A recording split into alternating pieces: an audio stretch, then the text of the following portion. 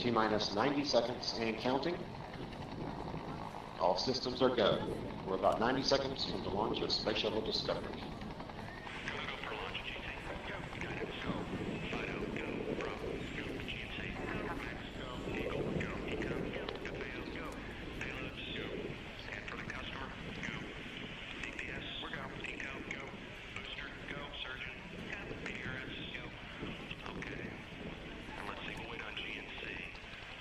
T-minus 60 seconds and counting. We are transferring to orbiter internal power at this time. Discovery is now running off its 3 onboard fuel cells. Coming up on a go for auto sequence start.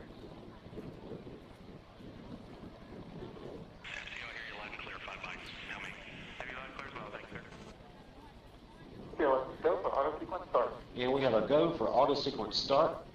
Discovery's onboard computers have primary control of all the vehicle's critical functions. T-minus 17 seconds and counting. 15, 12, 11, 10, 9, 8, 7, 6, start, 2, 1, booster ignition, and liftoff of the Space Shuttle Discovery, returning to the space station, paving the way for future missions beyond.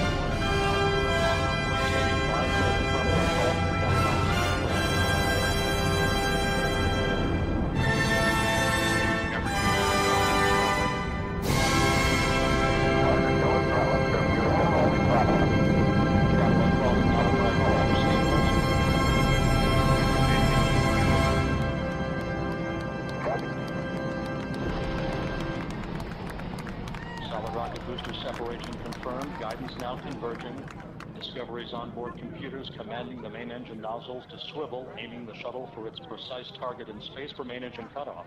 Should have a good forward link now and Okay, you sound good.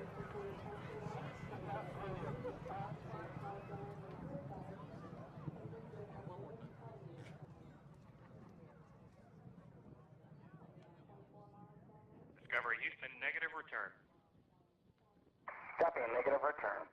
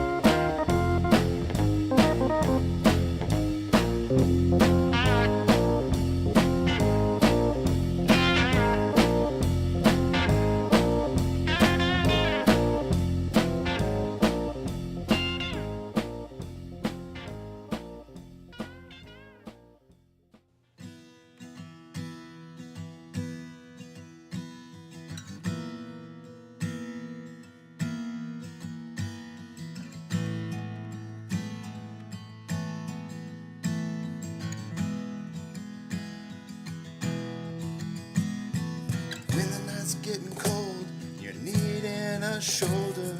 Puff out your chest and be a little bolder. All we do is we buy and hold. There will be shills who want to steal your thrills. There will be friends who hold till the end. There will be doubt, fear and cloud, but it's all in your head. Those hedgies are dead. Panic and fear really are near, but it's not ours to own. We have shown that all we do is buy and hold. Oh, there will be shills who want to steal your thrills, and there will be friends who hold till the end, and there will be doubt, fear and cloud, but it's all in your head. Those hedgies are dead. So when the night's getting colder, you're needing that shoulder, these apes got your back, we got each other. All we do is we buy and hold.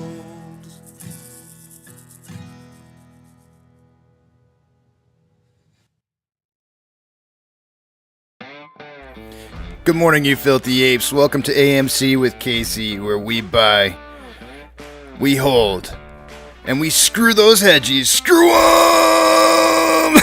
That's right. That's where we like to fling poo and eat crayons for breakfast. Rock strong. Good morning, guys. The title for the day today, on loan amounts dipping fast. Somebody's expecting a price run. Nobody would want to have shares that they have to purchase at a higher price and then have to return those shares at a higher price when they can just simply loan them back out later on down the road to help try and control price running up. So oftentimes when you see on loan amounts dipping pretty quickly, you can probably be pretty sure that within a short period of time that you'll be seeing the price running. That's typically the pattern that ensues. It's never instant. Some people seem to think that you should instantly have a price run the minute you see shares being returned, and that's not how it works exactly. It takes a little bit of time. I've said sometimes somewhere between 15 trading days, somewhere within 15 trading days usually when you start seeing those kind of numbers happening. But numbers, we go through them here in about 10 minutes. I don't really have anything major to talk about for talking point for the day today. I kind of was going through Twitter a little bit this morning and looking at some of the different feeds that were coming in, posts that I was, tweets, whatever you want to call them, that were coming in that I was reading through. Somebody already kind of mentioned it earlier in the chat here. Bank of America is closing their stock loan hedge accounts effective today. And I don't know that we'll necessarily see anything in particular because of that. But I mean, it is a little bit of a news topic. Yesterday, I posted last week's fractal versus current price movement this week. What day do you think will be most different? I thought it was really interesting. There was like only one person, I think, that might have actually put in a day. It was two people. Tim and CPE were the only two that put in actual price days where they thought that we might see something drastically different than where we're at. But let me share with you guys real quick where we stand on that. This is what Monday looked like compared to Monday last week in the light blue or dark blue, whatever kind of blue that is. Maybe it's almost purple. I don't know. But then you had the price move upwards, and then this is a little bit of a deviation right here. You could see the right around 1530 drop down, same exact time as last week. We had the big drop down, then the steady price run. Everything looks very, very similar. It's just trading at a little bit of a lower price range than what it was. We didn't get the spike as high and actually start seeing a downwards trend here. When we open up this morning, it's going to be on this candle right here, and you can see almost instantly there's a pretty big drop off from last week on Wednesday morning. This is the opening candle. We had a fake head fake to the top side and had a big drop in price, and it just kind of went that way the rest of the day and closed out, and then finally we went back up on Thursday and then came back down. And same kind of stuff. I mean, this pattern is repeating itself over and over and over and over and over. We're stuck in a broken record right now. It's just scratching, and yeah. We'll watch this. So I'll keep this kind of pulled up onto the side here so that you guys can see it. But yeah, I mean, it is what it is. We'll just keep on plugging away here. Tom says, "Good morning, Casey and everyone. Great day to be vertical." Apex says, "With the Bank of America thing, we can use the shills. We can use that to shill the shorts. Black powder, boom."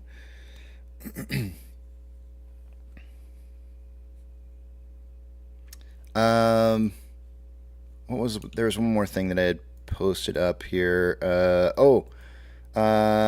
Stephen Gopal, or Gopal, I'm not sure how you would say his name, but he sent me a message, or he tweeted out something. He said, "Bro, you're absolutely right about keeping your eye on your accounts. I had an account added externally to a two-step verified Schwab account, and somehow they added added one externally to my brokerage account. I don't know how that happened.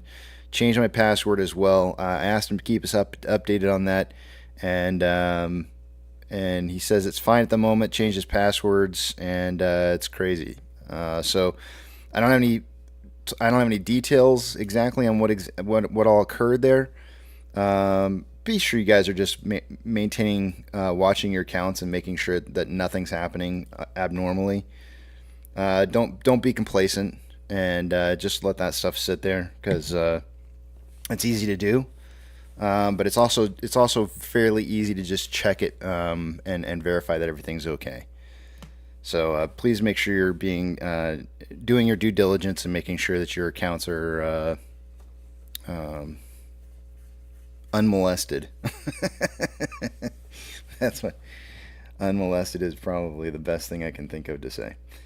Attendees plus says 1,000 days in AMC Club. Be proud, get loud. My day is not until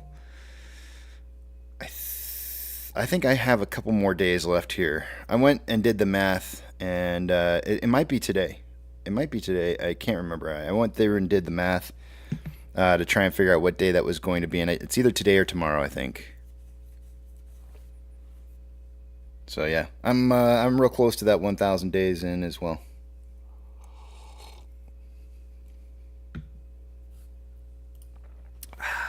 Coffee. All right, I'm going to go ahead and start cleaning my glasses, get ready for numbers here. When we go through the numbers, I'm pretty sure that you're going to see some shocking numbers in the on-loan amount. Yesterday when I was watching the numbers a little bit on my phone, I noticed that the amount of shares being returned yesterday was pretty high. At one point, I think it was somewhere in the range of like 4 or 5 million shares having been returned, or it might have even been higher. I can't remember off the top of my head, but I was sitting there going like, "Wow, that's a lot of returned shares." And then to see that there's still the same amount of borrowed shares showing up right now, or lendable shares showing up right now is also. You would think that if the shares, if they're returning shares, see, that's the other part of this that I don't get. They're returning like 5 or 6 million shares, right? But then they're not loaning back out the shares again, which normally is the case. So I'm really kind of wondering like when the loaning of the shares is going to start occurring. Excuse me. And I think I'm trying to think back to the last time we saw a large return of shares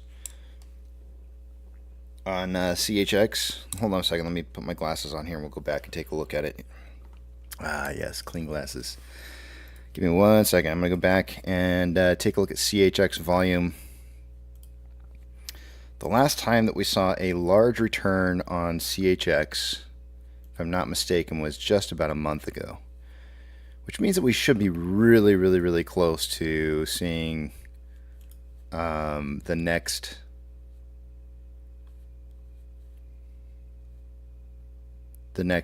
borrowing of shares to make more returns here. So let me pull this up real fast here and see if I can't give you guys some information. And I can't see this website. It's not working. That's awesome. Chartexchange.com seems to be down right at the second. You're either that, I'm losing the live stream. One of the two. Nope, live stream's good. Looks like it's chartexchange.com. All right. Never mind. I can't do that. It's down right now, so no dice.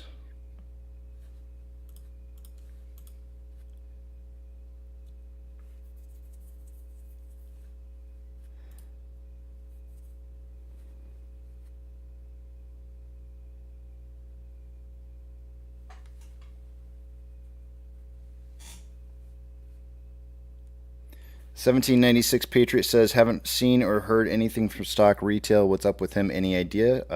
I've seen lots of posts from him on Twitter all the time.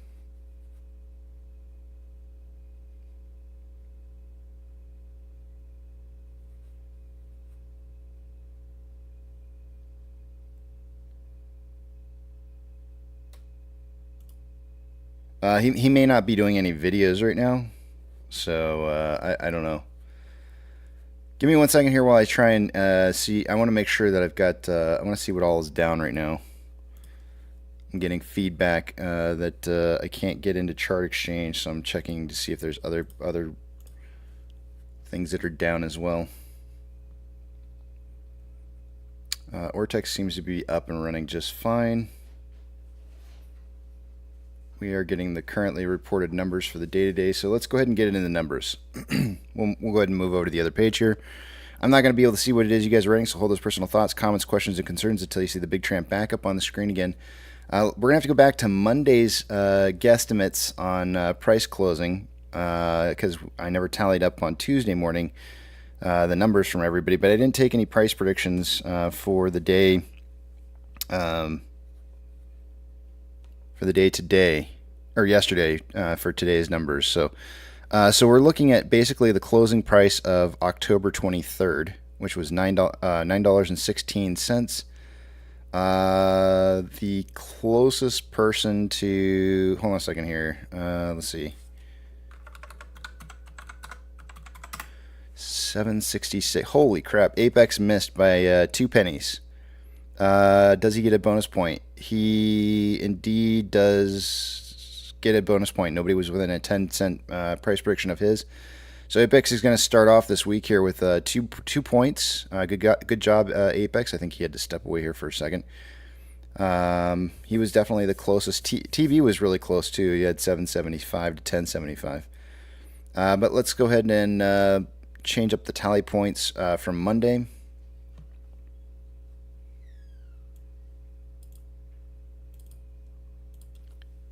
Everybody else is going to get a point.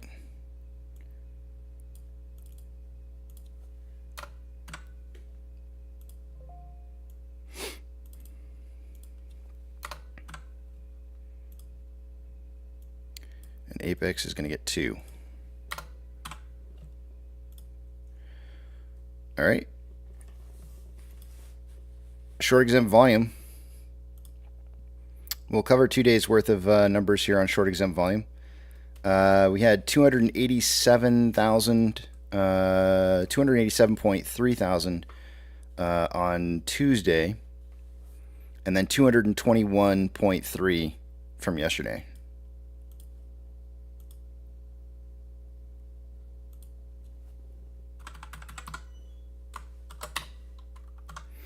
Yesterday we were up 1.86%. We can put the days on this one, 3 of 3. And utilization, holy moly, man. This is what I'm talking about in regards to shares being, on loan shares being returned. 35.8% utilization.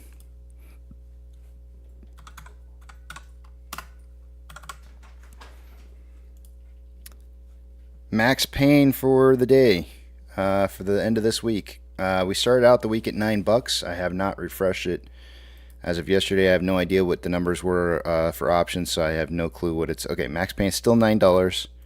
No change there. Let me go ahead and refresh this screen again one more time on Chart Exchange. It looks like maybe the website's just down right now. Let me try one more thing here before I do move on. Okay, hun. Let's see. Yeah, I'm just getting I'm getting a big fat this site can't be reached errors, so the site's down right now. Moving on, institutional ownership this morning.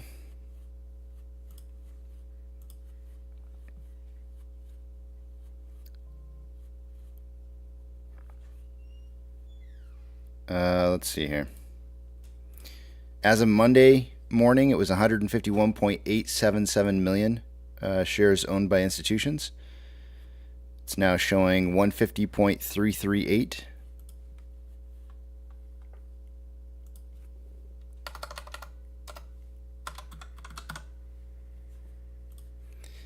I'm about ready to send a message to Fintel and ask them, like, when are they going to finally update their institutional ownership amounts to reflect the reverse split? Because the fact that they're reporting 150 million this far out after the reverse split and conversion is kind of insane to me. I would have expected to see these numbers change. Well, I'll send them an email after. If we don't see these change by the 2nd of next month, then I'm going to send them an email, because the numbers usually change right around the end of a month to reflect any kind of major changes like that.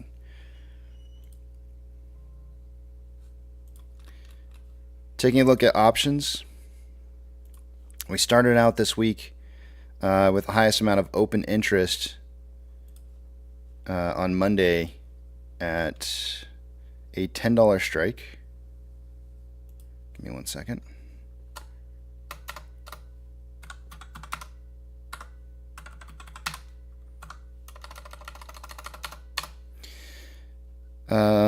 With 9.2 thousand contracts, obviously since I didn't do yesterday's numbers, I have no idea what they were.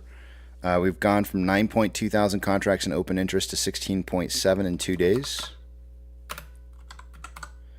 And on puts, highest amount of volume is at a $9 strike. It was $8.50 in open interest as of Monday.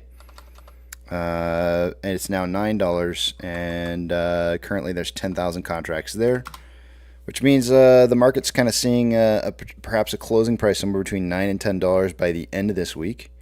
At least that's what it's looking at in regards to open interest.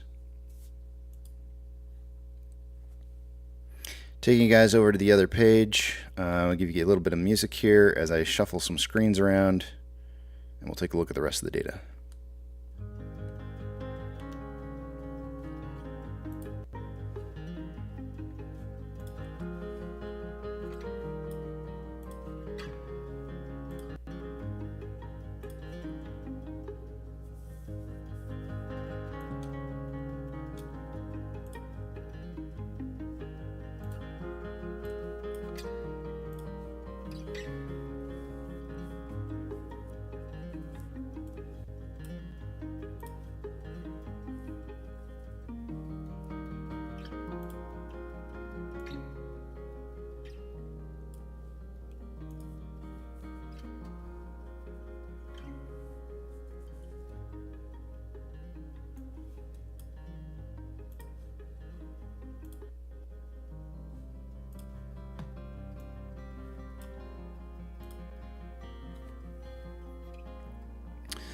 Alrighty, this is one of the things where I was telling you guys you're going to be seeing some crazy amounts of on loan amounts dipping here. Utilization dropping like a rock right now, and we have utilization currently it went from 45.53% down to 35.8%. The on loan amount also dipping with that as well. Yesterday we went from 19.32 million shares on loan down to 15.4. So we're looking at 3.98 looks like million shares returned, if my math is right. Hold on a second. 3.92.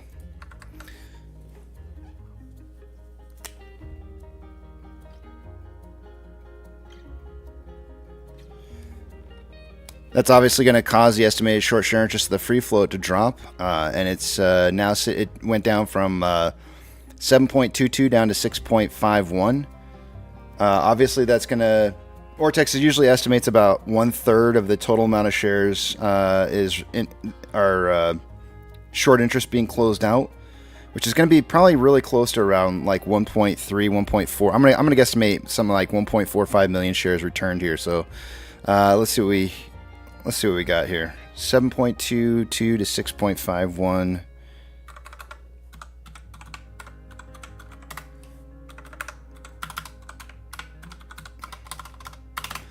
Yep, 1.405. Really close to what I said. So about 1.4 million shares is what they're estimating is in closed short interest. The only reason that I can think of why anybody would be closing out short interest is they are expecting price to run here shortly. And then you'll see more short interest starting to pick back up again as soon as price does start running. But yeah. That's quite a big drop here. I mean, we've seen on loan amounts dropping from about 32.22 million shares on loan as of October 3rd. So in less than a month, we've gone from 32.22 million shares down to about 15.4. So pretty drastic drop there in on loan amounts.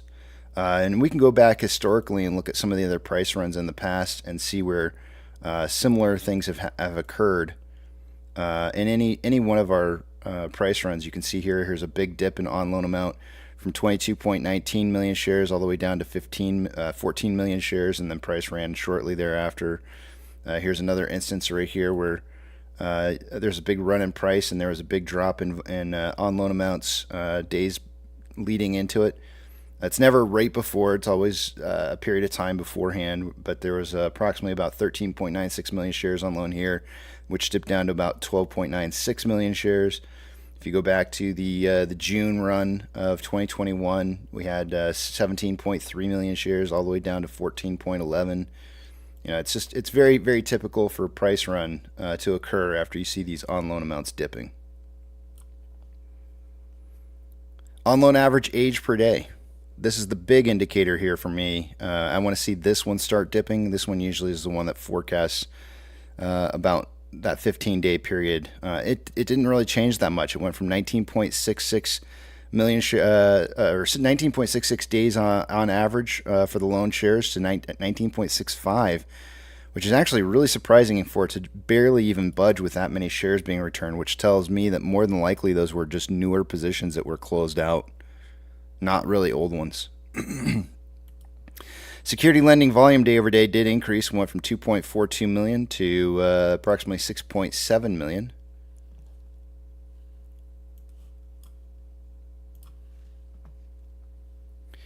MMRI this morning. When I left on Monday night, it was 318. As we were closing out the day, it's now 321.03.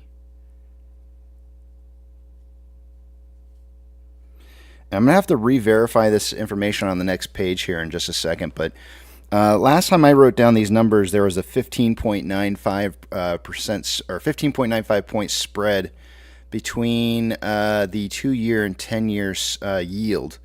So I'm guessing that's a percentage. It's got to be like 0.1595 or something like that. But anyways, because what happened was we started seeing the yields spreading apart or away from each other. So the 2-year started going up and the 10-year started going down. And so I think we saw a little bit of a spread here, more of a spread than what we're seeing currently as they're starting to kind of pinch back towards each other again here.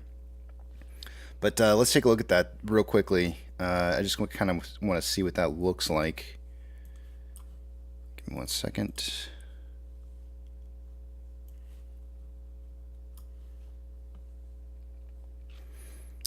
On this page,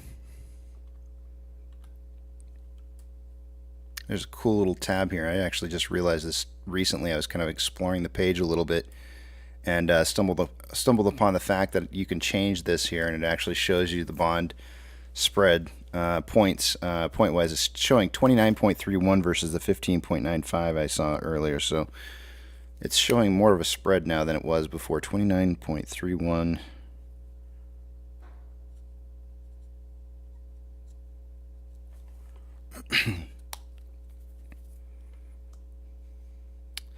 It's pretty big. That's showing the spread much greater. I think that's that spread that I just showed you guys right here. I think it's accounting for this closing spread right here. And then you can see there are numbers currently being reported are showing probably a dip that's going to show back up, that's going to put us back to where we were before. And then we're taking a look at VIX right now. VIX futures are showing up 0.22, which is marginally up at 19.13 for an open on the VIX for the futures. And as a result, the rest of the markets are up either 0.18. We have like the Dow Jones is up 0.18 or down as much as 0.52, depending on which exchange or which market we're looking at here.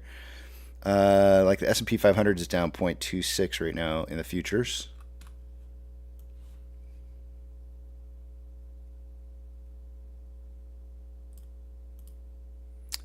Also, I want to pull this page back up again here. The CME Fed Watch tool, it's telling us what's going to happen in about 7 days, 6 hours, 25 minutes, and 40 seconds from now on what's going to happen, or the predictability on what's going to happen with the Fed rates and what's going to happen to this. It used to be this page would only show 525 to 550 and 550 to 575. Well, the idea that there was going to be any kind of rate hike is completely not even on the page. So there is 0% chance at a rate hike, and a 0.8% chance now that there's going to be a reduction in the rates being made here. So it looks like they're pretty firm on keeping things the way they are this month. I kind of started driving out a little bit to see when was the first time that we would potentially see a change. I think last time I showed this to you guys, it was July.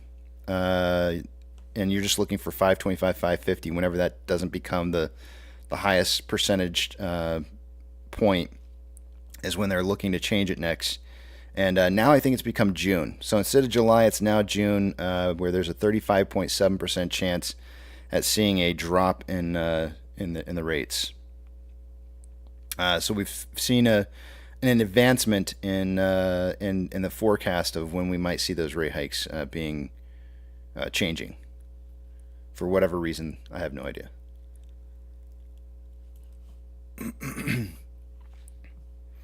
Orders by Fidelity customers as of yesterday. Let's see if AMC or GME made it onto this list by the end of the day.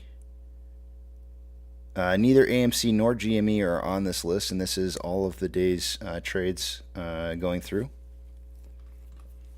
Likely due to low volume, if I had to guess.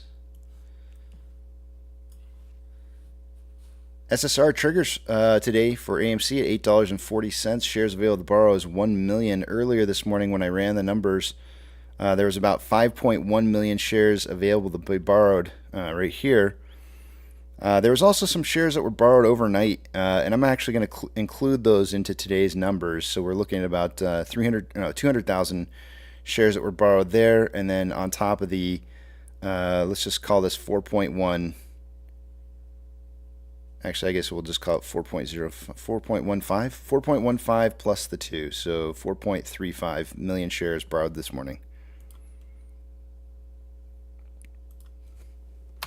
2 days ago, when I was reading off the numbers to you, by the end of the day, there was 4.2 million shares having been borrowed, so very similar numbers. Fees currently at 0.7%. There's currently 78.6 thousand contracts out of the money on the calls versus 12.1 thousand contracts that are in the money. 35.3 thousand contracts are out of the money on the puts versus 9.2 thousand contracts that are in the money.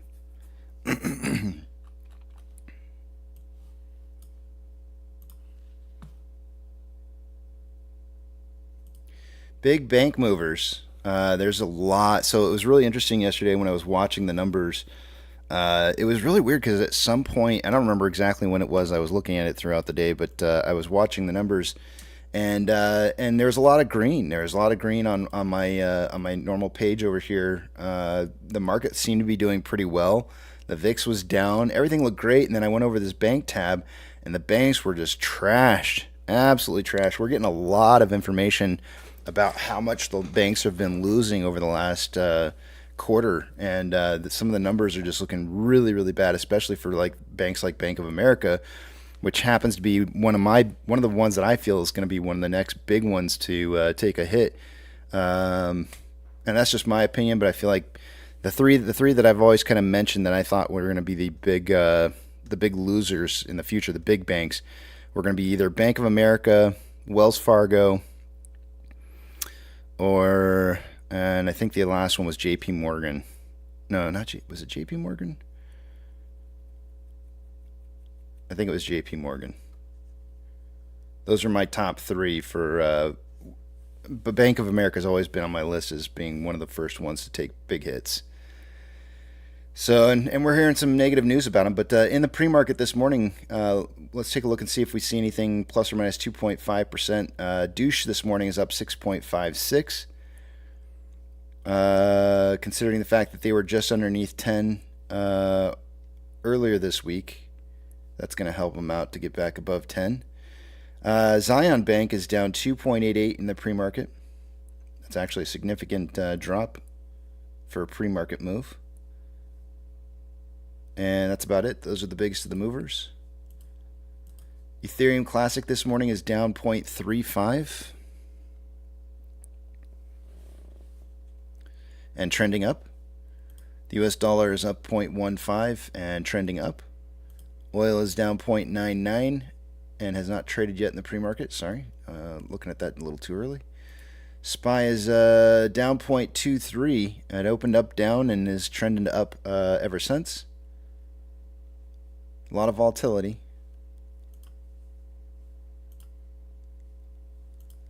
Tesla in the pre-market is down 0.17. Opened up down, kind of did a little bit of consolidating or retesting of that initial move down, and then has been up ever since that initial retesting. Excuse me a second. Amazon is currently down 0.97 and trending. It's consolidating after a drop down overnight. Cinemark is down 2.15. It's traded all of 17 shares this morning, and so not really enough data to consider that a trend, but it is on a downtrend overall. Doge is down 1% and trending up currently. Bitcoin is up 1.04, trending up. GME is up 1.07 and trending up. HYMC is down 3.66 and trending down. NCMI is not traded in the pre-market. Pre is down on Robinhood. The pre is down 0.11 and trending slightly down. It's consolidating. And AMC is up 1.82 and currently trending up from yesterday's market close.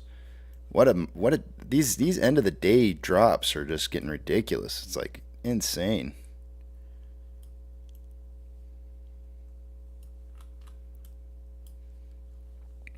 Inflow versus outflow yesterday, we had approximately, let's see here, 3.5, yeah, about $3.5 million more outflow than inflow. And then we've got volume at 11,000 shares so far this morning. We've got about 20 more minutes before the pokey stick of volume. On a 1 hour time interval, actually let's go to 4 hour. 4 hour time interval, we have more buying pressure than selling pressure with an RSI of 52.42, which is just, I mean, it's pretty much average. On a 1 hour time interval, more selling pressure than buying pressure. The divergence in the vortex indicator within the last hour, RSI is at 53.89, which is just slightly above average. On a 30-minute interval, more buying pressure than selling pressure with an RSI of 54.61, which is slightly above average. And on a 5-minute interval, more buying pressure than selling pressure with an RSI of 62.58, which is above average. On a 1 hour time interval,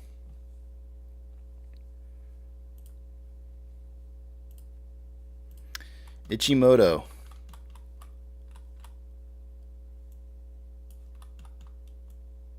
We got the break yesterday above the red cloud.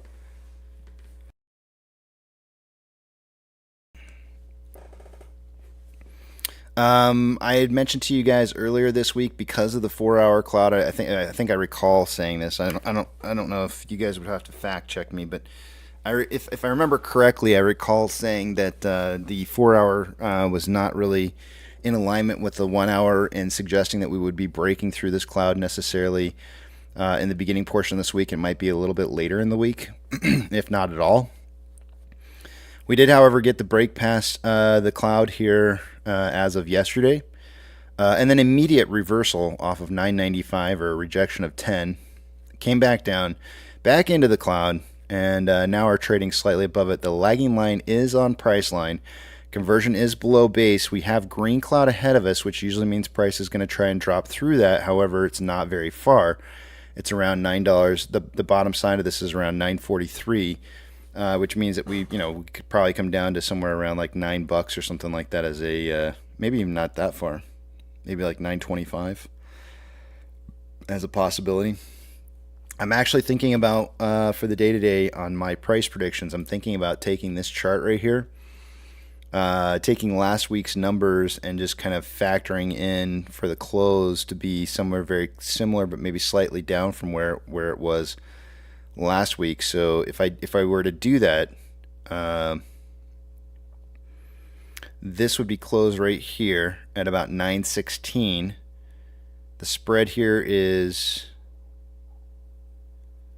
maybe a 20-cent spread, so maybe like a $9 finish by the end of the day today. So what this is kind of looking like to me, if we're going to have this similar drop in midweek. Would that be possible to kind of fit the narrative of what's showing up here on the 1 hour cloud? Absolutely, but I would lean more towards the idea of that occurring in the later portion of the day instead of the beginning portion of the day.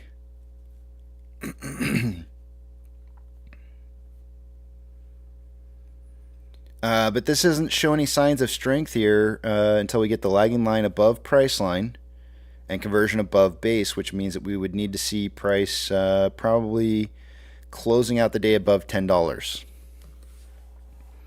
So anything above 10 is ideal. Anything below 10 likely means there's going to be more downwards pressure. On a 4-hour time interval, and this is again why I was saying like I didn't see that there was a chance that we would see breaking through this green cloud until the end portion of the week. This week, is that's where we have the red cloud at, and so I think we're going to see this continued. We may even see a retest of this like 891 or something very close to that. We'll probably see some kind of retest, a deflection off this green cloud here, coming back down, maybe into that $9 range before finally seeing the breakthrough to the top side of $10 by the end of the week.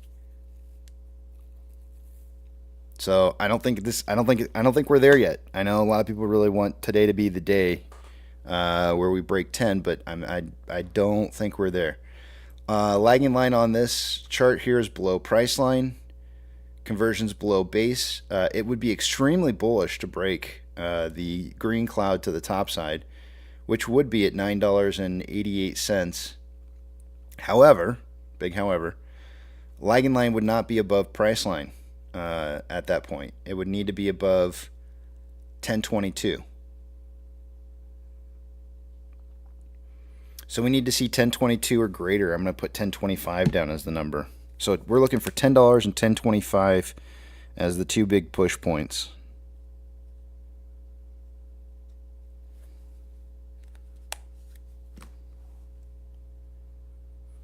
And I think that's all I got for you guys.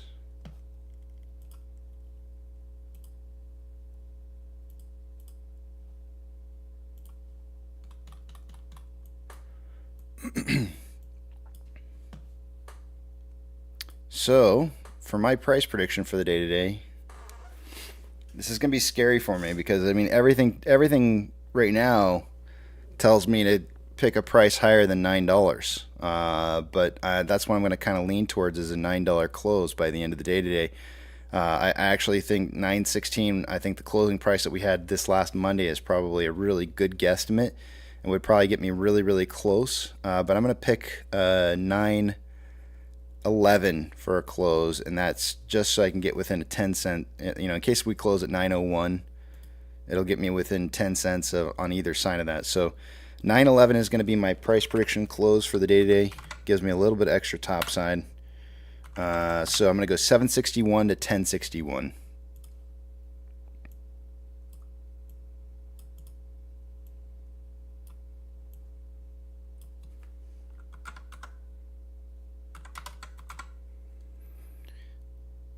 We get our pokey stick of volume here in about 12 more minutes. TB's going 820 to 1120. Apex sent me a message earlier this morning and said he's going 819 to 1119. Let me put his numbers in.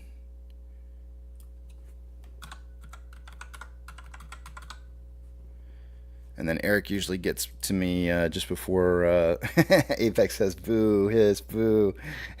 I know, man. I know. Dario D says, will you ever just go willy-nilly and tell us it's going to be 1,000? I do plan on that being the case one day. Apex says, those were yesterday's numbers, Casey. Oh, wait, those were yesterday's numbers? Oh, my bad. I don't know what you're going with for today. Let me see. Did you put a... I'm scrolling up to see if I can find a price prediction for today.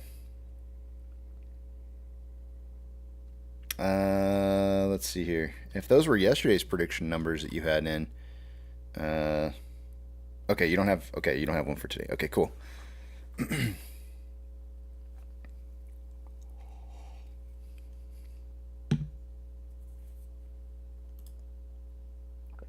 You know what, Tim? I get that quite often, and then people try it out, and they it is a little bit easier to get price predictions correct within a $3 gap at these prices. However, it doesn't really change. We don't really give much more than a $3 spread, even when the price is higher, and that will change eventually down the road. I will give a larger range once we get up to higher prices, but you'd be surprised. You would be really, really, really surprised that we miss. In fact, there was a day not too long ago where I think all three of us missed for the day. So you would think that $3 range is an easy peasy thing, but until you try it on a daily basis and then see how it works out for you, sometimes it's harder than you would guess. But I'll tell you what, though, Tim, very, very few people are willing to, within the community, willing to put in a price prediction and hang it out there for the whole world to see. And it takes a lot of balls to daily put in a price prediction and hang it out there for the whole world to see it and see whether they're going to be right or wrong. And I'll tell you what, I am being judged heavily by those who would like to discredit me because of those numbers that I put out. There are times where they come in and they just ask, what did he predict today? I've seen it. I've seen him do it. And they try to discredit me for putting out those numbers. But so far, haven't been able to. So I'm going to stick with it.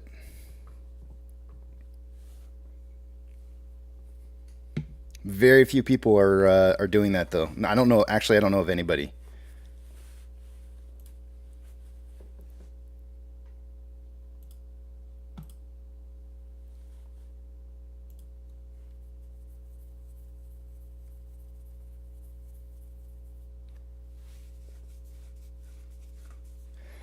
Tom says, Casey, since the price likes to go when you are not here, I think you need to just show up at your doctor and tell them you're sick and take the day off. And then it will go to 10. And I hope you have a great time on your anniversary. Thanks, Tom. We had a great time. We had a really good time for the anniversary. And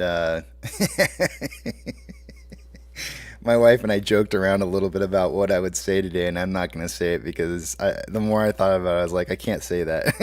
I just can't. If she's listening right now, she's probably laughing. She's like, you wuss. She's like, you'll say everything else, but you won't say that. And I'm like, I just can't say it. But anyways, we had a great time, and we actually tried something. I tried I tried a place out, a restaurant we've never been to, and oh man, I can't think of a better. It's none of our business, Tom says. The place that we went to go eat out was probably the closest thing you can get to calling a hole in the wall without. I got to show you guys this. I just have to show you. I mean, this you would never think in a million years, because I'd never been here to this place, right? So we mapped it out. I use Waze, so we were using Waze to get directions to get there. And we pull over, we park downtown. This is downtown Austin. We park, and there's nothing but high rises everywhere around us. I'm talking like, I mean, it reminded me of the movie Up, right? Where like there's just high rises everywhere, and then there's just like a little shack sitting down in between all the high rises. And I'm just sitting there going like this. There's no way, because we parked around the corner. I'm going to show you exactly what it looked like here. Give me a second. We parked, and I'm like, "There's no way this is around the corner," because that's what it was telling us. Like, it's right around the corner from where you're parked at. I'm like, "There's no way." I'm like, "We're in the wrong spot. This thing didn't give us the right directions." And I'm like, "Oh man, this is gonna suck." And so we get out of the car and we start walking down, heading towards it. And sure enough, we turned the corner, and there it was. And I was like, "Holy shit, it's here." So hold on one second. I'm looking for it.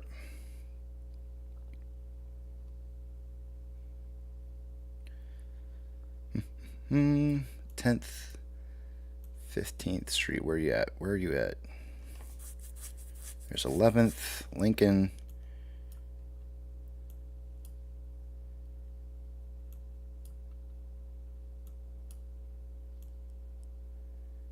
I should know my street names better for downtown, but I'm really bad with them.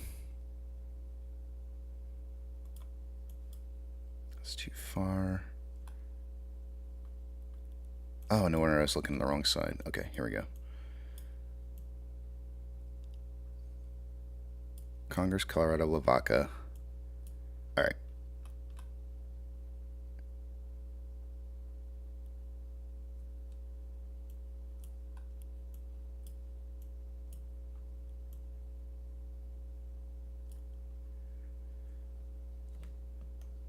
I think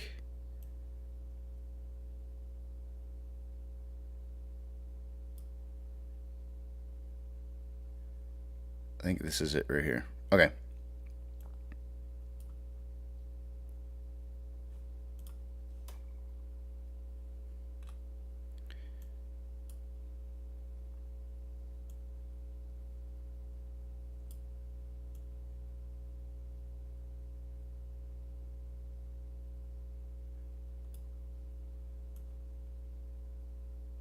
Hold on a second, I'm still looking for it. Okay, there.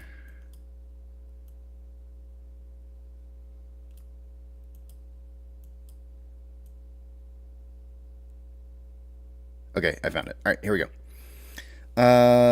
So we parked.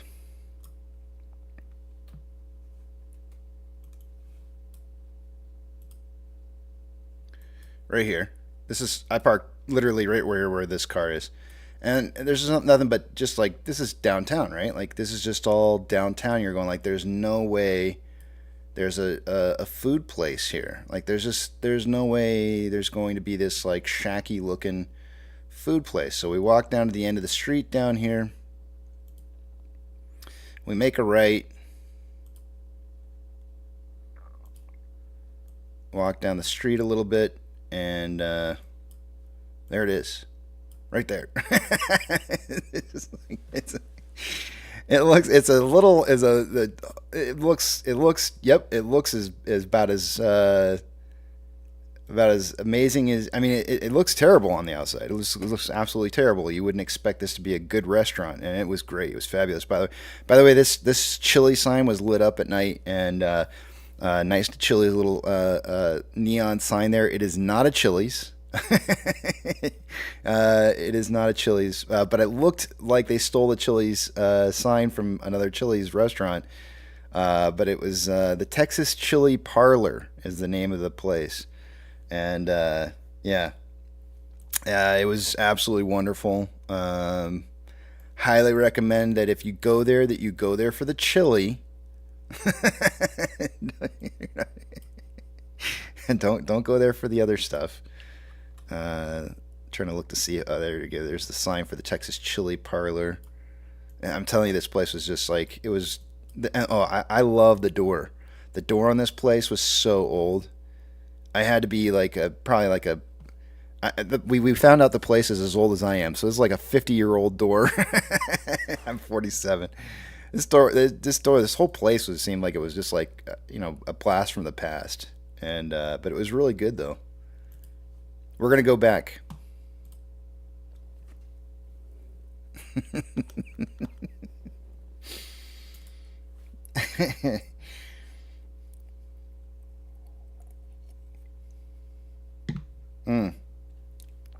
Mega Johnny says, Casey, thoughts on Bank of America shutting down its stock lending program? I wouldn't expect anything out of it. I know there's going to be a lot of people who are expecting something to happen out of that, and I'm not one of them.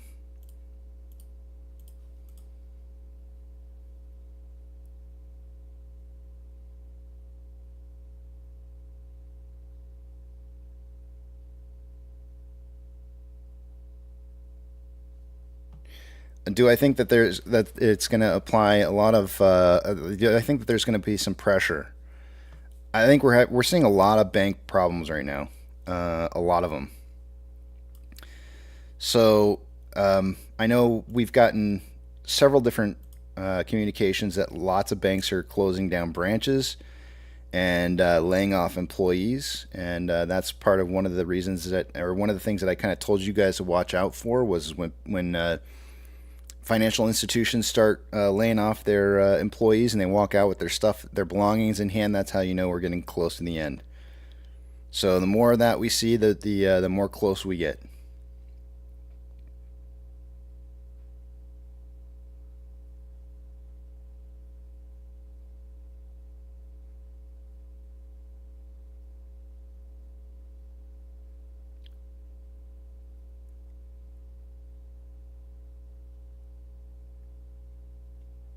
Tim's saying 975 to 1075.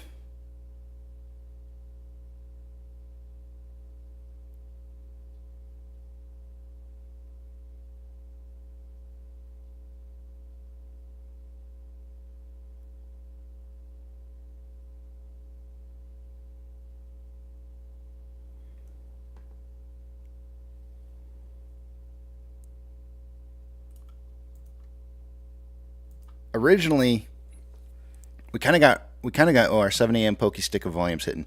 We kind of got rained out of my original idea. I wanted to do like a picnic, steak picnic kind of thing, but the idea kind of got ruined a little bit by the weather because it was raining out. Pokey stick of volume giving us about 38,000 shares in volume, which is a little bit more than what we had going into the pokey stick of volume. But in total, we only have about 50,000 shares traded so far for the day. I will probably say 10 to 30 million volume for the day-to-day. Let me just check something. Yeah, that should be no problem. 10 to 30 million shares, but there's a very good chance that it's going to be on the low side of that 10 to 30. I don't usually like predicting 5 to 25, but I think that I'm just kind of looking at the volume for the last 3 days and including last week, and I don't think we've broken underneath 10 million. I'm looking back here in the history on volume levels. Yeah, I don't think we've ever broken 10 million yet, down below 10 million, so I shouldn't need to predict 5 to 25. 10 to 30 should be fine. English Jim says, it's crazy you got married on my birthday. Damn, that's awesome, man.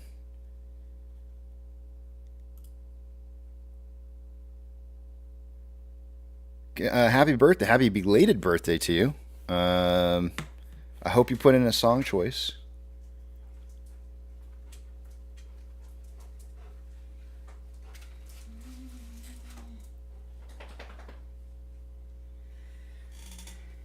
Dr. Zaya says, oh, good morning. Oh, you got me more coffee. Thank you. It's hot. I know. You want it later? I'll probably drink it later, but I'll just put it here for now. Dr. Zaya says, so I just joined. When you say on loan amounts dipping fast, do you mean the shorts have been closing out positions? Yes, they do on a daily basis. And as I showed earlier, if you go back and you look at the numbers, if you decide to do so, this is exactly what happens before price runs every single time. They've always, I mean, that's the whole point behind closing out as many positions as possible before a big price run. And it always ends up yielding in larger quantities of short interest on the way up than what was on there before. Like every time we've ever seen this, we always end up getting a record-breaking new high for amount of shares that are shorted.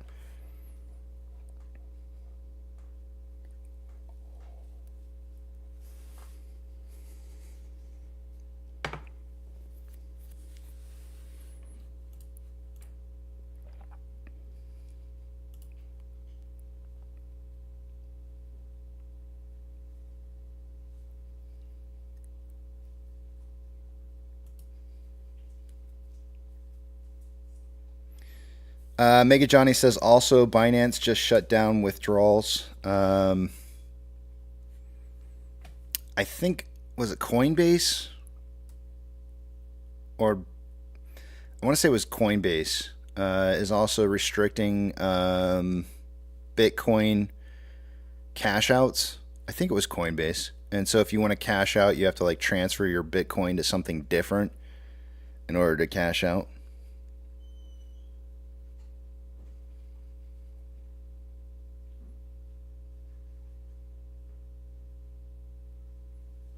Buzz and Buzzman says that utilization is throwing me. Yeah.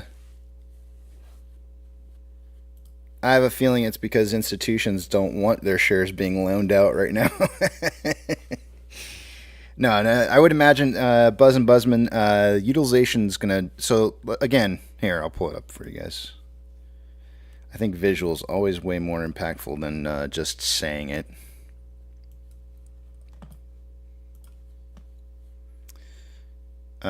Take a look at, I'm just going to leave utilization on loan amounts on the page, so it's just those two indicators. And I'm going to move this out just a tad bit more until it doesn't reduce the area. I don't want that. I want the full data in there, and I don't want it to compile the data. So, all right, that should be good.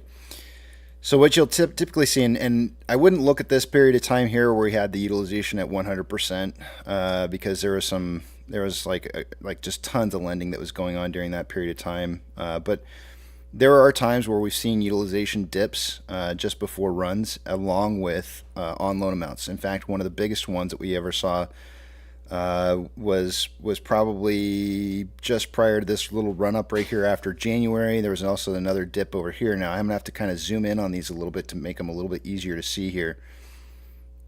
But look what happened to utilization. It was sitting at 100% here and then dropped down to as low as 96%. I know that's not nearly as much of a drop as what we're seeing right now, but the total amount of shares, and of course remember all these numbers are adjusted based off of our current numbers. So 17.35 million shares on loan would have actually been 173 million shares. But anyways, that 17.3 million shares dropped down to about 14.11 million shares on loan just before the run in June. And utilization started dropping right beforehand too. These are very typical signs that you see right before run-ups every single time. Again, here's another instance where you have utilization sitting about 94.51, dipping down to as low as about 89.02. On loan amount being at around 12.76 and dipping down to a low of 11.94 before running back up after the price movement starts heading back upwards. This happens time and time again here. When we had this utilization period here that occurred starting on Tuesday, February 8th of 2022, this was actually across multiple stocks where we started seeing 100% utilization on the exact same day. I don't know exactly how to... you're gonna have to look past this being 100% utilization and not seeing any change here, and just watch the on loan amount. But you can see there was a dip here in on loan amount from 13.96 million, where it got down to a low of about 12.96. So it dropped about 1 million shares. But remember, 1 million shares is more like 10 million shares. And then shortly thereafter, price had that big run up. I think that, oops, shoot, I just did not mean to do that. That big price run up right there would have been our 34.33 number that we had. Again, here's another big dip in on loan amount from 22.19 all the way down to 14.8, and we had the big run up afterwards. Very, very common to see these kind of dips in on loan amounts just prior to a big run. So it's kind of crazy. Somebody's expecting to see price running here.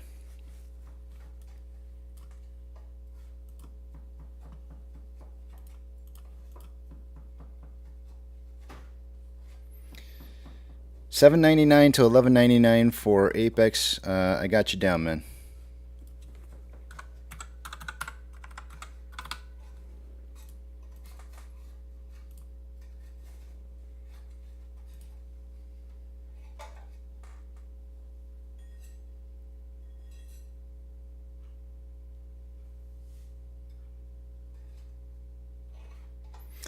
Tony says, I agree with you, Casey. I don't understand how on loan amount and utilization change and shares available to borrow stays the same around 5 million. I know. The best thing that I can, or the only way that I can really describe why that would be happening is through a lack of reporting of actual available shares to borrow. So we see this all the time, and you've heard about this as being a problem where locating of shares, whenever they locate shares to be able to be loaned, locates versus actual amount that can be lendable changes.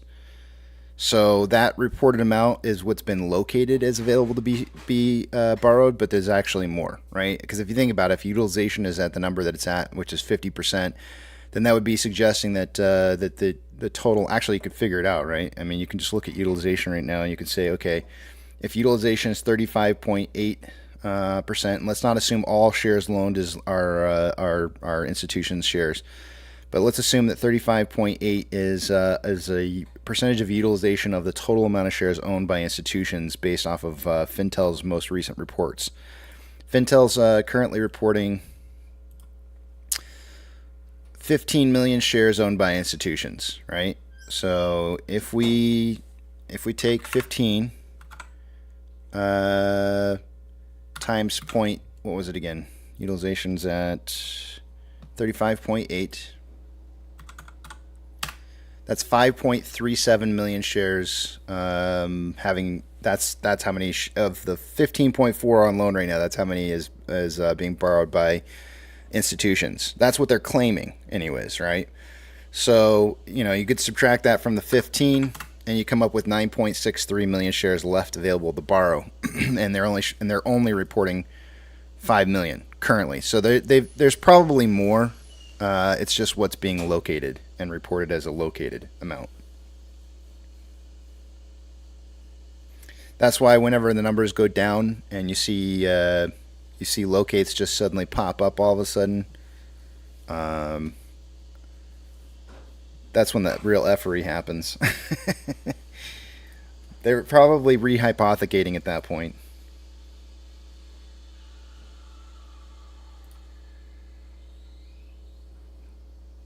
Yes, the same thing did happen on GME as well. You can look at any stock and see that that's the case, but I'll pull it up here for you.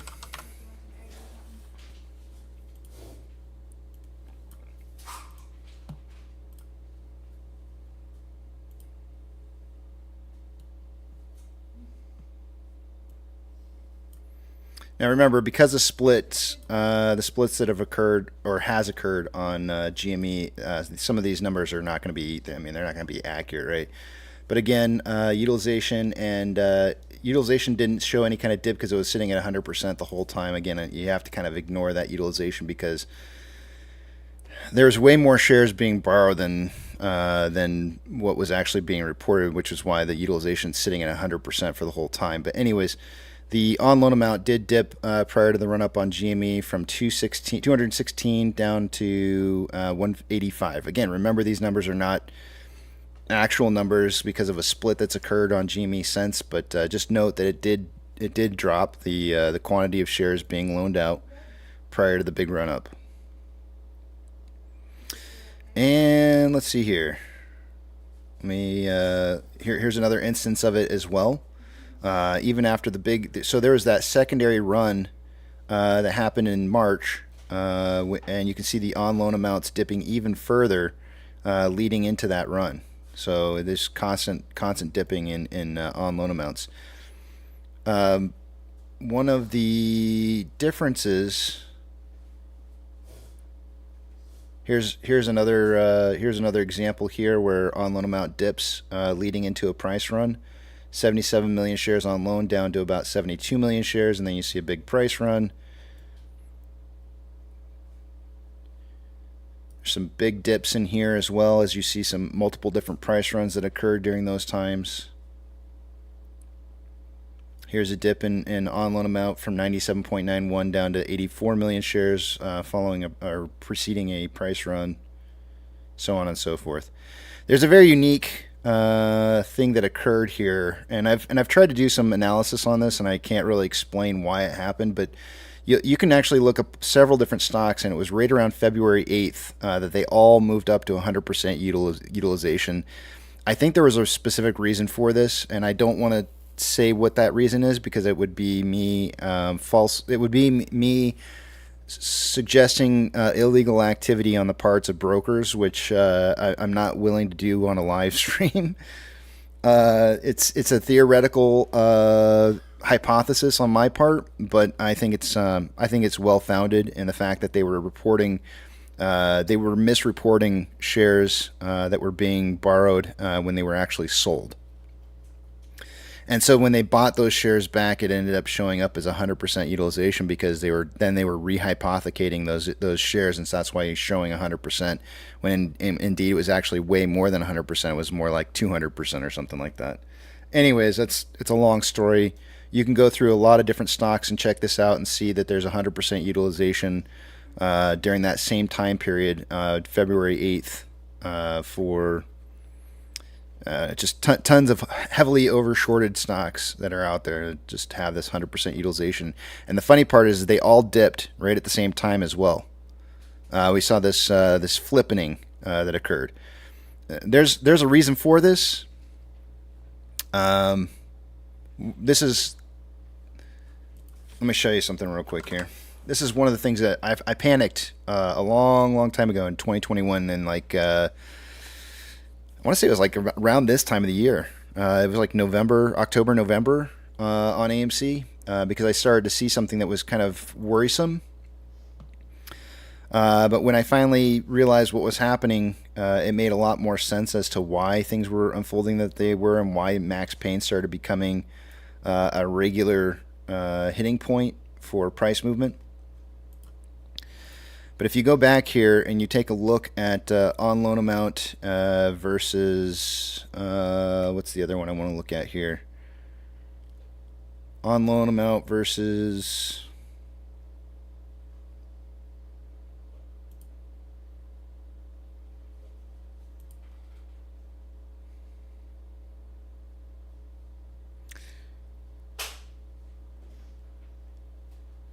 trying to remember what the other indicator was that I was looking at on this. It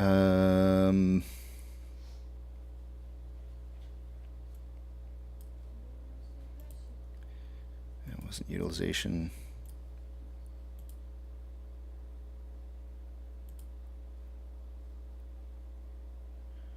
All right, well, we'll look at exchange reported short interest.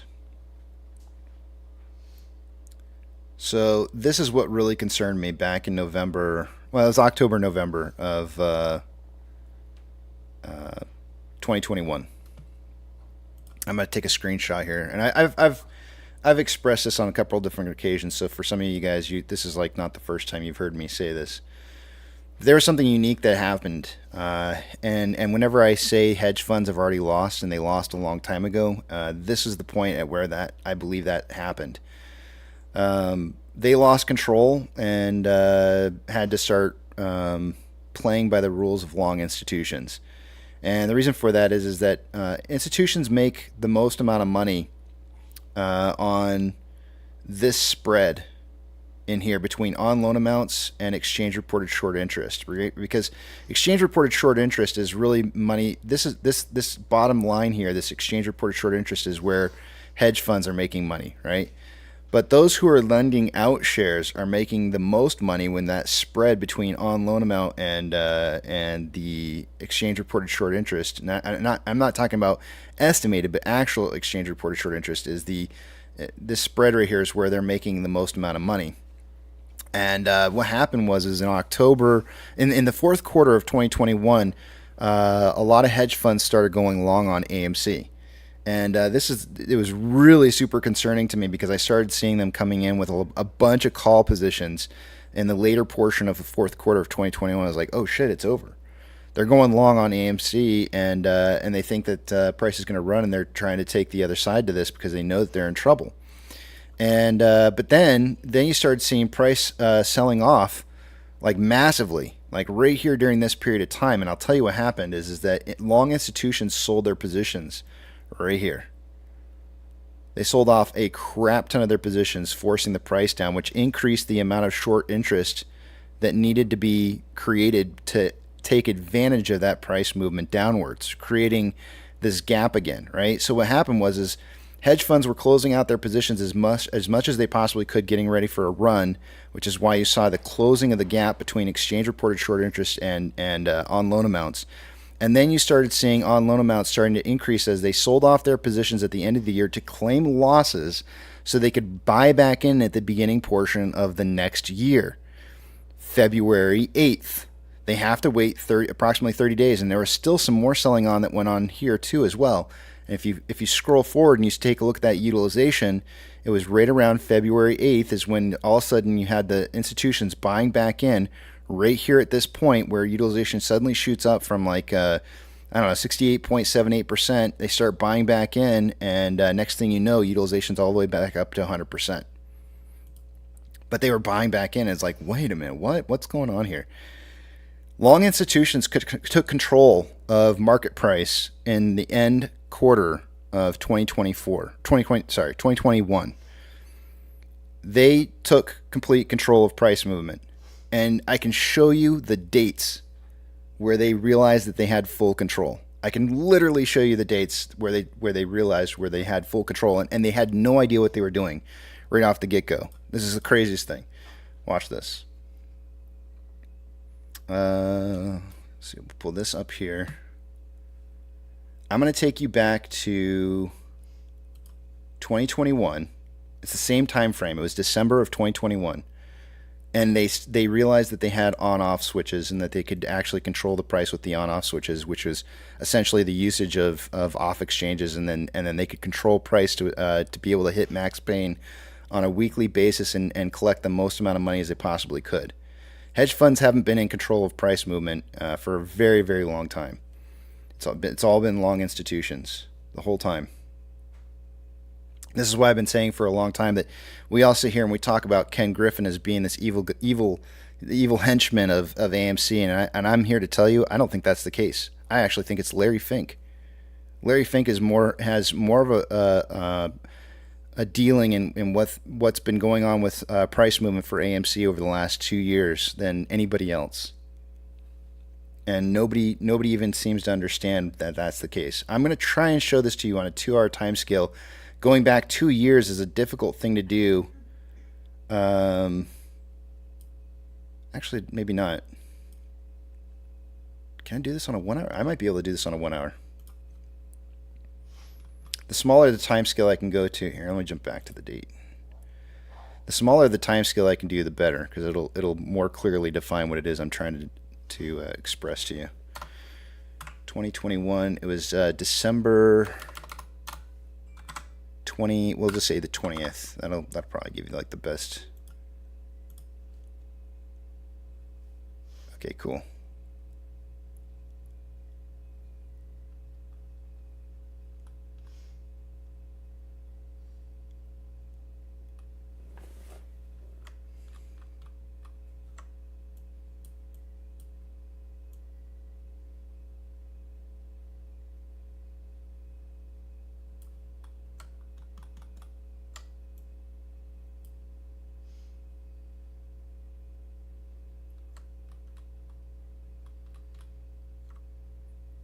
That's not December, that's February. Why didn't it take me back to...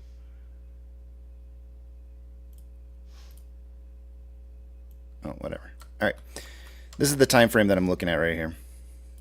I'd like to take this down to a smaller time frame, but this is truly and honestly when institutions realized that they had full control of, and this is when we started seeing max pain become a thing.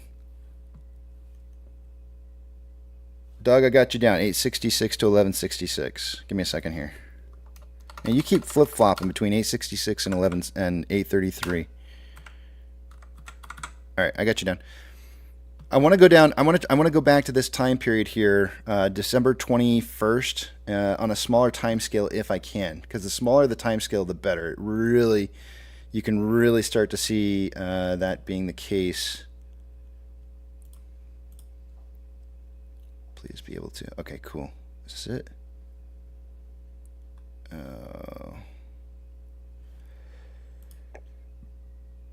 30 minutes.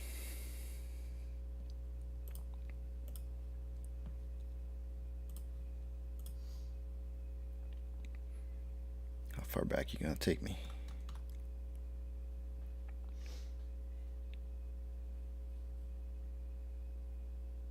Oh, it's so close. I have to do 45 minutes. It's the lowest time frame I can do.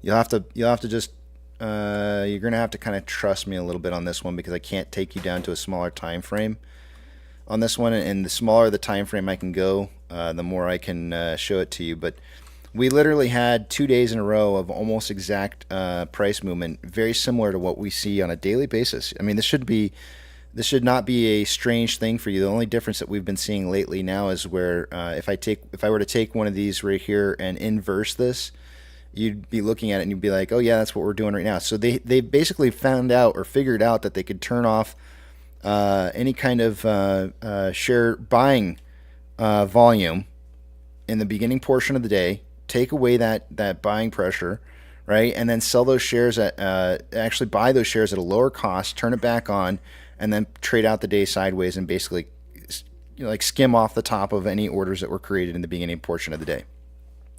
And they kept doing it. And then all of a sudden they realized, they're like, wait, what if we started out the very next day, and if I could get this down to a smaller time frame, I can take this image right here, this time frame, and this time frame here, and invert it, and you can see the exact same thing played out inverted. And they decided, oh, what if we went the other direction with this, and we suddenly let a lot of buying pressure kick in the next day, and then it settle out. This happened to be the 23rd, was because there was a weekend in here. Okay, so this is a Friday right here. This is a December 27th, would have been after Christmas, and I don't remember what day of the week it was, but this all played out throughout a week. Like, in other words, there was no I guess what I'm trying to say is there was no reason for this to act the way that it did, except for the fact that somebody realized that they had full control of price movement.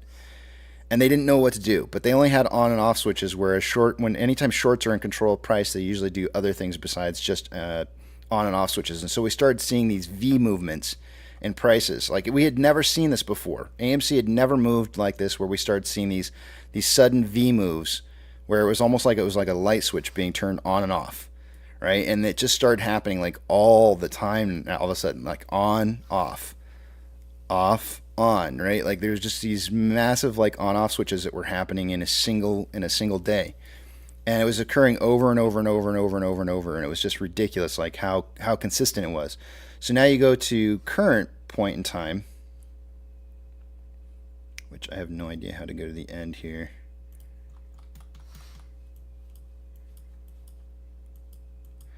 Now you go down to current point in time and you see the exact same stuff still happening. On-off switches, single days, on, off, on, off, on, off, on, off, just over and over and over.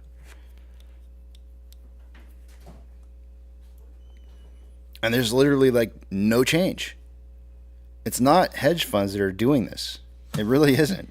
It's long institutions who are trying to simply get people to buy into options and then screw them out of their money through the options. That's it. Hedge funds don't have any control over this price movement. They're trying to make money off of this, but it's probably somewhat difficult.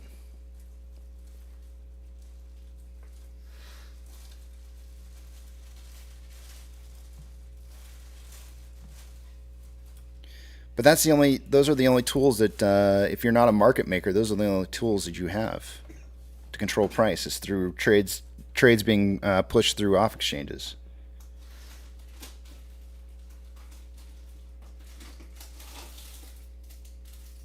$17.96 Patriot says, not to change the subject, Casey, but have you ever read this Scott Patterson's book, Dark Pools? Pretty decent book, in my opinion. Audio book, actually. I would love to. I have not read it.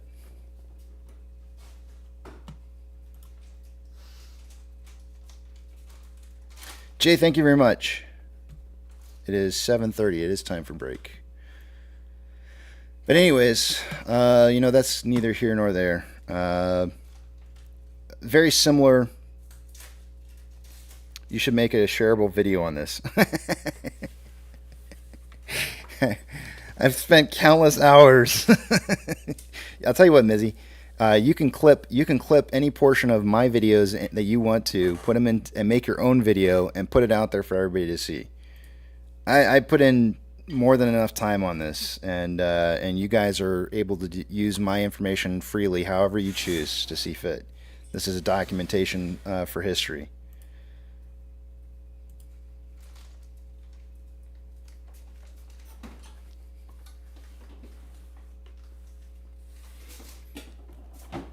Gordon says, how can institutions control AMC when 90% is owned by retail? Because they control price movement through different exchanges.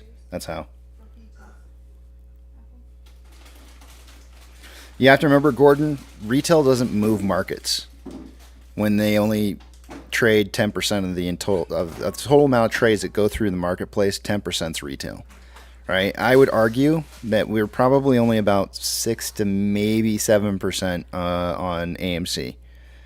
So, the retail is not responsible for price movement ever in this marketplace. Anybody who would tell you otherwise is lying to you. Those who are in control of price movement is all institutions.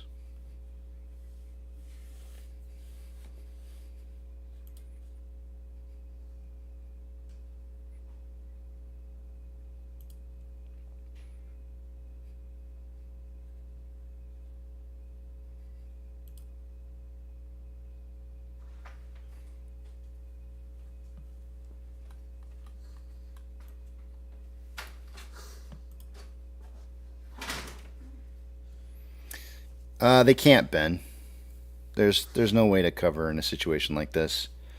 There's like way too many. They're stuck in a position to where I'm trying to think of like an analogy on how I can explain this to you. Let me suggest to you for a second that I'm hoping. Have you ever taken care of a pool before, Ben? Like adding in chlorine and stuff like that to take care of the pool.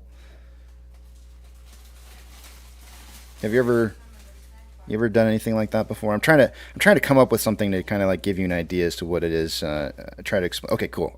That's good. That helps me. That's good. I don't have to find something else. Imagine you over chlorinated a pool, like massively. I mean just like absolutely massively, right? Just over chlor. Nobody can swim in it. They get in there and they're frying their skin off to the bone. And so you've massively over-chlorinated this pool. What are you going to do to try and reduce the amount of or over-chlorinated water that you have? Like, there's a couple different ways you can go about it, right? Like, you can shock it, or I don't know if shocking is a good way to get it down, but I think you can, adding water, right? Like, if you just let it go long enough, you can add water and the levels will come down. But there's also bases I think that you can add or something like that when it's over-chlorinated. There are things you can do to try and reduce the amount of chlorination that's in there, but Petra says add water, right? That's the main one, right? Is dilute. So that's really the one that I wanted you to kind of key on was the add water, right?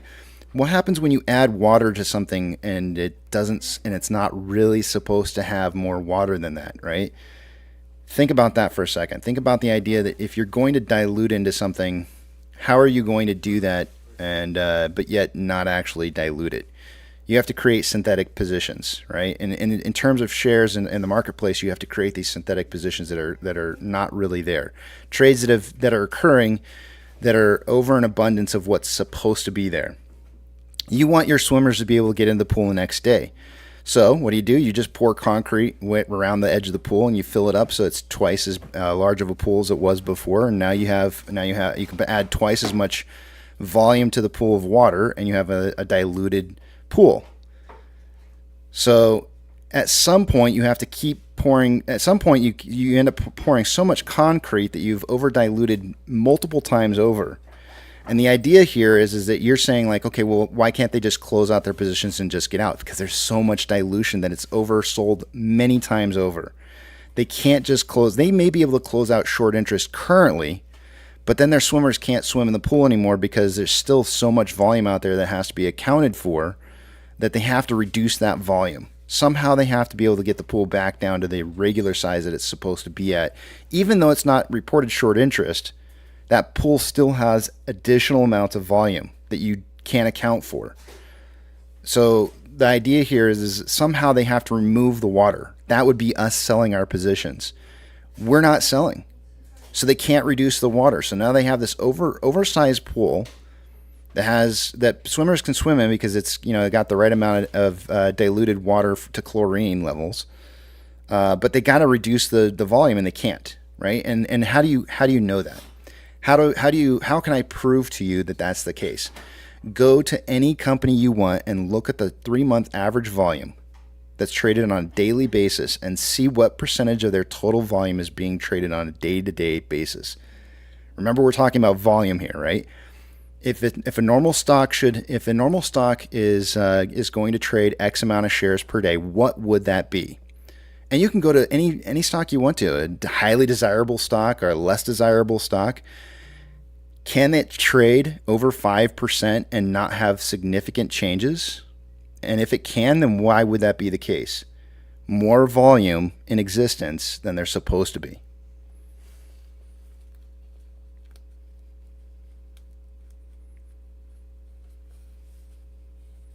And you can see that on AMC. Our average 3-month volume right now is sitting at 19.62 million shares. In a stock that has 198 million shares in it. We're trading 10% nearly. 10% of our daily volume traded in. Where are we moving in price? Nowhere. Why? How? How are we trading nearly 10% of our total daily volume, but price is hardly moving anywhere? Because there's so much volume. That's how. There's massive quantities of volume in this marketplace to be traded on a daily basis to just move positions around so they don't get caught with the hot potato. Nobody wants to get caught with a hot potato, so they keep passing it around.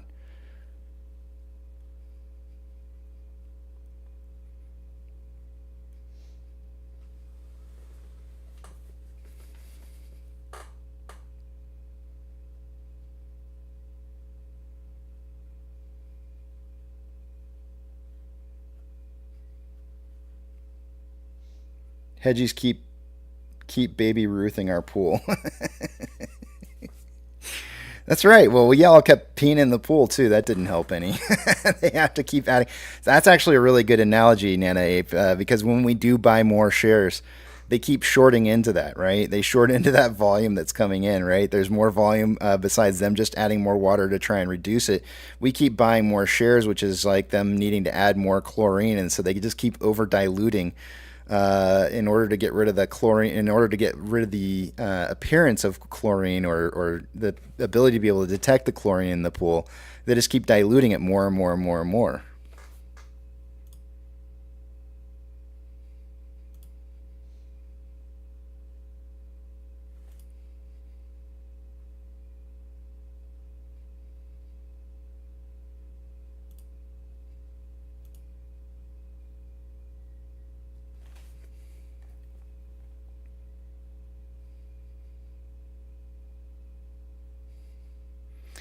Retail holders make the float much smaller than reported since we won't sell.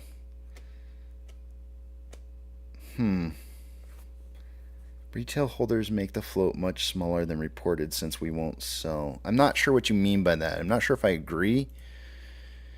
Because the free float doesn't really change. But I feel like what you're suggesting is that because we own the free float, it's smaller. I really don't get what you're saying there. Sorry, TV. I don't understand the statement. I guess what I would say is retail makes the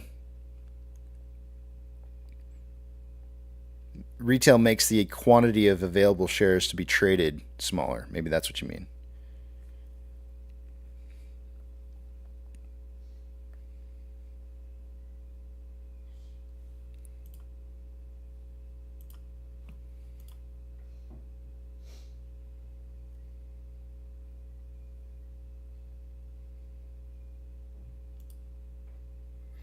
If you imagine retail holders as insiders that don't trade, that would count again. Oh, yeah. I see what you're saying. Well, see, a lot of the problem is, TB, is that our brokers haven't really purchased the shares that we own. So that's probably one of the biggest problems is that if they actually went out and started buying the shares instead of pretending to hold the shares that they're supposed to be holding, then we would see massive price increase. But they can't really go buy them, because if they did, then they would get trashed. Our own brokers are also our own worst enemies as well. But this starts to lead people down that whole DRS your share thing, and it's like, no, you don't understand. Like, you need to have institutions who are playing the system to make the system work. If you don't have institutions who are actively trying to create volume, then you'll never see price improvement, right? So this volume, this average 3-month volume that we're at 19.62 million shares per day, this is a very, very important number. If we start reducing this by taking away the amount of shares that they have available to be traded back and forth, then that just makes their job easier in dropping price and not having to worry about the amount of volume that's being traded back and forth. They can just take that hot potato and say, oh, that hot potato is stored over there. We don't have to worry about that hot potato anymore. That one's not one we have to juggle. And it's really the juggling of the hot potatoes that really causes the most amount of price improvement. You need more hot potatoes being juggled. The harder it is for them to juggle the hot potatoes, the more the price is bound to move upwards.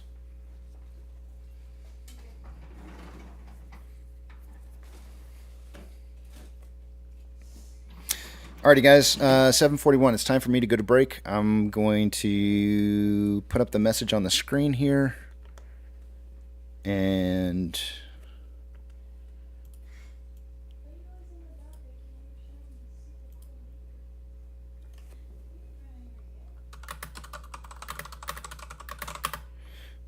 I will see you guys back at 8:15, even though I already did a price prediction for the day today. I will still come back a little bit early and just make sure I don't want to change it at all. TB says, I personally think selling a small portion at highs and buying back at lows is far better than DRSing. Even if our brokers are screwing us, at least our... yeah. Nana zapped that one.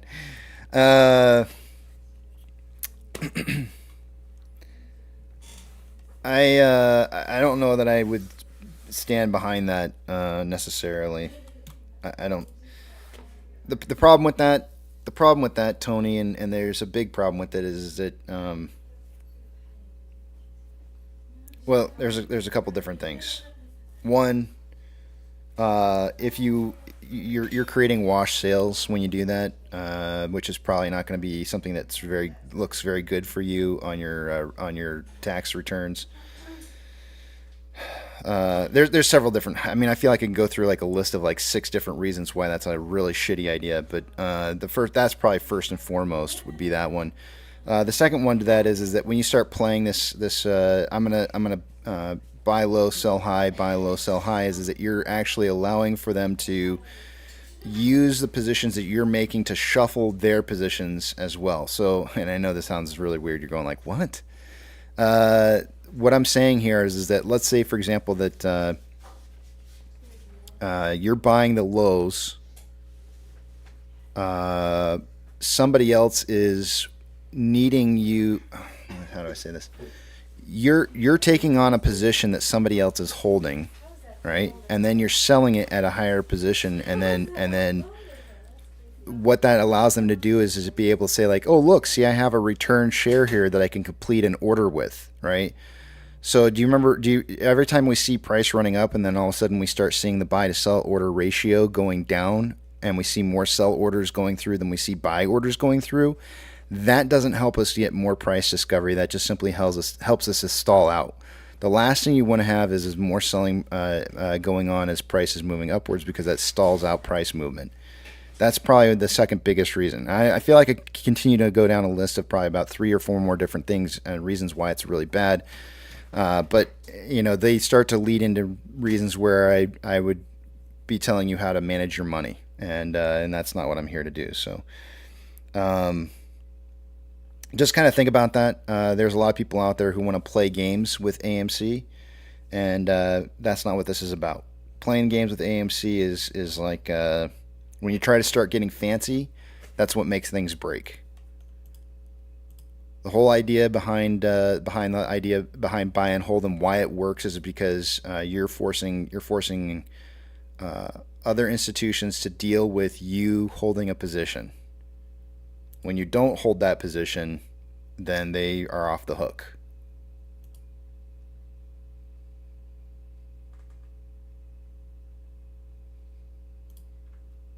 So while you might be making some interim short gains on your position, ultimately you're hindering the performance of the stock price moving upwards further.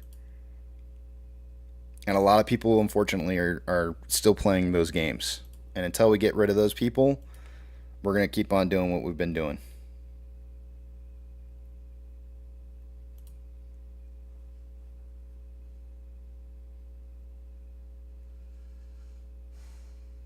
Alrighty, guys. I will see you guys in a little bit.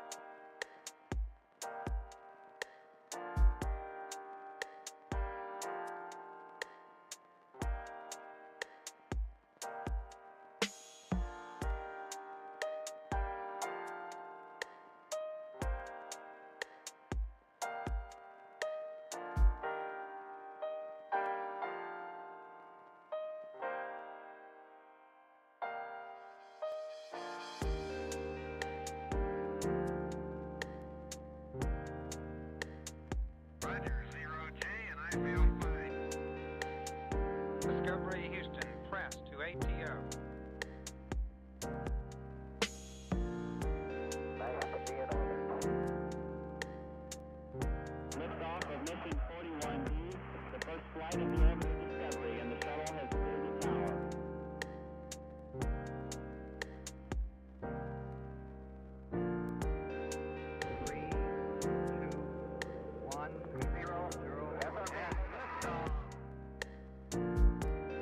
Discovery, go and throttle up. Discovery's 4 computers now have primary control of critical vehicle functions.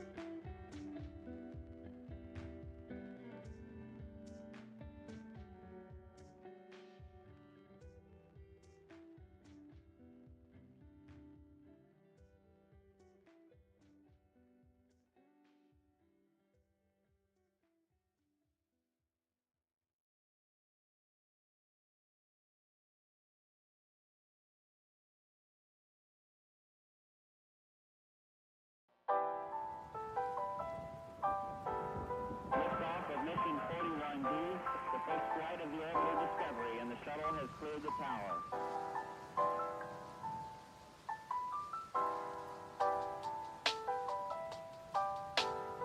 Every 4 computers now have primary control of critical vehicle functions.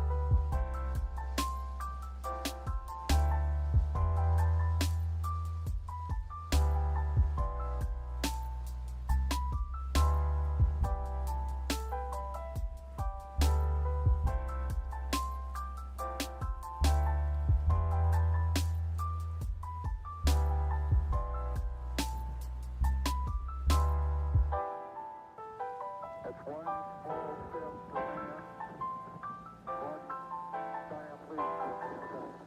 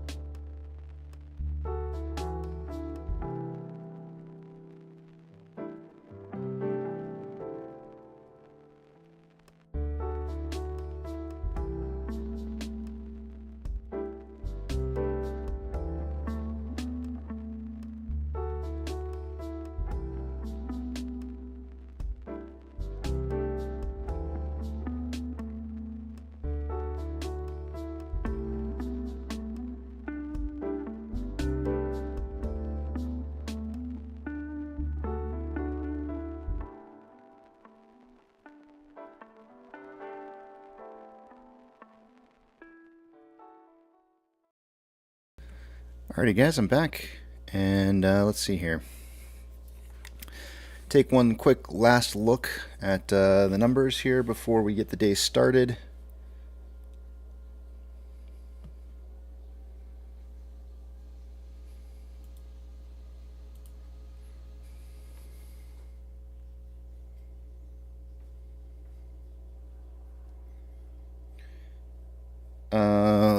Actually, before I do that, before I take a look at the numbers,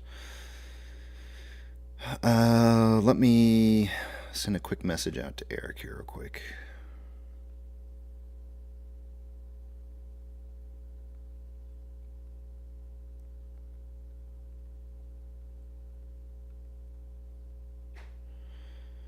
All right, let's check and see what we got going on here. Futures in the market.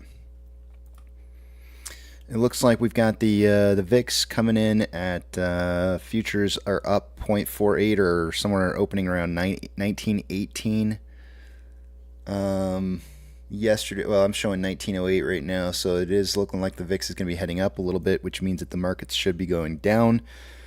And it looks like we do have S&Ps down. Some of the markets are down anywhere from around 0.66. But Dow Jones is still showing futures up right now, 0.17.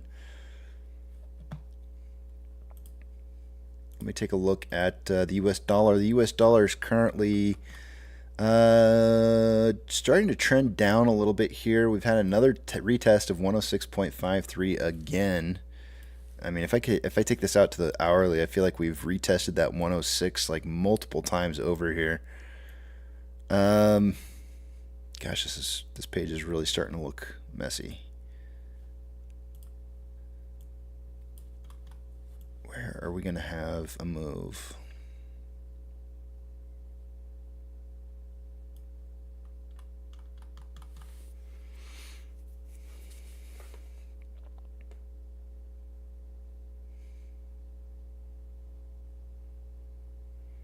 I mean, that 106 is just, it's so not wanting to break past 106, is it?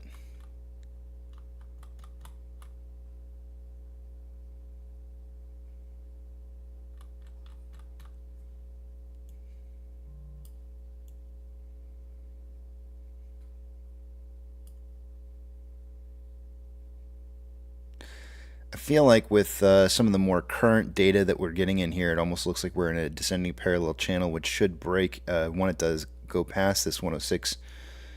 Let me go back down to like a 30-minute and see if I can't. I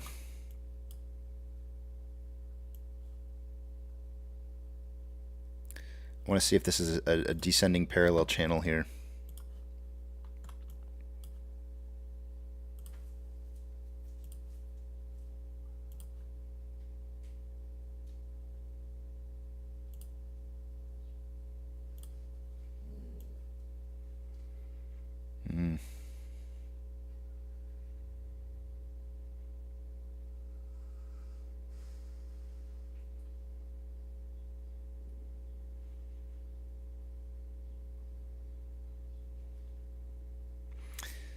I'm going to leave this up here for just now.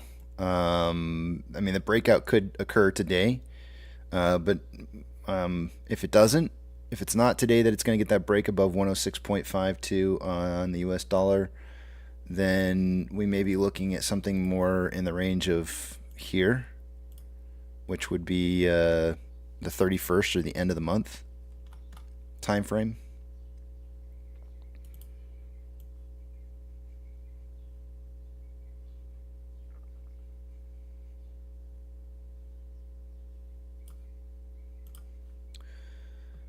Oil.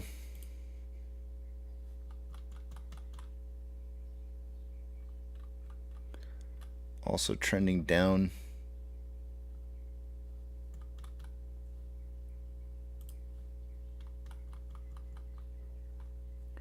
We only have, based off of the prediction that I had for a drop to about somewhere right around that 405 range, 406 on the SPY, we only have about 3 days left before we should be seeing that, which means that we would have to see a really, earlier this week when I came in on Monday, I told you guys We were about 5 days out from seeing a potential 400. Basically, the range that I was giving was somewhere between 402 and 410.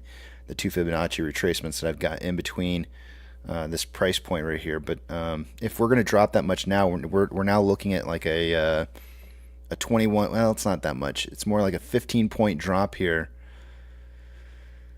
Actually, we're at 422 right now. It would be like a 12-point drop over the next 3 days, which, you know, we're talking like a 5% drop or thereabouts in that period of time, which is certainly doable.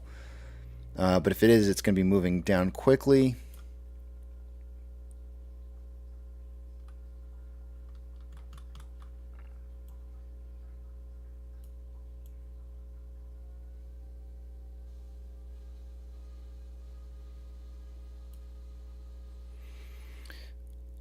Yeah, I'm going to stick with my price prediction for the day today. I think we're going to see some. I think there's some strong potential here for downwards movement on the SPY. More than likely, we'll move with it. And my price prediction for the day today is 761 to 1061. So I'm kind of targeting like $9.11 for AMC. I'm kind of thinking that we might have closer to 901 price point close by the end of the day. But I am expecting some downwards momentum. Also, putting this up on the screen for you guys to see the profile that I have here, and let me take this back to a 1 minute. I think that's what I had this on. Was it 1 minute? No, it wasn't 1 minute. What did I have this on? Daily? No. Hourly.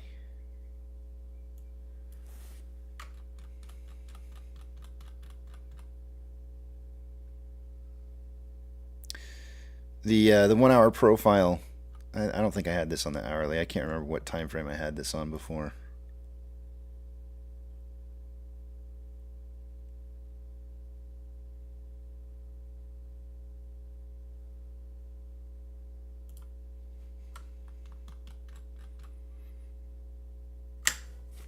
The 1 hour profile from last week, overlaid on top of this week, tends to have a drop down in price, which is what I'm kind of expecting to see here with AMC with the market. Would put us probably really close to that $9 range by the end of the closing today.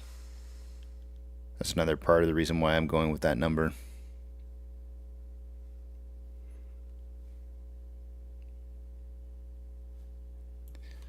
All right. Let's get this day started.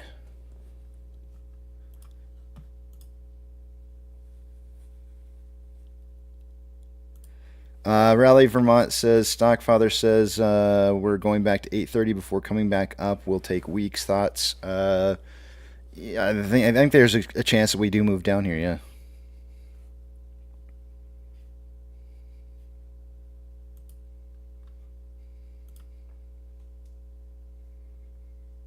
Albert says Fibonacci does not lie, but it does fib. Nice.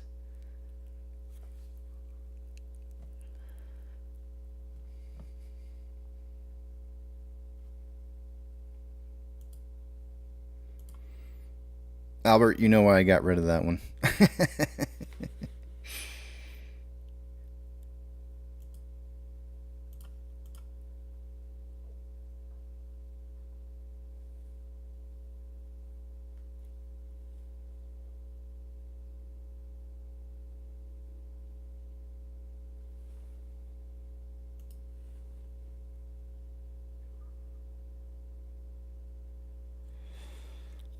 Steven says, I think the market going down will be positive for AMC. We could be inverse. I mean, it's possible. I tend to think that we'll go down a little bit with it, though. Alrighty, guys. I will see you on the other side of market open.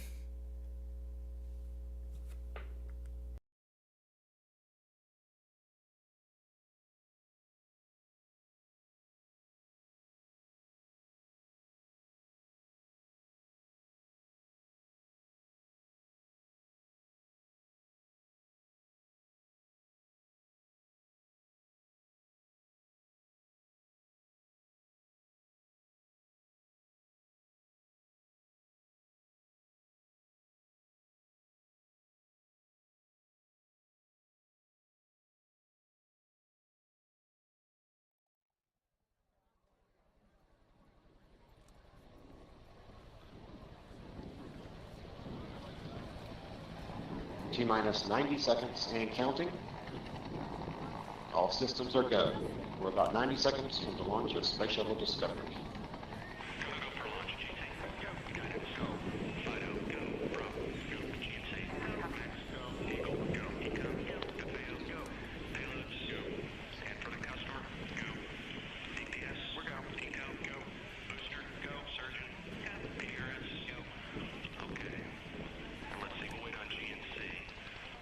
T-minus 60 seconds and counting. We are transferring to orbiter internal power at this time. Discovery is now running off its 3 onboard fuel cells. Coming up on a go for auto sequence start.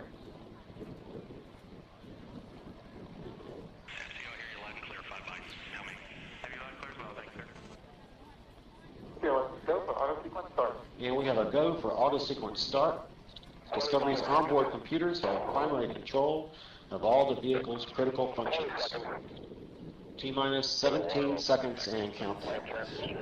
15, 12, 11, 10, 9, 8, 7, 6, start, 2, 1, booster ignition, and liftoff of the Space Shuttle Discovery, returning to the space station, paving the way for future missions beyond.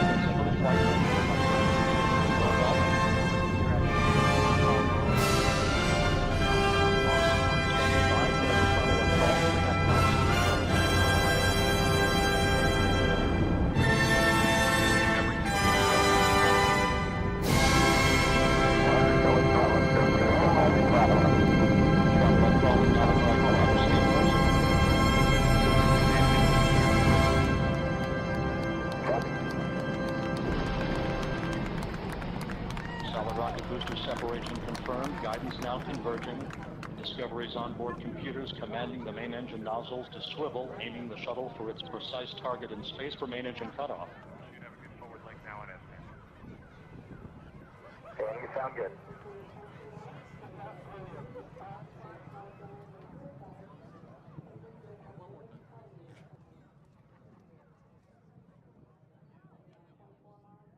Discovery Houston, negative return. Copy, a negative return.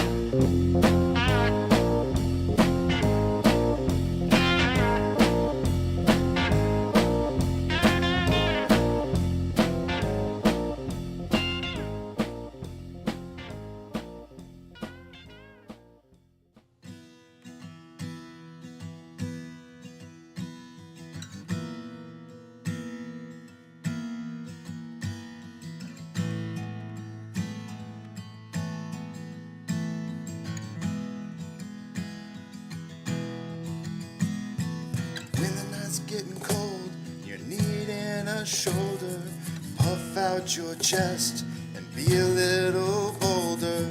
All we do is we buy and hold. There will be shills who wanna steal your thrills. There will be friends who hold till the end. There will be doubt, fear and cloud, but it's all in your head. Those hedgies are dead. Panic and fear really are near, but it's not ours to own. We have shown that all we do is buy and hold. Oh, there will be shills who wanna steal your thrills, and there will be friends who hold till the end, and there will be doubt, fear and cloud, but it's all in your head. Those hedgies are dead. So when the night's getting colder and you're needing that shoulder, these apes got your back. We got each other. All we do is we buy and hold.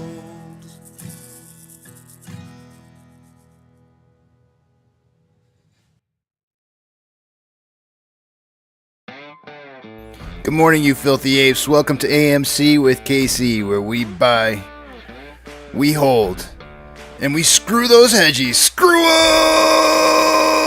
That's right. We like to fling some poo and eat crayons for breakfast. Rock strong. Good morning, guys. The title for the day today is On Loan Amounts Are Dipping Fast. Somebody is expecting a price run. I think that's something that I kind of discussed earlier with you guys this morning, and we'll take a look at those numbers here in probably in about 20 minutes. I will put up on the screen here really fast, just so I can show you what it is that I'm talking about, because I don't, I hate to have a title in here and not actually show what it is that I'm talking about. But here's our on loan amounts dipping pretty quickly here. We had a high as of October 5th. Actually, I guess I should go back a little bit before that. October 3rd, we had a high of 32.22 million shares on loan, and we are now down to about 15.4 million shares. This is a pretty massive dip. My suggestion here is that there would likely be a lot of institutions who are expecting a price run incoming, as historically that does tend to be the case, that you see these big dips in on loans amount just before price does start to run. It's not always, the dip sizes aren't always equal, but there is usually some dips in there just before price movement upwards. Here's the June run up right here, where you see a big dip in on loan amounts. There were some big dips that occurred right here in on loan amounts just before these two different price runs that we had in here, and then also leading into the January of 2021 price movement. You can see that there was a dip in here in on loan amounts. Some of them smaller dips as the dip sizes.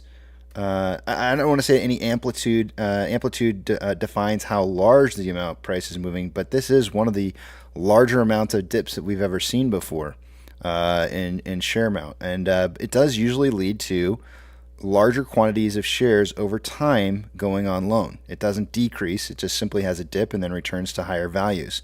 I would expect that to be the case on the other side of price movement on this as well. I can't imagine why there would be any change to that, as that's typically been the case. More shorting as price moves upwards. So I think there will be a return to some of these higher shorting numbers and shares on loan, but you will see these continue to drop until that price starts rising.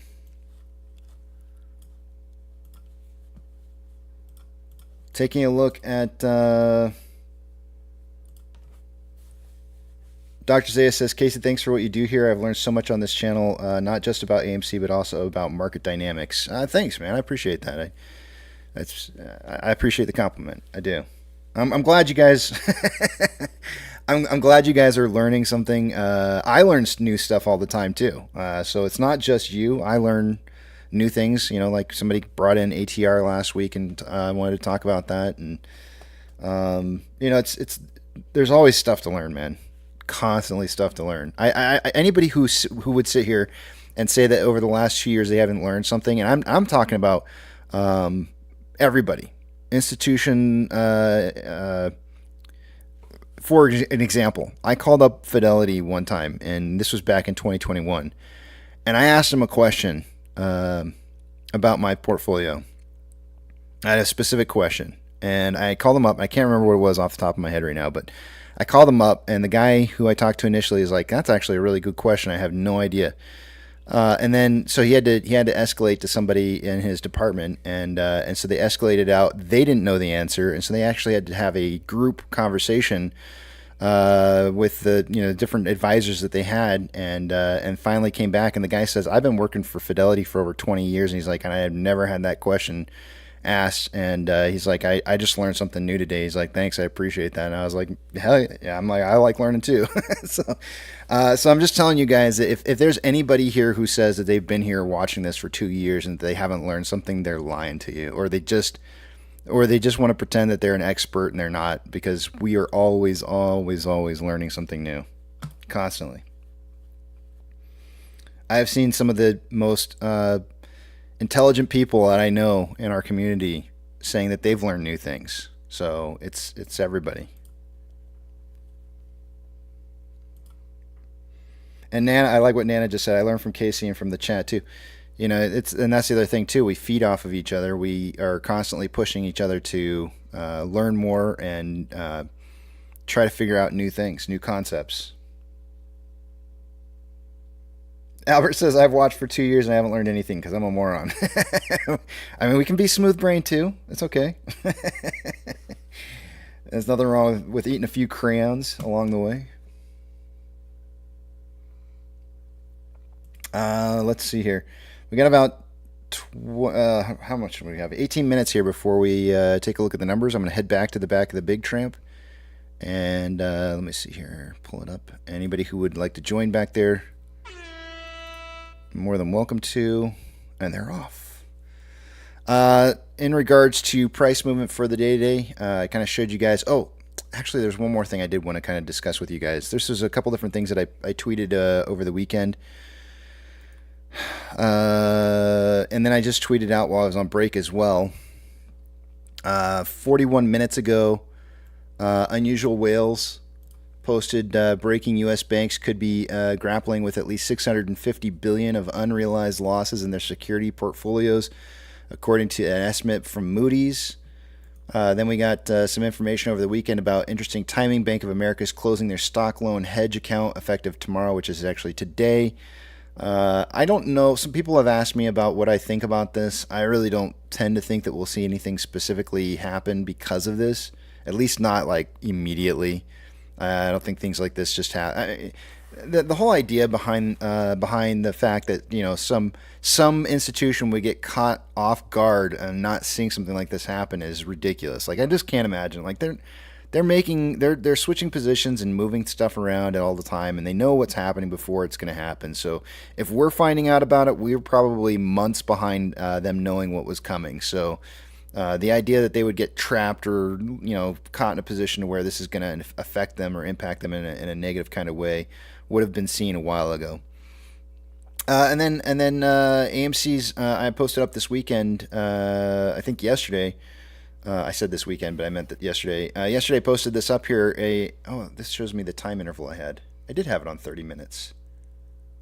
I think that's the 30-minute interval.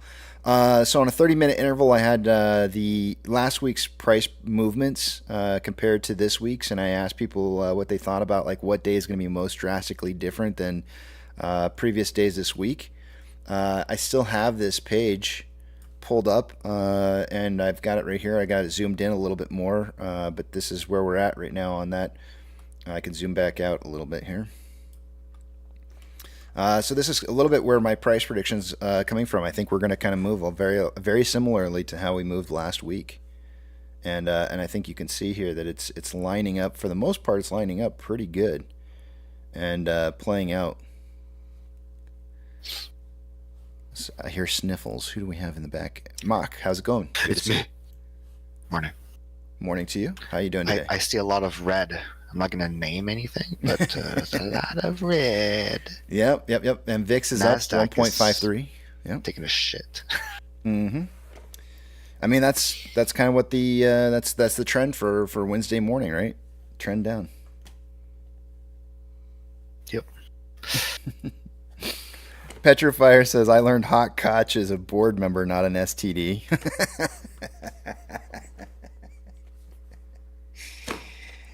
Oh, man. Gotta love that. Hot cotch. Is it cool if we talk about Google? Yeah, probably not. Is it related to AMC? Well, I'm just curious if they had their earnings, like when their earnings is, because they're down a lot. I don't. Yeah, I don't care. For whatever reason. I don't care. Yeah. Not on my. Yeah, I'm just trying to see if it's related to their earnings or not. Yeah. Or just like a sell off. Or I don't know. I don't know. I'm not looking into it. Not my worries. CPR said I've learned how to do fisting.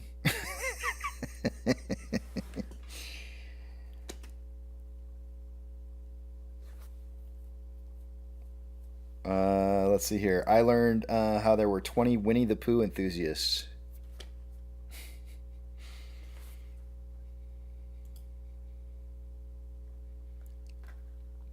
I thought that the more funny thing about the whole hot cotch thing was that like I envisioned what the guy would sound like when you met him, and then I like made up like my own like, you know, hot cotch, it's good to meet you. You know, it's like kind of like this like gruffy kind of. I had no idea that he was a director. I just, you know, the name just reeked of like this, like, you know, this guy who's very. I see it more like as a ghastly, like he's gasping for air, like. Type thing. Hawkatch. Like Hawkatch.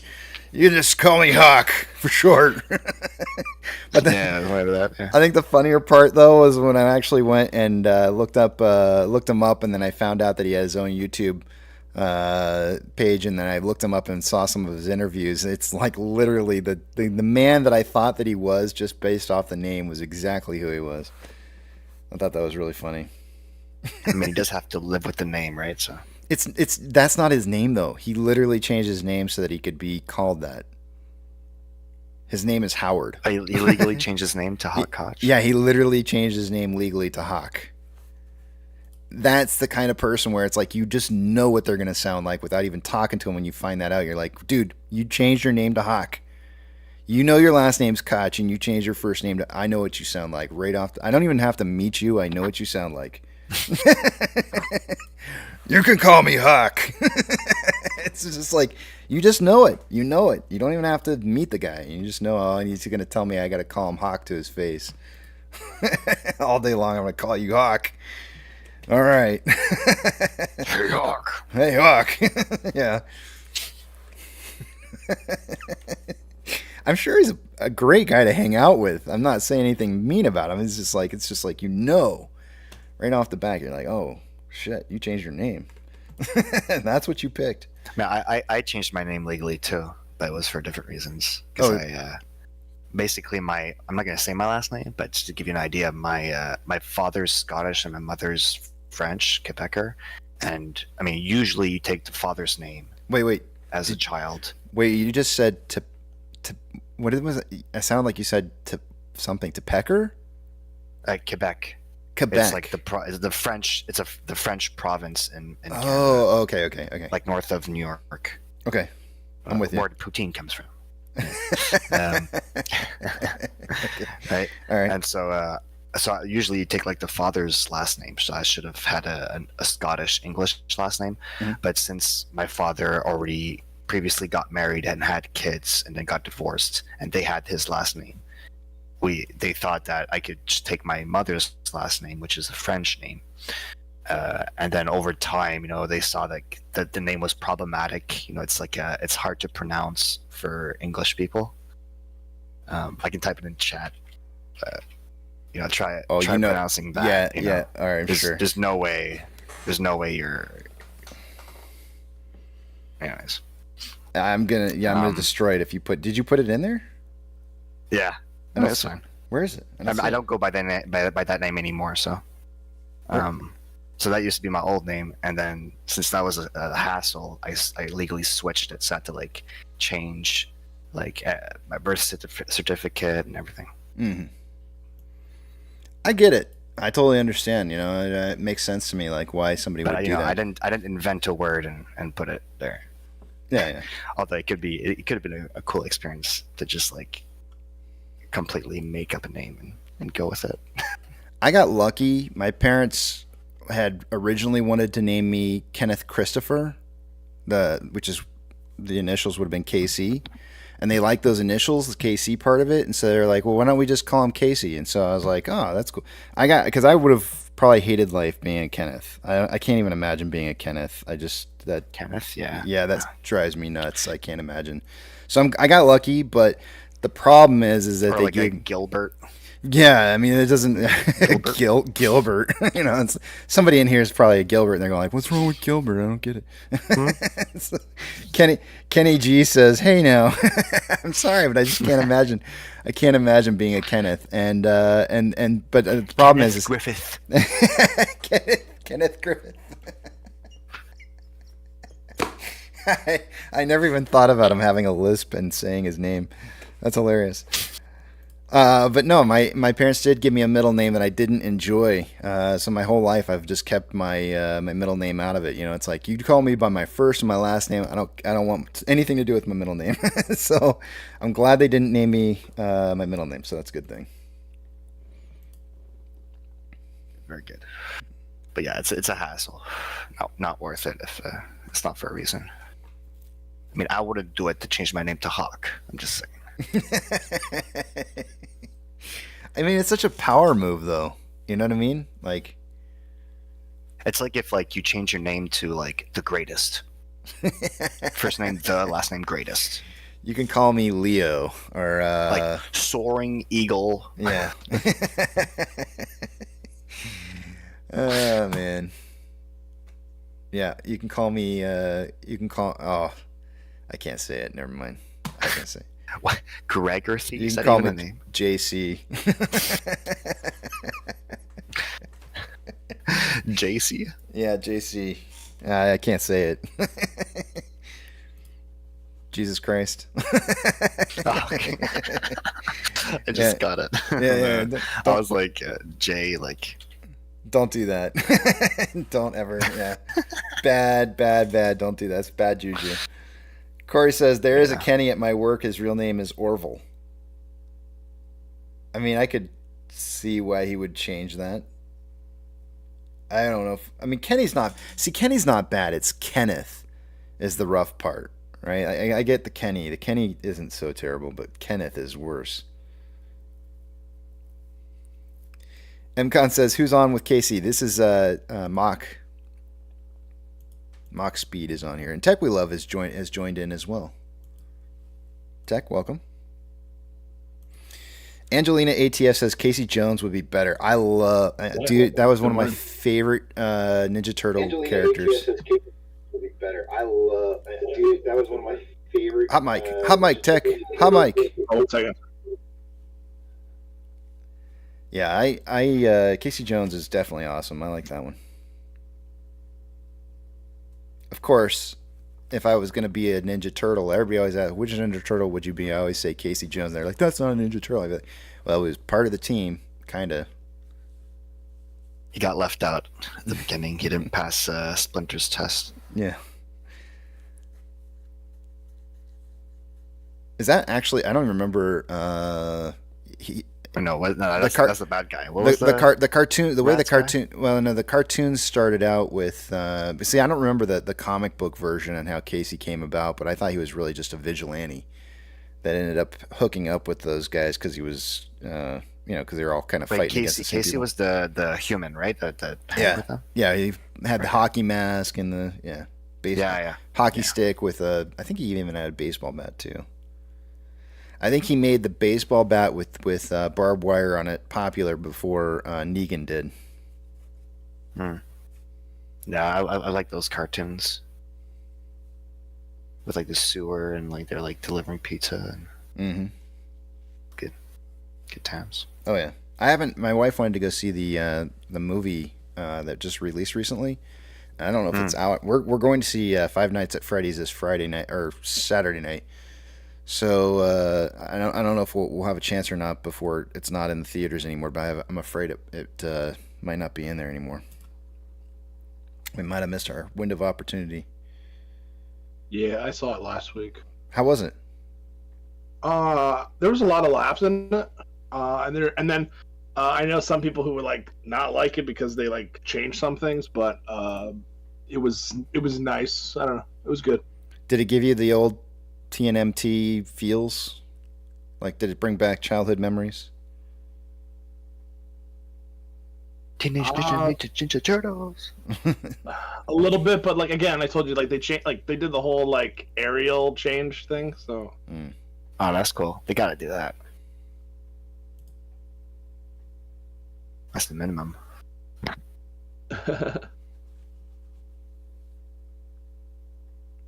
Watch your speed. So I know some people who are like they wouldn't like that just because it's like you're not sticking to the original, but there were some laughs though. Corey says, yeah, he changed it to Kenny, which is fine, but he always complains about getting bullied so much in school, and he has some horrible popcorn stories. Oh my god. You tell me Kenny has like PTSD from popcorn or something? Oh, that's right. Corey Jones said he had a cricket bat. That's right. I think now that you mention it, I gotta go pull up because he had like a whole like golf bag or something like that he carried around. Hold on a second here. I'm looking it up because now I can't remember. So this is what you're right, but you're wrong. Hold on a second here.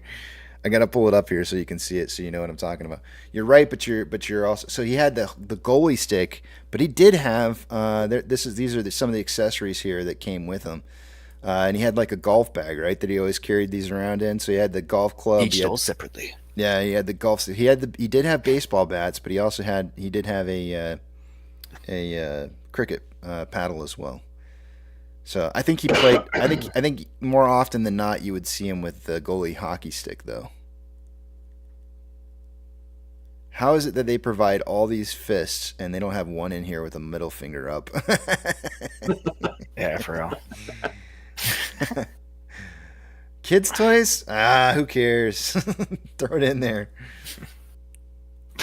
Yeah, man, just buy him as a collectible and have him flip off everyone that comes in. They're looking at me. Hey, Casey. Mm-hmm. Are you aware of the story Berserk? I know it. Like the anime? Yeah.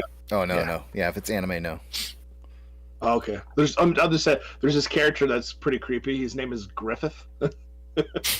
So whenever I hear Griffin, I think of Griffith. Griffith. He sacrifices Griffith. Yeah, he sacrifices all his loyal soldiers to obtain this perverted godhood. And it just, I don't know, it kind of it reminded me of Ken Griffin a little bit. That was a great anime though. Like brutal, like super gory, high speed action. Yeah. Like the main character has like this huge sword, like insane sword, and he learns how to use it, and he just like slices through everything. I've never really been into anime. Well, you should look at it. I mean, if you want a disturbing anime like that'll allegory. I think Guts' sword is kind of like the sword of truth. Yeah, it's there's not a lot of fillers in that anime. It's like there's a lot of action, which is cool. It actually starts off. I think there's movies too. If yeah, I've watched all of it. Yeah. Bradley and Hunter were into. Excuse me, hold on a second. Bradley and Hunter were both into anime, but I don't know. I've never gotten into it. Casey, it's like the less cheesy version of He-Man Warrior. Like That's way less cheesy. way There's no less cheesy. Guts is like the ultimate warrior. He's pretty cool. You know, I would probably enjoy anime if it wasn't for the subtitles. Oh, okay. That's literally like, because I enjoy there is- watching and without 'em, yeah. and listening, There but I don't are like reading. like translations though. Like And they're- it's not always subbed. You have dubbed. Yeah, you have depending dubbed on English stuff, yeah. how like not recent it is. But yeah. That would probably be decent. If it's dubbed over, then I could probably watch it. But Yeah. Most of the animes, especially the popular ones, it's fully translated. And then you have my other brother who's like, he watches nothing in dub. Yeah, exactly. The hardcore anime or manga readers, they watch it with the subtitles because they like the authentic voices. see, that's Yeah, and that's part of the problem. I think is that I feel like if I were to go that route, that's like a cheese Yeah, move. it's harder. It takes time to adjust for sure. Yeah. Because like you hear sounds and you're like, what the hell am I listening to? Yeah. You know, but you have to like get used to it. Plague FX says, "How is everyone? I had my identity stolen and truck stolen within a week. Holy, whoa. that's crappy. Sorry to hear that, man." Yeah. Angelina says, "Got my identity stolen 2 times whilst I was in the hospital for 5 days. What the hell?"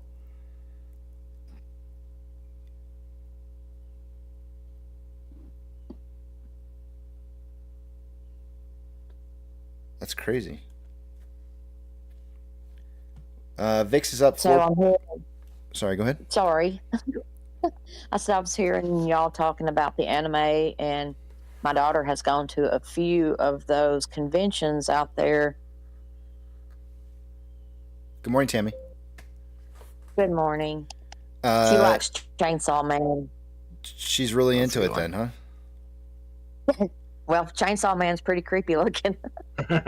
Basically, a guy with a chainsaw as a face, as a head. Yes. And I think he has a dog that's a chainsaw head dog or something. My wife has wanted to go to one of those Comic-Cons, just so she can kind of like, see all the people that are dressing up and everything. But I don't know. Just kind of. You really have to like the anime because it's not just like it's either you appreciate like the effort, like you can see what goes through making all those costumes and you appreciate that, or you're like a huge anime fan and you just like seeing the characters you like in real life, right? So if you're neither of those, I don't see you enjoying yourself. Yeah. Oh, she does. She waited for several hours just to get the autograph of some chick or guy that does the voice of the opposite on the show. It's weird. And she is into it so much, they're actually going to Japan around Christmas time before her husband deploys in February to Korea. So they got to go over there because that's the home of anime. Oh yeah. I mean, I want to go there too, one day. She's so excited. So It's gonna be expensive though, but worth it if you like the culture. oh yeah, Yeah, I feel like I just you hope could they're spend, safe. That's all. I feel like you could spend a fortune going over to Japan. It's a high cost of living. Yeah. Hey, before I forget, I just wanted to say I apologize if I am walking all over y'all when you're talking because there's a delay and I can't tell. No, you're That's good. fine. You're fine. I think there's a little delay for me too, and so every once in a while I'll go to say something and I interrupt people as well, and it's not meant. I'm not meaning to. It's just that I hear a spot where I'm going to start talking, and then I talk over somebody. So it's like I think we're all maybe experiencing a little bit of a delay, and so that's probably why that happens. It's funny because they stop for a second and there's that pause and you hear crickets and then someone starts to talk and everybody does at the same time. So Yeah. it's a thing. Don't worry about it. Yeah. Not a big deal. It was funny though. My son got onto the back of the Big Tramp one time, and he says like, I don't understand how you all don't. He's like, all the other discords that I'm a part of, like people just talk over each other, and he's like, you guys are so polite on here. I don't understand. I didn't know that was a problem, but apparently that's how it is out there. Just speaking of talking over, and I don't know why it made this stupid thing pop into my head, but with the way our government runs when they do their sessions, have you ever watched, I think it's the British Parliament or whatever they are, when they do theirs? Yeah. I have not. Holy crap, that sounds like children on a playground yelling at each other. It's crazy. You should see the Canadian politics, like the Parliament. There's this thing called question period, and they call it question period because they just ask each other questions, but no one answers. Wait, everybody they just throw out like random questions and then nobody says anything? Well, it's like, because how our government works is like you basically have an election, right? And there's multiple parties, just not just two, and you basically have a winner based on certain criteria, and it's either a majority or a minority depending on how much of the vote they got, and then the second place becomes the official opposition, and so they have to keep the party in power in check. That's their job. Wow, so we need the question that. period is both sides and all the other parties asking questions to the opposing side. Yeah, because their system's different in the sense that like you have a ruling party, right? You know what I mean? So like usually when one party gets in power, they're usually like fully in control, and yet ours, you have to make sure you get enough votes that are. I don't know. It's a little different. Yeah, we don't have a electorate. Was it electoral college? Right. Yes. Right, yeah. You know, that kind of sucks too if you think about it with the way it is. You might have one city in a giant state that's a different color than what the rest of the state is, but because the population is so high right in that district or area, they can flip the state. I mean, that's a big issue I saw in the States. A lot of states, it's literally what you just described. It's like blue cities and everywhere else is red. No, I didn't want to specify. It's just a color. But yeah. I mean, Right. it's just a color, but yeah, it just goes to say that like you can have a concentration of people in one area dictating what a whole area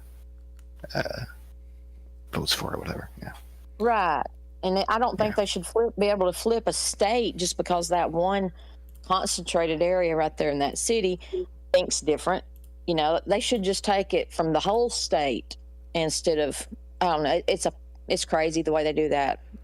Well, before we get into more politics, it is numbers time, and I gotta interrupt. We just changed the subject. I'm sorry. I gotta interrupt. That was my fault. That's all right. It's okay. But I'm gonna move into the numbers here, and we'll take a look at these. Boo, politics. When I said that, my dog about tore my leg off to take off running. That's funny. All right, I'm going to take you guys over to the other page here. I'm not going to be able to see what it is you guys are writing, so hold those personal thoughts, comments, questions, or concerns. I got you, Keys. Nice. Two-factor authentication. If you don't have it, you may want to consider getting it, as it could prevent somebody from getting into your account that shouldn't be in your account. After saying that, I do want to mention to you here that somebody did post something. Stephen Gopal posted something earlier to me this week that I retweeted, and he said, you're absolutely right about keeping an eye on your accounts. I had an account added externally to a two-step verified Schwab account, and somehow they added one externally to my brokerage account. I still don't know what happened. Changed my password as well. But it sounds like that was the worst of all that happened, was just an account being added. But always be maintaining and looking at your accounts and making sure that no funny business is happening there. Moving forward, though, let's take a look at these numbers. You'll see here there is a blank spot on the screen for the day-to-day, and that's simply because of the fact that I cannot get Chart Exchange to report any data today. They've got the chartexchange.com is down. It's not reporting any information, so I can't see what's going on. For whatever reason, I have no idea what that is. But let's see what we got going on with the rest of the numbers. We have price prediction tally points, and remember, this is not financial advice. This is simply four apes trying to come up with a price prediction for the day. And here's what I got for today. We have, and we missed yesterday's numbers. That's the reason why nobody got points for yesterday. Apex had an additional point from Monday's price prediction, as he was only 2 cents off of the target number. So you got an additional point in there. I have 761 to 1061 today. Eric has 790 to 1090. Apex has 799 to 1199, and TB has 820 to 1120. I am expecting about 10 to 30 million shares traded for the day today. I think it's going to be on the lower side of those numbers than the higher side.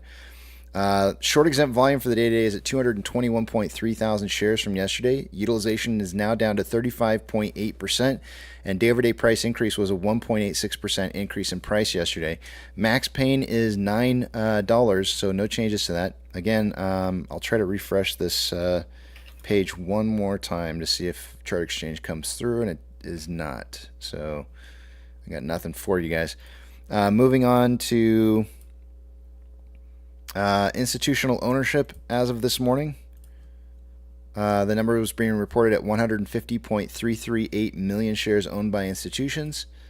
That number is now the same, no changes. Taking a look at options, highest amount of call volume so far for the day today is coming in at a strike of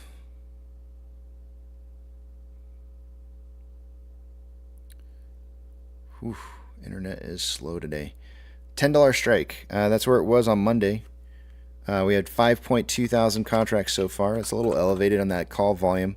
Highest amount of put volume is at a $9.50 strike. That's actually up $1 from where it was on Monday.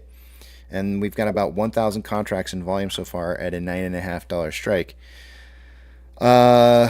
It's actually kind of unusual to see that the volume isn't higher with price moving down. That could mean that there's a lot of put positions that believe that price is going to continue to fall.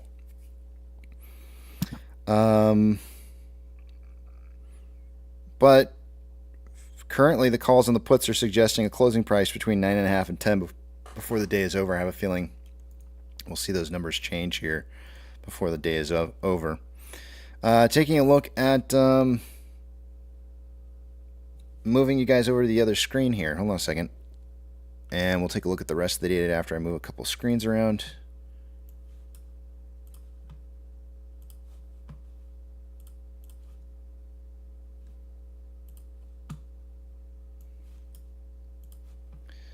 Starting with, look at those 10-year yields are moving up quick. Closing the gap. Starting to take a look at Ortex. This is something that I kind of covered earlier this morning. If you have any questions, I would go back in the live stream to either, right after market open or right after I started the live stream earlier this morning and talking about short interest of the free float dropping, as well as on loan amount dropping and utilization dropping. Those are usually signs that a price increase is incoming. Let's take a look at what we got going on here for utilization. Day over day utilization has dropped from 45.53 down to 35.8. Okay. On loan amount dipping day over day from 19.32 million to 15.4 million shares. That's obviously going to drop the estimated short share interest of the free float from 7.22 down to 6.51.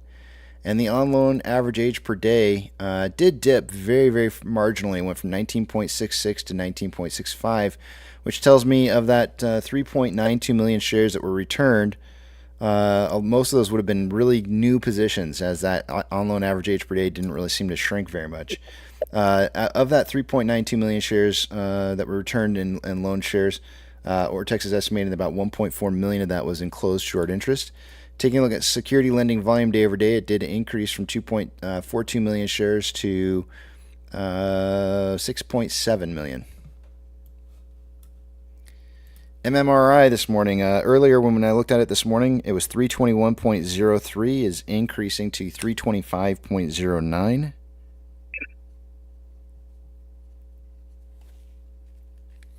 You can see that the 10-year, 2-year spread is ever increasingly getting closer and closer to being going back to normalized, instead of being inverted, being normalized, with the 10-year being over the 2-year.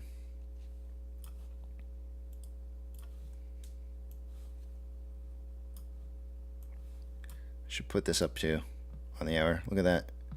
Look at those candles following along.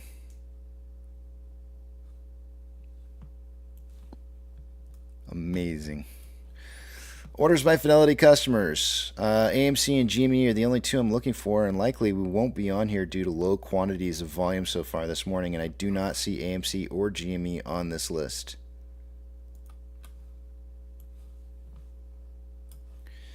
SSR trigger price for the day today is at $8.40. Shares available to borrow sitting at about 2.8 million shares as of earlier this morning.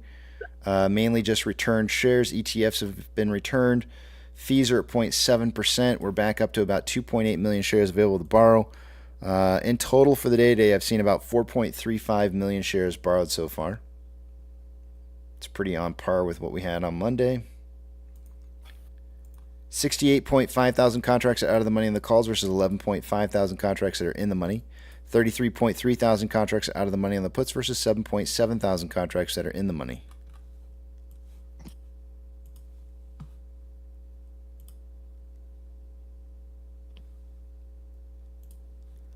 NASDAQ is down 1.43, Dow Jones is down 0.36, and the S&P 500 is down 1.01. We have 4,196 decliners to 1,709 advancers. The market is on fire. Look out below. It is hot lava. Do not touch the floor. It'll burn your feet. Nasty. It hasn't gotten to the real bad part yet. You haven't even heard when I said, when we have less than 100 advancers, or less than 1,000 advancers, you wait till we get to that point. See what I say then. Oh, hell no! Exactly. Taking a look at the big bank movers for the day today, I'm going to read off just anything that's changed by 2.5% or greater for the day. FRC is down 14.63. PacWest Bell PacWest Bank is down 6.07. Western Alliance is down 4.72. First Horizon down 2.85. Bank of California down 4.64. Douche Bank is up 6.66. Coinbase is down 1.32. By the way, there was a douche article I think that I read. No, was it? Nope, never mind. I take that back. There was something else I read, I think. I'll have to go back and check and see what I saw. Forget anything I just said right there. Bank is down 2.85%. Let's see here. What else? Those are the biggest movers for the day today. Nothing else to read off. Ethereum Classic is down Ethereum Classic is down 0.18 and slightly trending upwards. The US dollar is up 0.18, and it looks to me like there might be signs of a descending parallel channel here. I'm not 100% certain on this. But I'm not suggesting that there's going to be a breakout just yet. I think this might be a little bit more as a possibility here for a breakout of the U.S. dollar to head back up, see higher highs. Not convinced that it's going to happen just yet. Oil is down 0.37 and trending down. Mortgage-backed securities are down Actually, let me go back to the U.S. dollar here real quick for just a second. Currently, the U.S. dollar is trending down slightly. Mortgage-backed securities are down anywhere from 0.48 to 0.5 and trending down. SPY is down 1.02 and trending down. VIX is up 5.06% and trending up at 19.93. VBR is down 1.27 and trending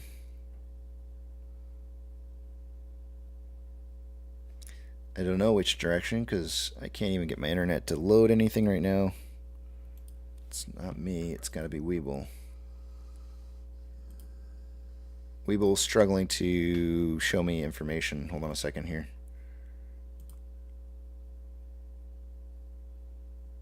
Why is it just this one?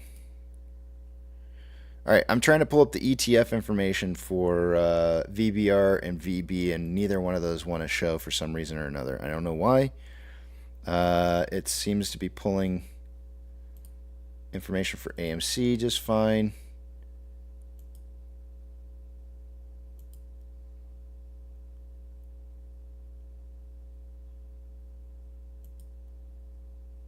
What's going on?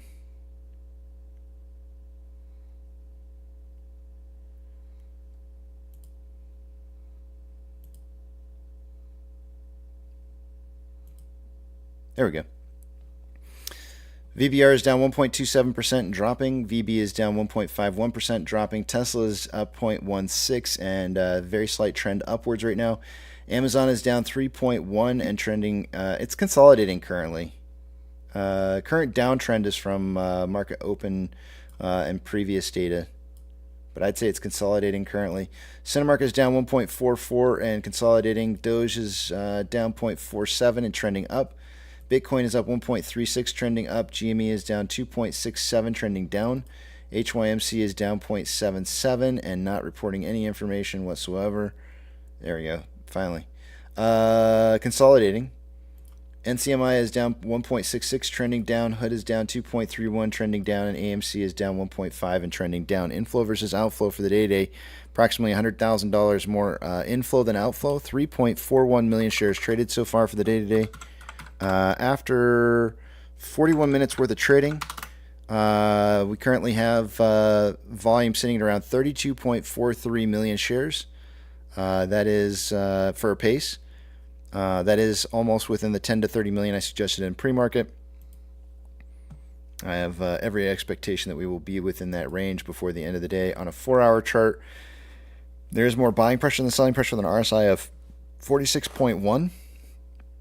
Which is slightly below average. On a 1-hour chart, we've got more selling pressure than buying pressure with an RSI of 42.67, which is below average. On a 30-minute interval, we have more selling pressure than buying pressure with an RSI at 35.96, which is below average. And on a 5-minute interval, more selling pressure than buying pressure with an RSI of 34.94, which is below average. Taking us to a 1-hour time interval, let's take a look at the Ichimoto. Lagging line is on price line. Price has moved down below the cloud here. This is the I was kind of suggesting to you guys earlier this morning that I felt like it would be later in the day that we would see price movement downwards, but at the same time I also was expecting to see price moving along with this, which was telling us that we would see the price movement downwards in the beginning portion of the day and then idling out and trading sideways for the rest of the day. So we'll see what ends up happening. It does appear that we've gotten that initial downwards momentum in the beginning portion of the day today. So looking very, very close to last week's price movements, cut and paste. And then we've got lagging line, like I said, it's just above price line, conversion below base. The signs for this in order for us to see a reversal in the other direction, would need to see price moving back up over $10 in order to turn this into a buy signal.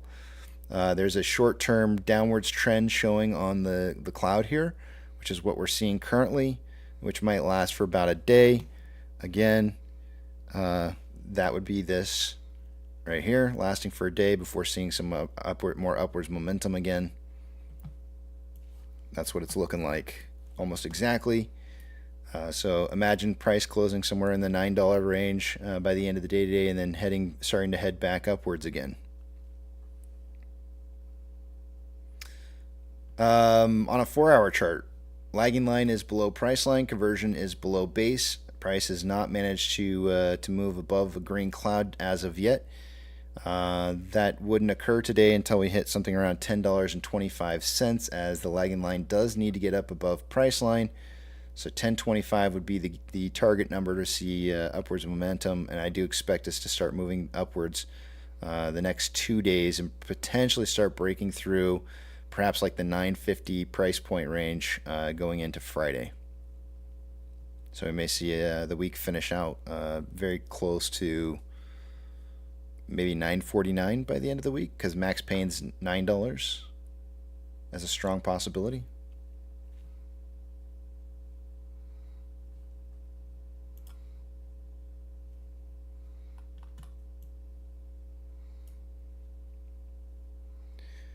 with that, that's all I got for you guys. I yield the rest of my time back to the back of the big tramp.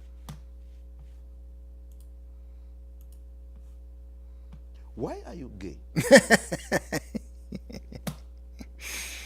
That's not. It's supposed to be claps. That's what I get. All the hookers down there loved him. He had these beautiful golden curls. Oh my gosh. Why are you gay? Oh my gosh, Mock, you're killing me. All right, sorry. Wait, what was it? Claps. I can't find it. I can't find any claps. You can't find the claps? Oh, there they are. Just ask Yucca, and he knows where they're at. Where's Yucca? He's just now getting in his car to drive his daughter to school. And he's hearing me talking crap about him. He's like, "Oh, that bastard." He's trying to decide between Dunkin' Donuts, McDonald's, or Starbucks this morning. Petro is asking, is GME's utilization falling as well? Let me pull it up and show you. I usually actually have their page open, but I since recently stopped having it open here, so I'm going to actually switch over to their numbers on the existing page that I have here. So I will pull that data up onto the side here so you can see what the chart looks like.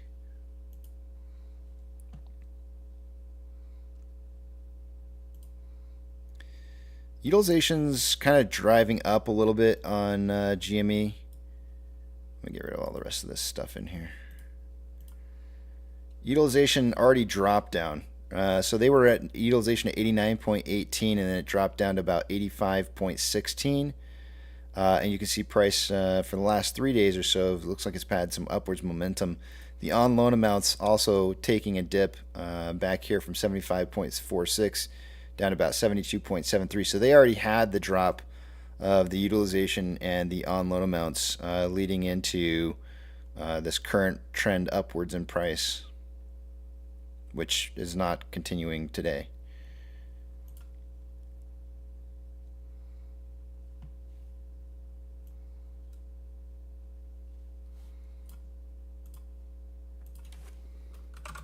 At least not as of right now.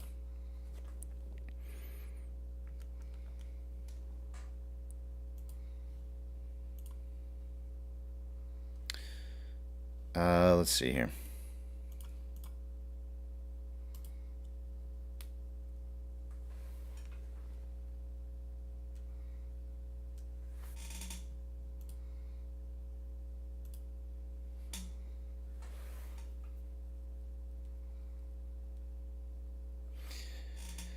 Sea Hill says, is days to cover going down? I believe it is. But it's I see people place too much emphasis on days to cover. It's just a really simple formula that that tells you, based on current volume levels and the amount of shares that are out there that would need to be recovered, how long that would take. And I think that there's too much emphasis placed on that in order to come up with some kind of I'm not sure. I think some people seem to think that because DTC is low, it means something bad, and when DTC is high, it's something good, and that's not the case. It can actually be very, very low. The opposite, right? It could, yeah. I mean, it doesn't have to be the opposite, but it's just. Technically, it's just. it does oscillate. What if you had this massive drive in volume on a single day, right? And we've seen that happen in the past, where you go from an average trading volume day of 19 million shares, which is what we're at right now, and suddenly volume spikes up to 60 million shares in a single day. That's gonna change your days to cover number massively, even if the same amount of shares is on loan. So it's not. It's really a bad indicator to be looking at. If the amount of shares on loan are being reduced, then that means there's covering. Yep. So if, which is good. So if you were to expect that there was going to be more borrowing of shares as price moves upwards, but there's also going to be a drive in volume as well, the days to cover may never change. It may just sit there at the same number, even though you're having conditions become more in your favor of there being more positions needing to be closed out. All it does, and this is, and I can tell you right now, this is going to be a shill. This is going to be the next shill talking point, right? Oh, days to cover is going down. That's going to be a shillery talking point, and what they're going to say like is that, oh, on the next price run, it's gonna, it's gonna run for one, whatever the days to cover is. They're basically going to cover on the first run up, and so that's going to be their suggested pushing point is that like, oh, look, because days to cover is only one day, price ran up on one day, it's over. That's what they're going to say. That's going to be their pushing point, but that's not the truth. We've seen it before. Mm-hmm.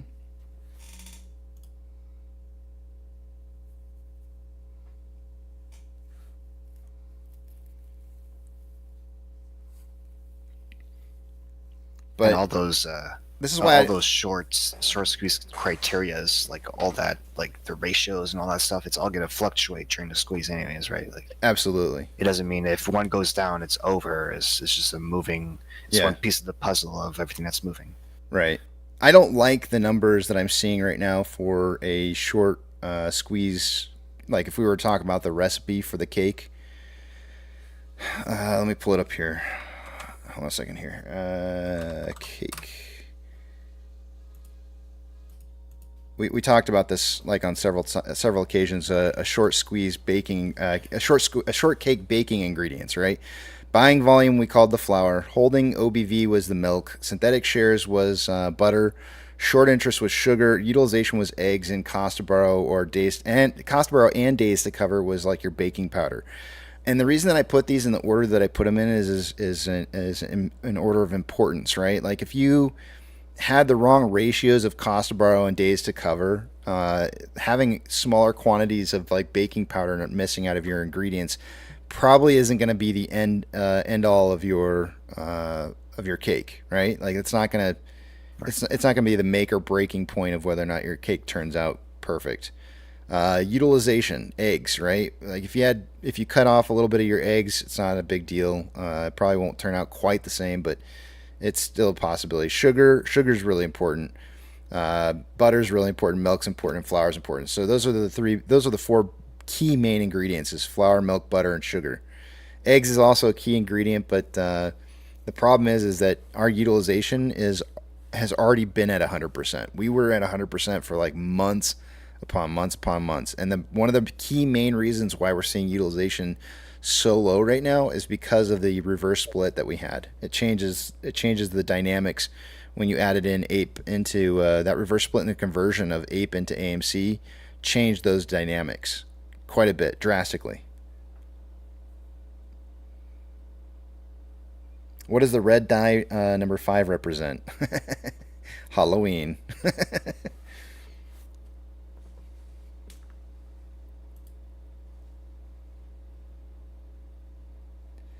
Yes, falling price with low volume is a bullish signal.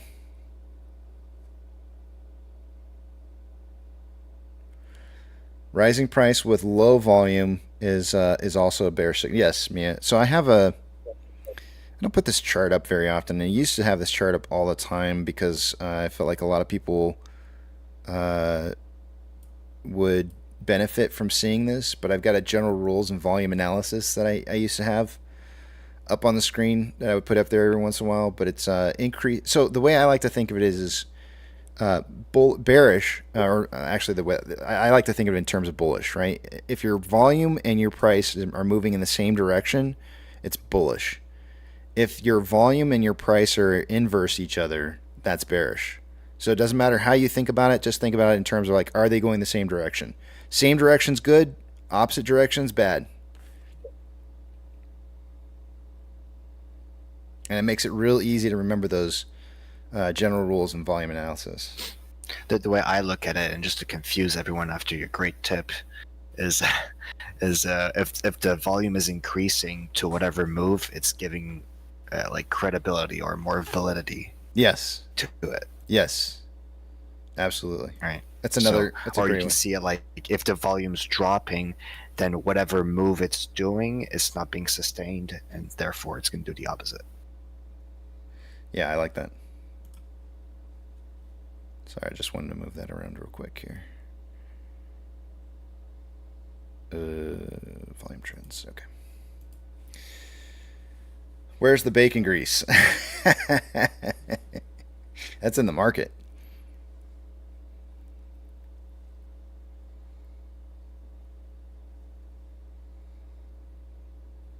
Apex says all crayons matter.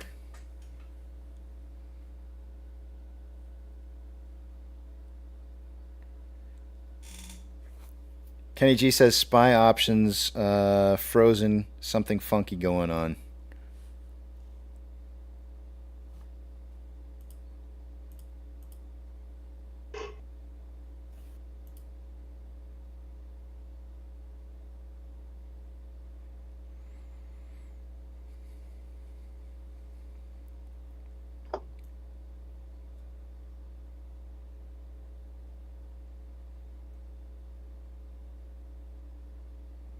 I mean, I'm not watching it on a regular basis, but I'll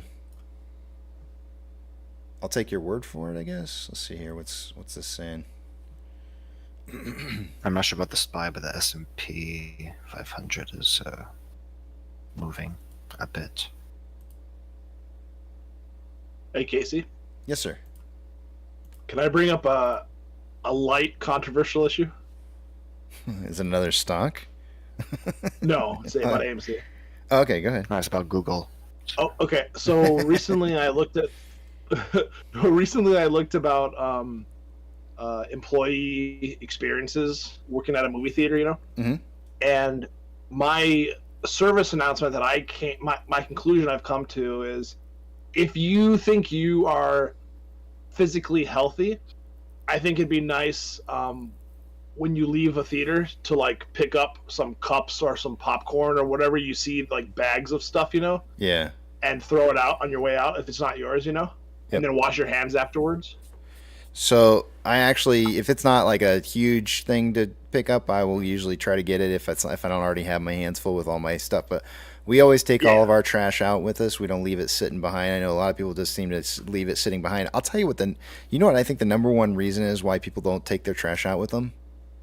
It's not because they're lazy or anything like that. But when you walk out of those theaters, those trash bins are full every single time. Every time I walk out of that movie theater, I have two choices: recycle or trash, and the trash section is overflowing every single time I leave.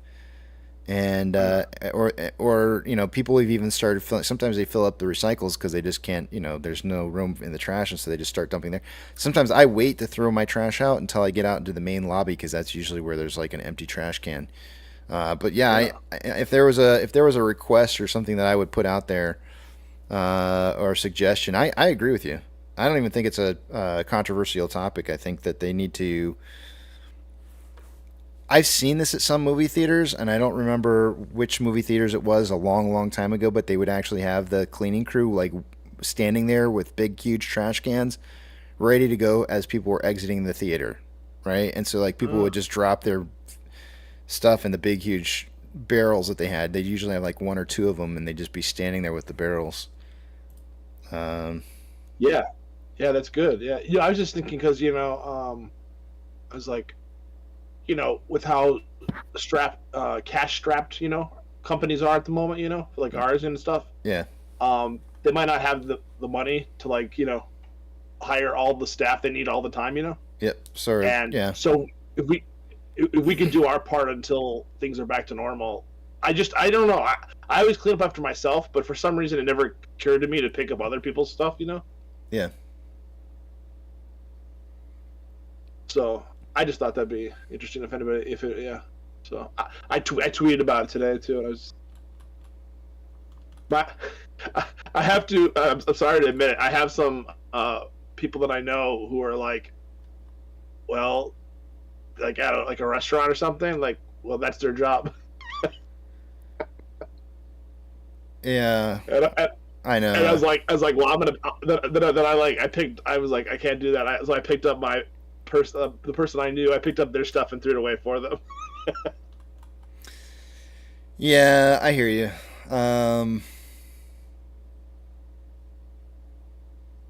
Because the way I look at it is, if you have two functional arms, you should throw away as much as you can in like a reasonable amount of time, because there's other people out there who are not physically capable, and they might make it messier for everybody else. So it's just good to do your part, As a shareholder, whenever I see something that I can take care of, that is something that I can just do real quickly, I'll do that. Yeah. But I don't like to tell other people you got to do this. I just it's my investment. I take pride in the company that I'm invested in, and when I see something that I can fix easily, I do it because it's like, hey, that's part of my investment. How that? Yeah, no, I'm not telling people they have to do it or anything. I'm just saying, like, it never occurred to me, which is bizarre, right? Yeah, it's okay. It's fine. But like, I was like, oh, I do it other places. I never. So I just thought I'd bring it up to other people in case they hadn't thought about it, Yeah, that's cool. I don't think it's controversial. I think it's cool. Getting a little bit of a run here on the spy. Make sure you wash your hands. Yeah, make sure you definitely wash your hands. Yeah. Somebody said to watch the VIX and the SPY. I see that the VIX has just kind of started to flatline, not doing really anything here, starting right around 1018. There was a little bit of a move here at 1022, but then it just kind of flatlined again. It does appear something does seem to be going on. Some people said somebody said it's called an options halt. It's for our safety.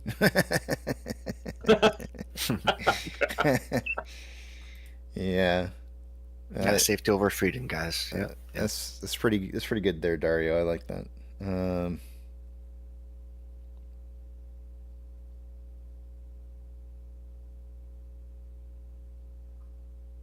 They turned off the VIX when they froze. Well, see, that's what happened. I mean, that's what the VIX is all about. It's about options that are trading. It automatically would turn off because if they froze options on SPY, that's exactly what would happen. That's how the calculated amounts on SPY. This may be an attempt to stop the SPY from breaking. I mean, look at the trends on this.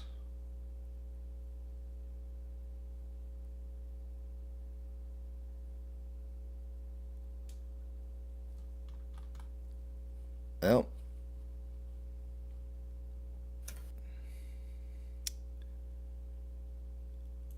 something's going on for sure.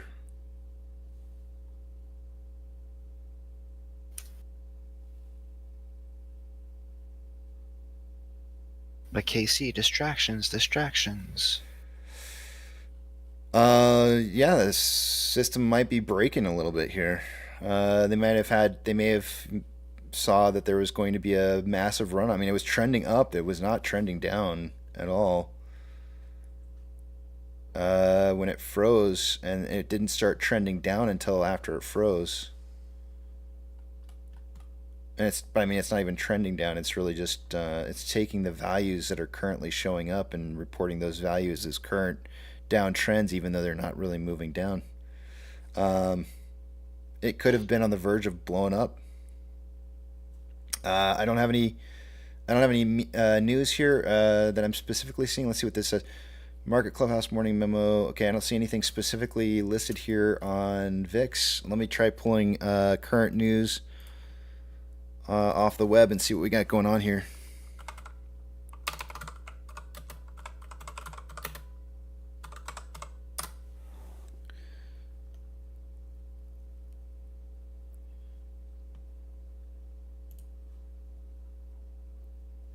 What's today, the 25th, 10:25? I don't see anything reported right now on just a regular Google search.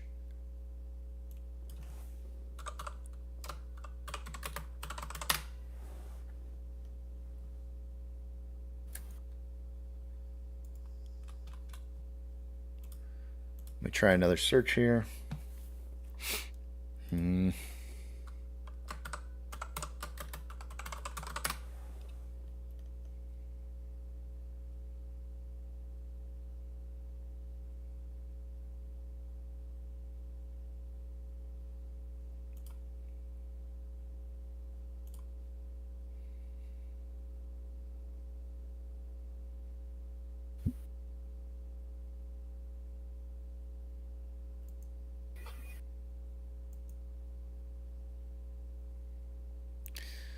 Not seeing anything here.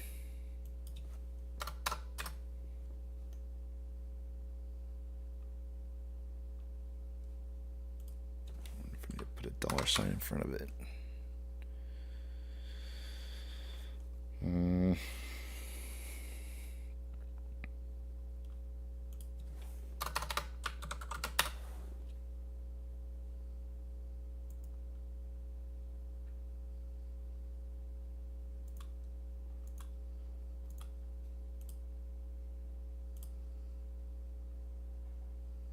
I'm not seeing anything.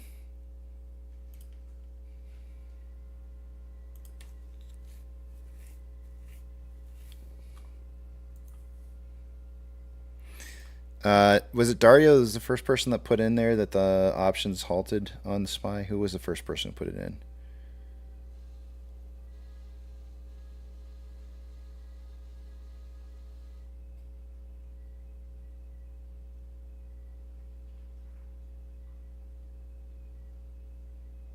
Kenny G, were you the first one? Something's funky. I think Kenny G might have been the first one. SPY options frozen. Yeah, Kenny G.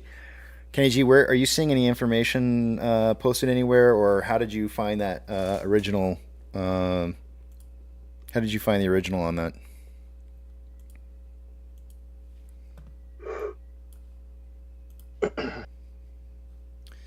Because it is still flatlining right now. Someone asked, yeah, it's Kenny G.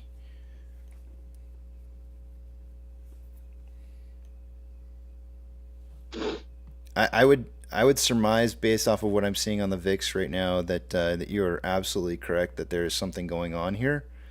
Otherwise, we wouldn't be seeing these zero activity going on the VIX if that were the case.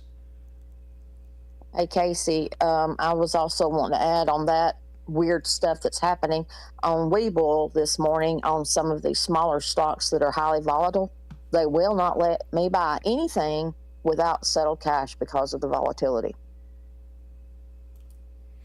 You know, sometimes they'll give you provisional credit. Yeah. They're not doing that now. And this is stuff that I was buying yesterday with no problem.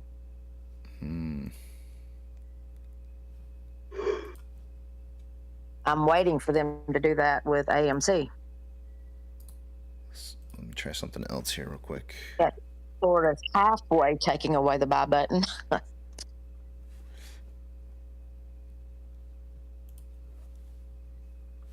Let's change this. Was Jerome Powell supposed to speak today? You know, let me check and see. I'll check right after I look at something else real quick here. Hold on 1 second. I think I read that something was supposed to go on today.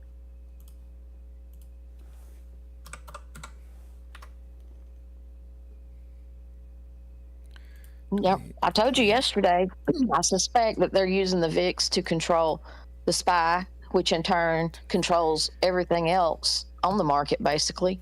1040. Yeah, in my trading view, VIX, the last trade was at 1021, which is 25 minutes later. I'm pulling it up on TradingView right now, and I'm getting live data.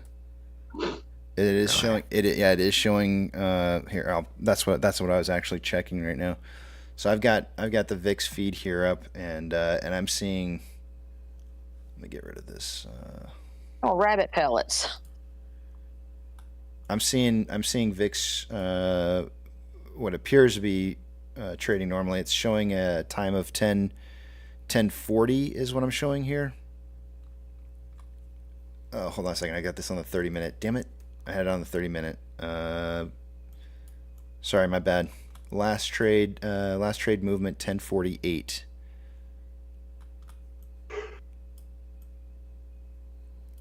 Yeah, mine's frozen for whatever reason. Everything else is working.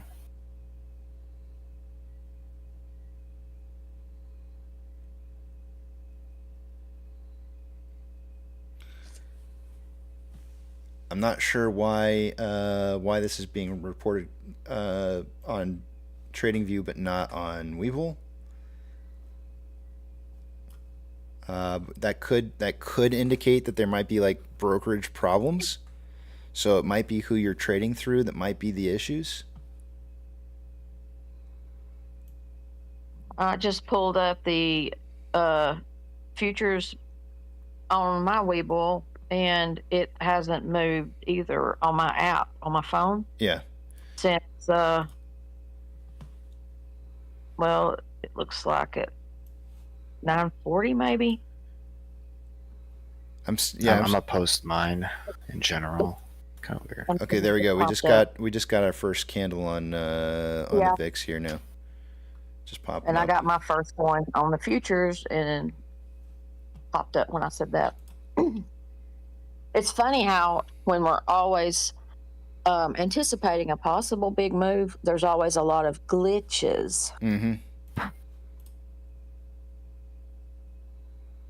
Remember last time one of those moves happened, YouTube was half down or something. That could have been. I really think that could have been. There might have been a problem right there with potential brokers, specific brokers, because I mean, TradingView is still showing activity throughout the entire event. I mean, you can see the activity here on TradingView versus.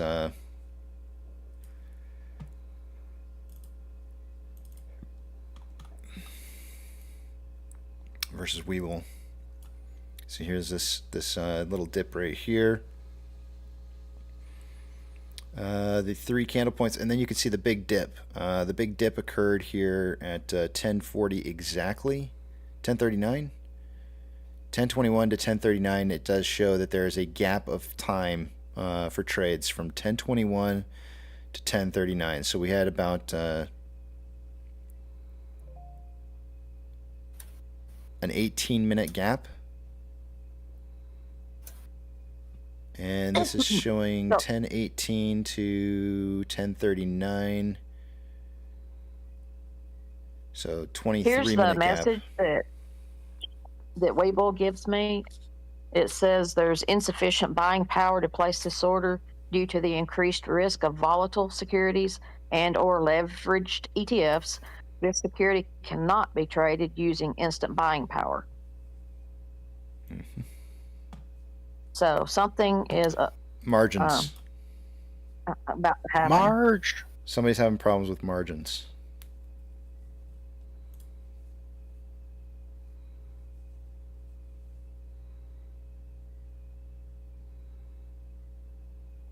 If they would quit spending so much money to try to keep what is gonna happen anyway from happening, it would just be like ripping a Band-Aid off. I don't like pulling them off one hair at a time, personally. Splinter says CBOE U.S. options exchange status or system status resolved. Opera is processing issue. That's a likely story.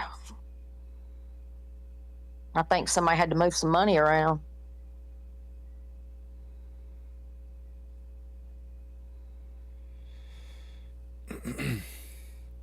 Interesting. Okay.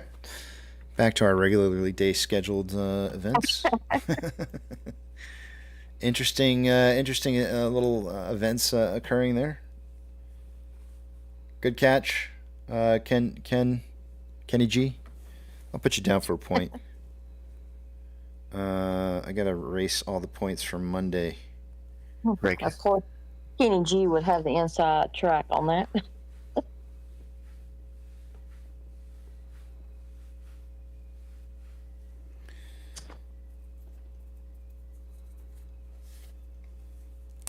Let me see here, Kenny G.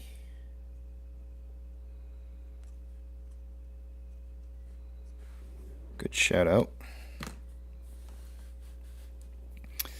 Kenny G says something's about to breaky. Wednesdays are interesting better not be days. bowels. Oh yeah. I was supposed to look that up. Hold on a second. Yeah, Let me pull that up and see. Fed meeting schedule. I know he was supposed to talk coming up, but I'm not sure exactly what day. 10:25. I'm telling you, man, Powell's going to come out. He's going to take a huge fart and say to the moon. It says at 4:35 p.m. he's going to be speaking today. Introductory remarks at the 2023 Oh man, I'm gonna screw this up. Moynihan lecture in social science and public policy, Washington D.C. So that's not until later today. That's gonna be after 35 minutes after the market closes.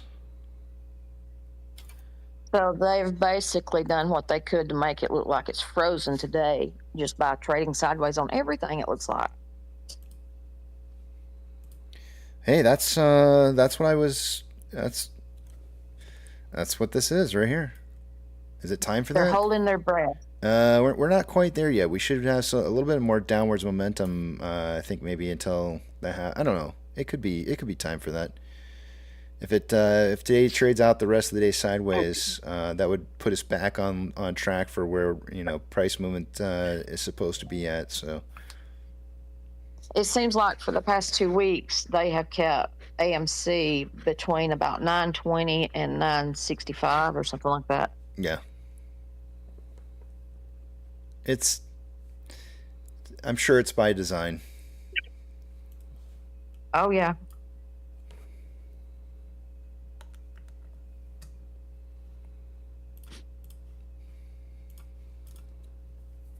They just need to face the music and own up to what they've done and admit we screwed up and move on. But they got to pay up first. Jimmy Cap says, "What did you all do with Pirate? I've not seen him or heard. I've seen a couple times. He's put comments in the comment section. Oh, there he is. He says, I'm lurking.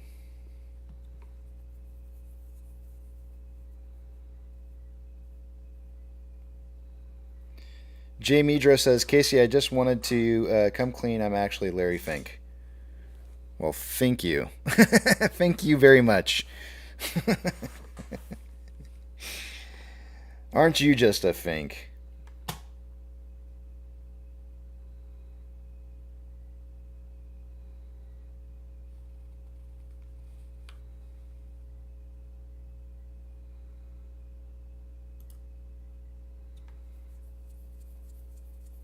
Frank says, Pirates brushing up on movie trivia. I haven't even... You know what? Let's let Tammy have a chance here. Tammy, what do you think we should do for movie trivia quotes for the genre today? What all have you done? Oh boy. Hold on here. Sports was one of the last ones. I feel like sports was one of the last ones we did. We also did war movies. Then we went with let's see. Is there like slapstick comedy or something? I don't think we did. I'm pretty sure we did comedy, but let me just check here. Hold on a second. We did action, sci-fi, horror, rom-com. So the com that we did was a rom-com. And then we did sports, war, and I forget what some of the other ones were. I don't think we did any chick flicks. That's kind of like the rom-com. That was as close as I wanted to get to chick flicks was rom-com. Give me just a second. I have to Google everything. So if you want slapstick, we could do slapstick comedy. Animation. Animated quotes. We can do that. That's different. And maybe it'll add a little humor back to this humdrum day. All right. I put it down. Animation it is. If you were a parent during the animated movie time frame, then maybe you'll get some of these. Who knows? I know I've got some. What are you talking about? Animated movies happen now. What are you talking about? No, You mentioned one earlier. I don't tend to go see those as much as I used to when I had younger kids. So like Teenage Mutant Ninja Turtles and stuff. Yeah. Well, don't go with that one because that's not one I know. But I mean, you mentioned Up a little while ago. Here's an example. You remember the last Toy Story movie? I still haven't seen that yet. I saw the other. We're on 4 now, right? Don't they have 4 Toy Story movies out? I don't know. After about number 2, they're not that great anymore. So I have no clue. Are you kidding me? The third one was great. I don't even know if I've seen it. Yeah, there's Toy Story 4 happened. So Toy Story 3, you need to see Toy Story 3. It is really good. And it actually really So completes the first two very well. Like if you enjoyed, yeah, I highly It's not recommend showing 3. up in the stop meeting order or in the shorter report. So, are you able to print out that ticket and I'll go ahead and scan them all in? Whoa, Rex, Was that you're hot mic, man. Sorry, brother. was that the one that explained how the story of Buzz Lightyear came to be? That was Toy Story 2. Well, no, I think this one was actually last year or something. Wait. You're talking about like the origin stories of like how the animated series that caught. Yeah. I think you're right. I think Toy Story 4 does go down that road. Yeah. I haven't seen it yet. I didn't really care for that. Where does a Sausage Party sit on this list, Casey? It is animated. I don't know if they're going to have any of the top movie quotes of all time, but we'll see. One of my favorite animated movies is Inside Out. That is hilarious. Inside Out? Oh, yeah. It's a Disney movie. I don't think I've ever seen it. I think. Or maybe it's Pixar. Oh, you have got to watch it. Inside Out.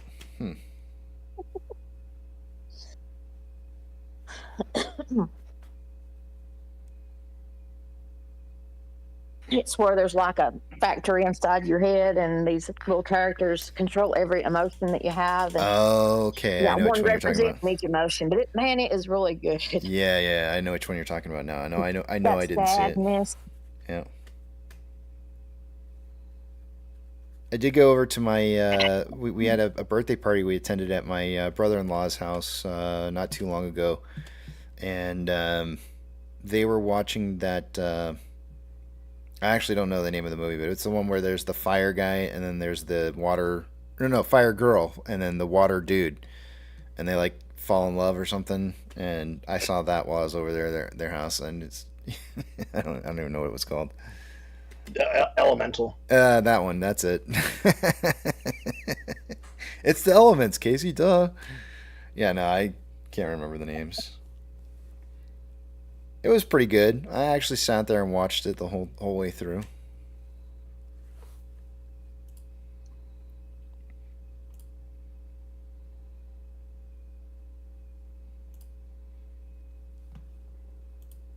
We got time for numbers.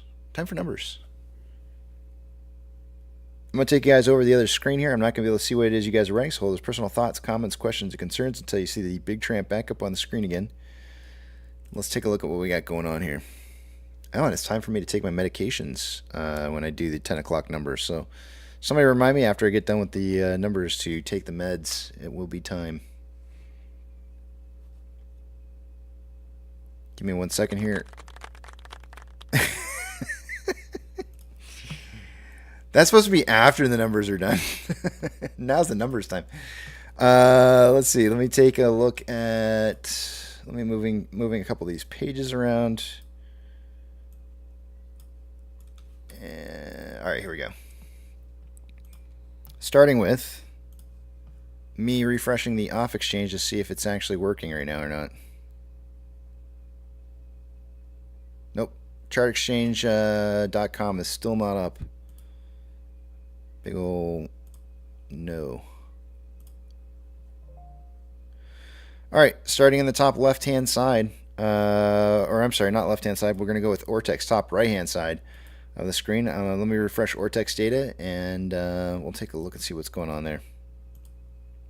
I find it highly suspicious that Chart Exchange is down right now. Somebody doesn't want us to see what's going on. Short share interest. So far for the day, we've had about 14,000 shares borrowed. Not a whole lot of change. That's going to cause the estimated short share interest of the free float to pretty much remain the same at 6.51%. Cost per mins at 0.82, average is 1.38, and max is at 1.47. Shares on loan for the day is at 15.4 million shares. That's approximately 3.92 million shares less on loan today than there was yesterday. And Ortex is estimating about 1.4 million of that was enclosed short interest. Taking a look at options, Highest amount of call volume for the day-to-day has been at a $10 strike. It was 5.2 thousand contracts an hour ago. It is now 6.4.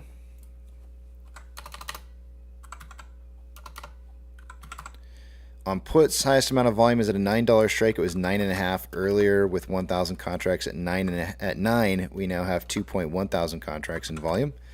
Market suggesting a closing price somewhere between $9 and $10 by the end of the day today. That is what the open interest is signaling for the end of the week as well. Taking a look at MRI, it was 325.09 an hour ago. It's now reading at 324.74. A little bit down. The gap between the 10-year and the 2-year yields are closing in further and normalizing from an inverted yield on the 2-year, 10-year.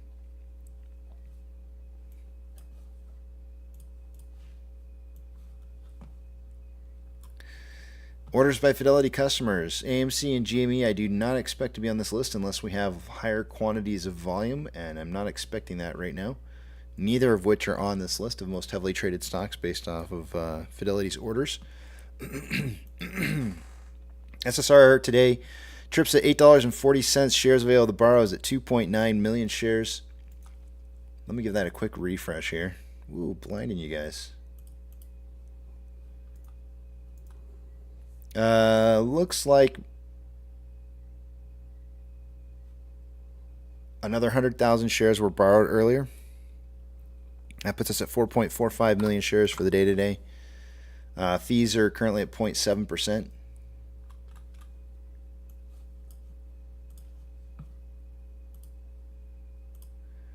Biggest of the bank movers, anything plus or minus 2.5% or greater. I'll read off. We have FRC is down 14.63. Silvergate is down 15%. PacWest Bank is down 6.62. Western Alliance is down 3.67. Let's see. Bank of California is down 5.33. Douche Bank is up 7.75. And that's the end of the banks to list off. There's very few green ones, mostly red. Ethereum Classic is up 0.82 and trending up. DXY, or the US dollar, is up 0.09 and trending up. Oil is up 0.5 and trending up. Mortgage-backed securities are down anywhere from 0.42 to 0.44 and trending down. SPY is down 0.64 and starting to trend up. VIX is up 3.37 and consolidating a little bit from after opening up down after the temporary halt of about somewhere around 20 minutes. VBR is down 0.69 and consolidating. VBR is down 0.97 and slightly starting to trend up. Tesla is up 1% for the day and trending up. Amazon is down 3.48 and trending down. Cinemark is down 0.68 and starting to trend up. Doge is up 1.34 trending up. Bitcoin is up 2.68 trending up at 34.8K a coin. I did earlier this morning, I tried to come out to a 1 hour time interval to kind of get an idea for where I felt like we may see a top on this. And as of right now, I'm having a really difficult time identifying where there might be a top on this. And I really, truly, and honestly think that this is going to be based off of news. I think there will be some kind of governmental news press release that will cause I gotta use my words real carefully here. I can't use the R word. It's the only word that wants to pop into my head right now. I think you mean cause a crash. No, I mean no to get a pullback on the price trend. So, possession, but with an R. No. regarded price movement. How's that? Taking a look at GME, it is down 1.42% and starting to trend up. HYMC is up 0.1 and consolidating. NCMI is down 0.69 and trending down. Hood is down 1.72 and consolidating. And AMC is up 0.48 and starting to trend up. Inflow versus outflow for the day-to-day, we have approximately $700,000 more inflow than outflow. 4.92 million shares traded so far for the day today after, let's see here, 100 minutes worth of trading. Putting us on a pace for 19.18 million shares traded by the end of the day today. That is within the 10 to 30 million shares that I suggested in the pre-market. On a 4-hour time interval, there's more buying pressure than selling pressure than RSI of 49.57, which is average. On a 1-hour time interval, we have more selling pressure than buying pressure than RSI of 49.24, which is average. On a 30-minute interval, more buying pressure than selling pressure than RSI of 47.94, which is slightly below average. And on a 5-minute interval, more buying pressure than selling pressure than RSI of 52.82, which is average. A lot of average numbers there. We got some news coming through. It's probably not even related to us. AMC stock warning by Investor Place. Is the party finally over for the meme king? I think it's really funny for them to. Yesterday. Oh, is that? You're sure right. It No, sure they was had that yesterday. No, guys, they got us. They totally got us. It's over, guys. I love how they say it's a warning. It's a stock warning, but then they're asking the question, right? Like it's the warning. Meanwhile, they're still pushing us to sell. Yeah. Right. But it was enough to get a little bit of attention. So, but it's positive attention for us technically. Yeah, they got their clicks. Sorry. Yeah. When are they going to realize that we don't know how to sell? Like we should literally start talking about sell like button. So yeah, we literally should start talking about like we just don't understand how to sell anymore. It's been too long. We're that dumb. And liftoff of the Space Shuttle Discovery returning to the space. Sorry, guys. Oh, sorry about that. Sorry, not sorry. How are they? Scroll up and hit the wrong button. How are they going to? How are they, I'm curious. I'm really curious. Would they start trying to teach people how to sell? Like, would different brokers come out with like, in case you forgot how to sell? That'd be really interesting. Yeah, it sounds like financial advice at that point. When they start showing us the dollars, we'll start selling, but it's going to be big dollars.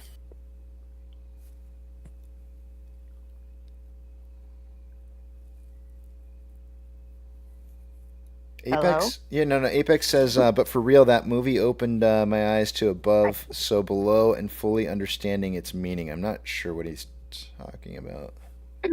Stop. What movie? Stop. As above, apparently, so below. Hello is a word. It's a trigger word for my dog is hello, apparently. Really? Hello? Oh, because you talk on the phone. Your dog doesn't like it when you talk on the phone. Oh, and she thought someone was there. She goes. Thanks. Or maybe your dog's only hearing the O from hello and thinking it's no. What if you say hi? I think it may all be in how you say a word too. You should try saying hi like you're excited to meet somebody on the phone. Like, oh no, hi. That's not how I say excited hello or hi. I'm like, oh my god, hi! I haven't talked to you in forever. Yeah. I'm wondering if if that calms her down, then you'll know that that's what it is. Like she's unsure of who's on the other end of the phone line. Squirrel. Squirrel. Frog. She's like frog too. Yeah. Have you seen the YouTube videos of the dogs that have like buttons that they can push? Like these, like, you know, they're like this one. That was easy. They're like that, you know, and they have like those buttons and they can just push it and it says like a word like yes, no, or, you know, just they're one word liners. And it's so the dog can communicate with the owner. But that would be pretty cool. Mine does too. She communicates. You just got to be able to listen. So they make these little things that you can hang on your door with little bells on them that are low enough for the dog to jingle. And I actually made one and taught her to go jingle that when she needed just to go out and potty when she was little. But I had to toss it because she was jingling it just because she wanted to go out, and she loves to be out. So I need a saloon door on my house. But I taught her how to do that. It was pretty neat. And she picked it up like the first or second time. I was amazed. Pro Jeweler says you should say goodbye and see if that like calms her down. Well, she's outside now, looking for a lizard, apparently. Rocco says, Casey, how high do you think AMC can reach? I've never placed. I think it's absolutely ridiculous to place a ceiling on a position that's majority held by retail, because ultimately what that means is that retail has the ultimate ability in deciding how high the price can go, and none of us are going to think exactly the same way. So it's ridiculous to put some kind of price ceiling or target, because then you're limiting what everybody else is thinking. And I think that's the dumbest thing I've ever heard. Why in the world, if you have full power over how high price can go, why would you start putting numbers into people's heads at all? Any number. Because then now people start, psychologically start focusing on a specific number, and it's like, that's dumb.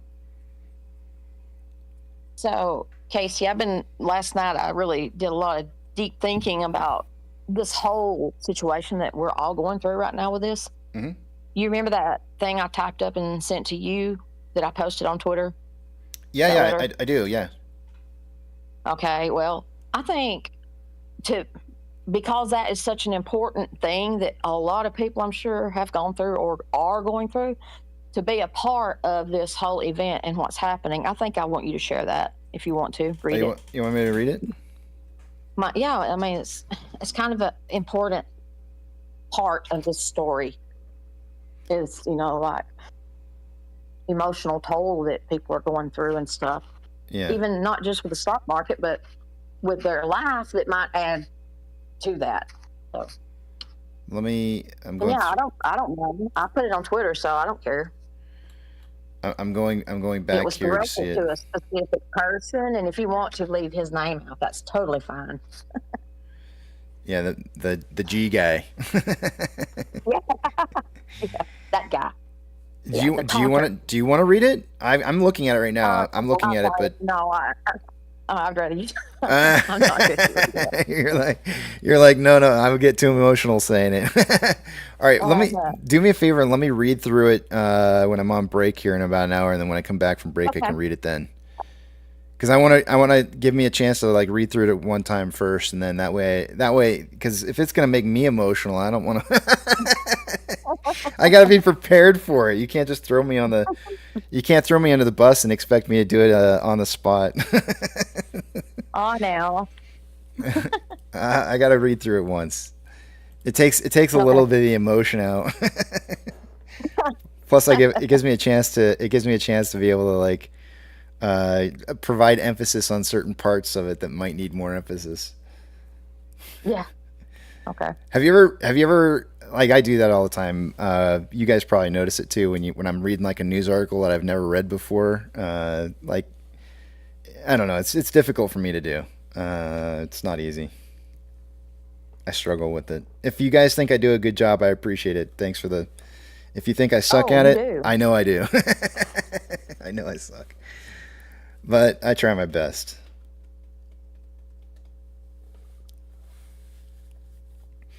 Well, you can't complain about something that's being provided free. Well, you'd be surprised. There is complaints. Well, as we say down here, you just tell them to go butt a stump. I usually just tell them have a good day and then move on my way. I can't. Oh, yeah. There's no way I can satisfy. I mean, there's some people out there that are just there's no way to please them whatsoever. And some people make it their life's mission to make everybody else as miserable as they are. Yes. Yep. Absolutely. Misery loves company. Oh, yeah. Javi says, Casey, I sent you a message on Twitter the other day. Hold on a second here, Javi. That's weird because I don't see. Oh, there it is. I see it now. But this says you sent it 40 minutes ago. It literally says you sent it 40 minutes ago. Oh, you just sent it to me. Okay, yeah, you did send it. Okay, I see. Never mind, I misread. He sent me a picture of older Beavis. with his glasses on. I think there must be a correlation here. Hold on a second. Let me copy that. I think you're suggesting something here a little bit, Javi. Are you suggesting that that's me? How dare? Wait, hold on a second here. We have something for this. How dare you? Hold on a second. I'm getting to it. Where did it go? Oh, there it is. How dare you? How dare you? You know what? Let's just look at this for a while instead of the price movement. Thanks a lot, Javi. Nah, that's cool, man. Beavis, this is the coolest thing that has ever happened. Oh, man. MCon says, according to Ants, we're going to get to 1050 today. That'd be cool. As I was trying to get to the things, I noticed that we have Pirate, welcome. Rex, welcome. I think you guys joined in, and I didn't even see you guys because I don't have my notifications set up anymore because of Tammy. Now people can just enter in and with they can just slide right in, and I don't even know it. You blame Lucy for that one. Yeah. Oh, I'm sorry, Lucy. Thanks a lot, Lucy. No worries. It's a good trade-off to have a woman in the back of the Big Tramp and have a feminine perspective on things. So if that's the price we pay, is we don't get a big hearty welcome, then that's a small price to pay for a Tammy to be here. Well, it's Lucy. It's Lucy that we're trying, and it's probably more than just Lucy. I bet you there's other dogs out there that are probably whenever they hear the noises, they probably start reacting the same way. Well, it is, she thinks it's my camera being activated because of something, and it's my notification. Mm-hmm. My blink camera. Roscoe doesn't like the air horn. Oh, yeah. I like it. It's funny. It gets them all riled up. Ooh, Papa Mac says, from Googling, I see posts that say a live stream creator can uncheck the live reactions checkbox customization section and the annoying heart will be gone. Have you tried that? But I think it would go away for everybody if that's the case, though. Does everybody want that to go away? Well, I hardly think you'll find any opposition on that. I might be out of line here, but that's my 2 cents. I had just unclicked it, and let's see, saving. It's gone. Oh, happy days, people! Holy the miracles crap! Never cease. Oh my gosh! Papa Mac got to at least get 1 point for that. That's worth two. More. That's worth two. Yeah. Papa Mac. I mean, I don't care for Papa Mac. I personally find him distasteful and untrustworthy, but a point is a point. So. Oh my gosh.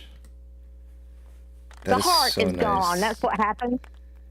I mean, it was kind of nice seeing hearts coming from you guys because then I knew what you were feeling like and everything. But I mean, this is way better. You guys could just, if you want to put a heart in, you just put your own hearts in there. There you go. Tech's got a heart in there. I'm just glad there was no middle finger on there. That's right. If you like this change, put a middle finger up for me, please. It was kind of like our own little version of Jeopardy, where you got to guess what the last letter was. Anytime somebody put something new in chat, you could never get the last word, so you had to see if you could ferret out the answer to the statement. Yeah, so annoying. Pantheon, welcome. It's good to see you. He says it's nice. They feel the need to warn us about AMC, quote unquote, warn us about AMC, just like the retail was warned about Enron, Toys R Us, Sears, Madoff, and the mortgage-backed security crisis. But now they care about retail. That's a damn good point. Damn good point.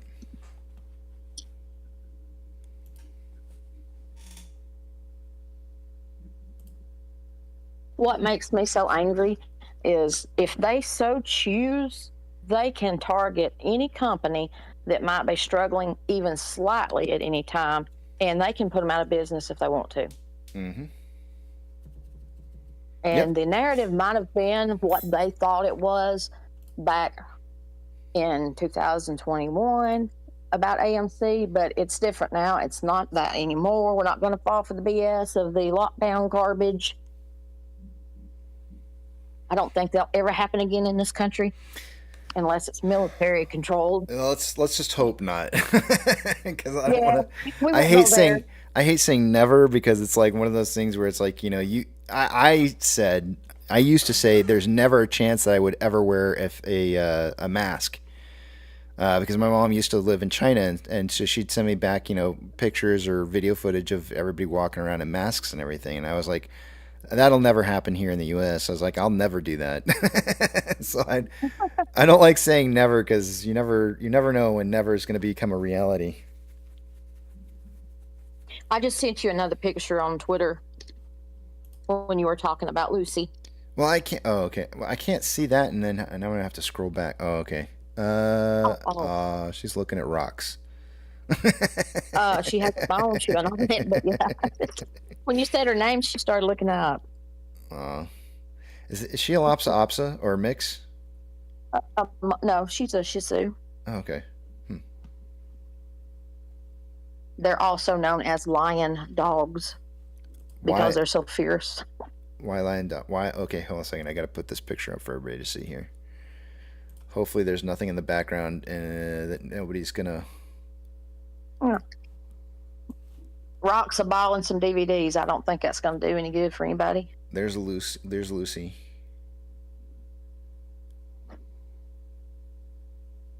Lucy's got a ball. It never popped up. Oh, wow. Does she play with her ball?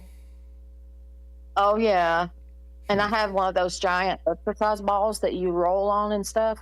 Yeah, she gets that too, and she'll bang it like a punching bag. Hey, Casey, did you take your meds? Ah, son of a gun. I didn't take my drugs. I'll be right back. Yeah, I'll be right back. Casey, you better be careful what you say on live stream. You know, that's going down in history. You're a drug head.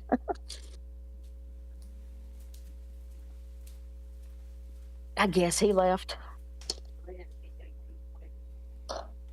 What is it, puppy?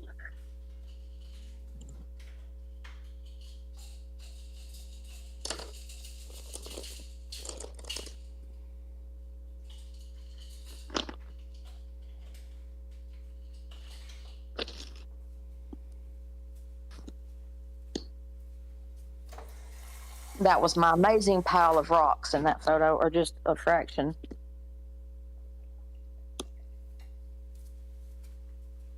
Yeah, I guess each person's different. When I started some BP meds, I started in the morning, and then my friend has them at night, so I switched to night. It worked better for me. Sometimes it makes my husband have leg cramp, so it's not good to take them at night for him. Interesting.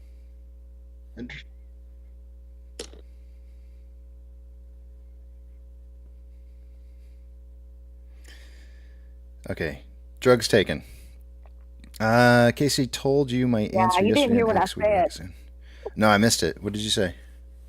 You better be careful with how you word your medication, because it's going down in history, and you're going to be a drug head. Oh, yeah. Yeah. Well, I mean, I think I've already said plenty of things that are going to cause history to think poorly of me, so I don't know. I don't think so.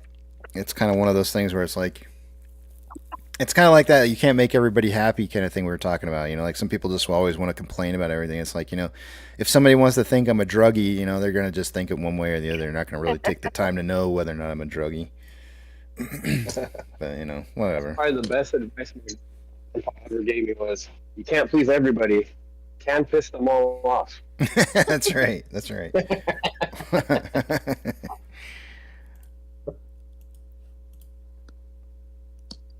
Projuler says Casey is hooked on blood pressure drugs. Yeah, well, if I don't start getting back on my exercise bike, I probably will be hooked on them if I'm not careful. Speaking of which, yesterday completely blew in regards to doing the things I shouldn't do with high blood pressure. Which, speaking of which, I'm going to take my blood pressure now. But the chili that I had, and I know better, but I did it anyways. I don't do really well with spicy food. Now, I don't know what age it was. It was probably right around like 40. I don't do well with spicy foods after noon.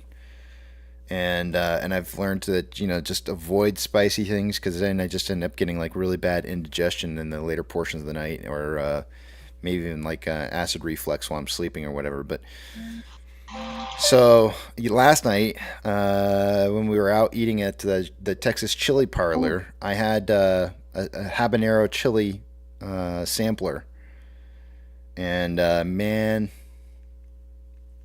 I paid the price. Habaneros aren't to fuck with. I mean, there's worse, but you're right, though. You're absolutely right. Okay. And I can tolerate spicy, but I remember I did a habanero chili a while back, and I thought that if I just keep it with my hands and I wash my hands after, I'll be fine. Mm-hmm. And even after, I know there's like a residual. I didn't even wipe my eyes. I scratched my forehead and I had a rash. Wow. And that's after washing my hands like hours later. So my first experience with habanero peppers was to make a chili. And I cut them also without wearing gloves. I washed my hands thoroughly afterwards. And then probably about an hour or two later, I went to go use the restroom, standing up. No. Peeing. Most painful thing I've ever felt my whole life down there. Hands down, use gloves when you're preparing habaneros. Do not use gloves. You'll be in trouble. Half of your chat just cringed. Mm-hmm. AC, have you ever tried the jalapeno cornbread? I have a friend who makes red beans and rice, and she always makes a jalapeno cornbread with it. Oh yes, absolutely, love it. Yeah. Actually, no, Nice combo. that's something I missed last night. That place I didn't see any cornbread on their menu, and I don't know how that's the case. This is Texas, damn it. Huh. I feel slighted. They had crackers, though. Man, did they have crackers. Every table got like, I want to say they grabbed like two fistfuls worth of crackers and threw them on the table. Saltines.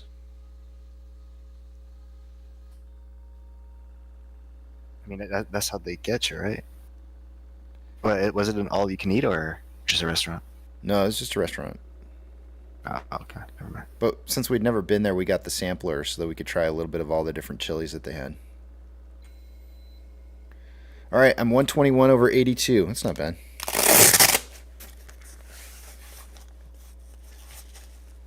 I'll take that.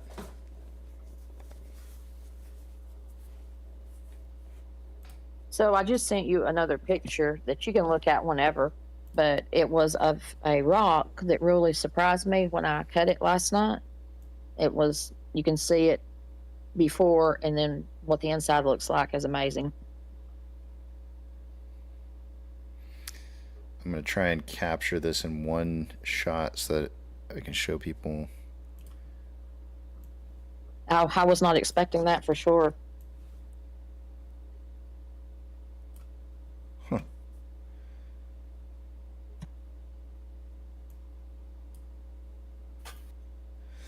That's so for those of you who saw it, I don't know, those of you who watch the community tab on Twitter, I know, on YouTube. I know not everybody watches it, so I'll just pull it up here real fast. But I posted up a picture of some of the things that I gave to Melissa for yesterday. It wasn't the only thing. I gave her some other stuff too as well. But let's see here. I'm going to go to the community tab. If you saw this picture, you know what I'm talking about. But it was an orange theme. Your rock made me think of it.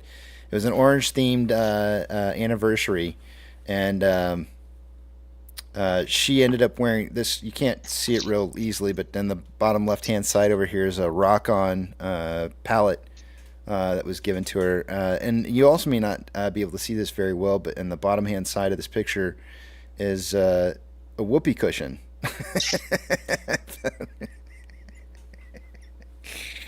I found a whoopee cushion she hid that one behind all the other stuff that she had here, but that whoopee cushion is a picture of a pumpkin, and I thought that she laughed. She thought that would be funny to take into work and use on her coworkers.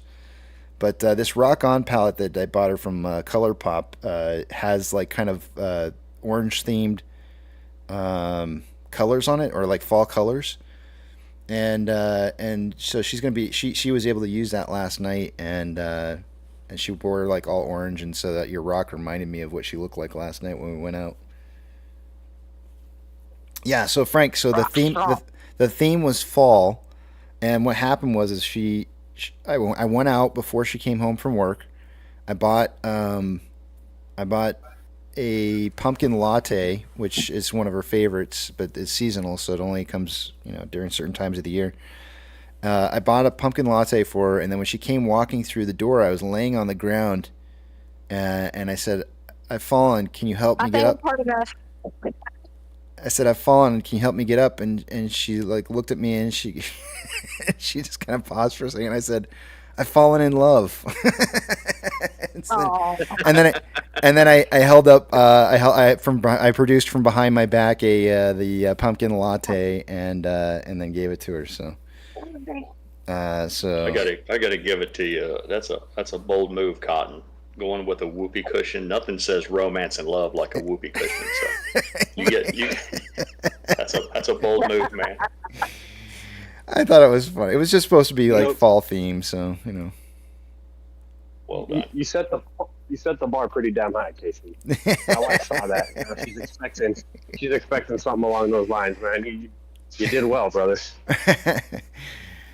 You just take her out to a chili place like I did. Let me tell you. Oh man, I tell you, my wife's as bad as I am. And when we were sitting there at the dinner table, she said probably one of the most funniest things that I don't feel is appropriate to say here. I'm trying to think if I can clean it up a little bit. Headlines. I thought that line was non-existent. She said, "I know, right?" Man,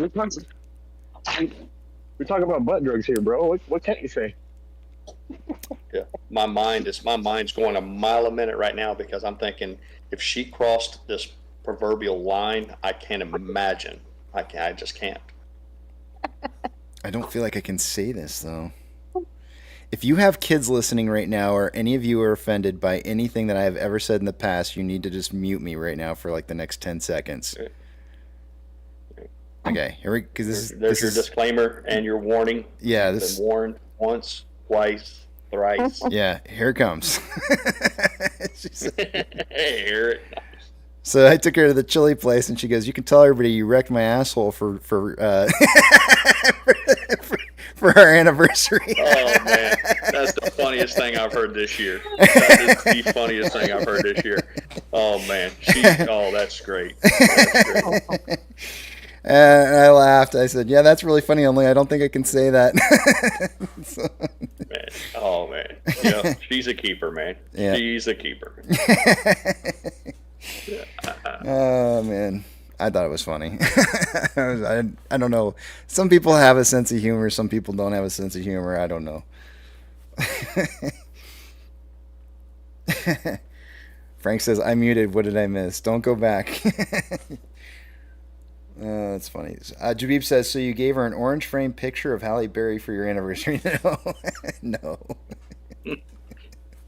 Man, I'm still laughing. I had to put it on mute so I could share that with Mrs. Pirate. But I see merch. I see all sorts of merch opportunities here, like a T-shirt that says, "My husband wrecked my asshole at the Chili Emporium for our anniversary." I said 10 seconds. I'm telling you. Those people would sell those T-shirts. They could not keep those T-shirts in stock if they sold them right at the. I'm telling you. She has all the best one-liners, and that's why we were going to start a T-shirt business, because she does this all the time. She always has these amazing one-liners that are just things that you would love to put on a shirt somewhere and wear around. Well, thanks for the laughter, Melissa. I'm hoping you're listening out there and can hear this, because you're a very smart, clever girl. It has to be, because there's no way that KC was clever enough to write that on his own. So kudos to you. I'm telling you. She holds her own just fine. She can sit down in a group of guys drinking beers and hold her own just fine. Yeah. Yep. Yeah, you caught me off guard on that one. I was ready for your vanilla, run-of-the-mill, okay, little giggler, little knee slapper. But no, that's one for the record books right there. Yeah. Well done. Yeah. Well, that's what I was thinking too when I was like, yeah, chili's a good one for an anniversary night. Yeah. I was like, I told her, I said, if this shows you true love, I can survive this. I know I can. Yeah. You only brought me here so you could tell all your friends you wrecked my asshole on our anniversary. Beautiful. Beautiful. I mean, Hemingway is they're all the great writers are so jealous. Anyways, moving on. It's numbers. Oh boy. You have another message too.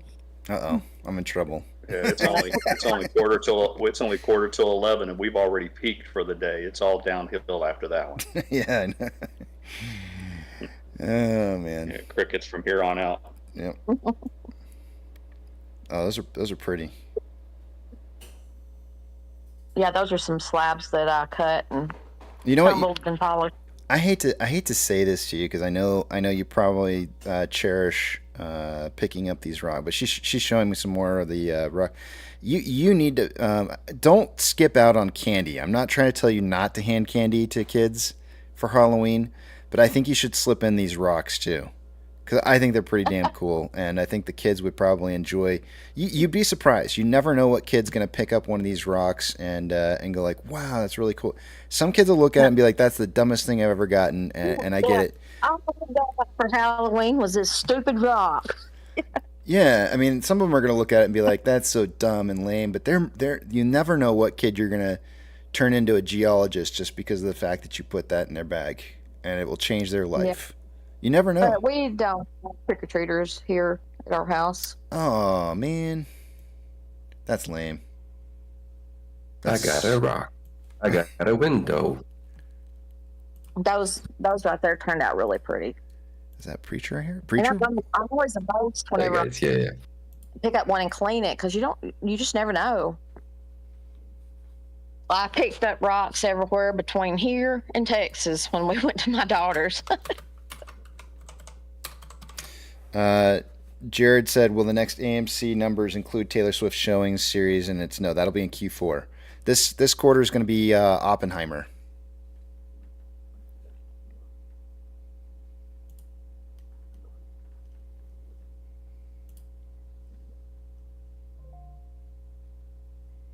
Papa Mac says, the cleanest way to say it, Casey, you hurt my rear as we celebrate another year.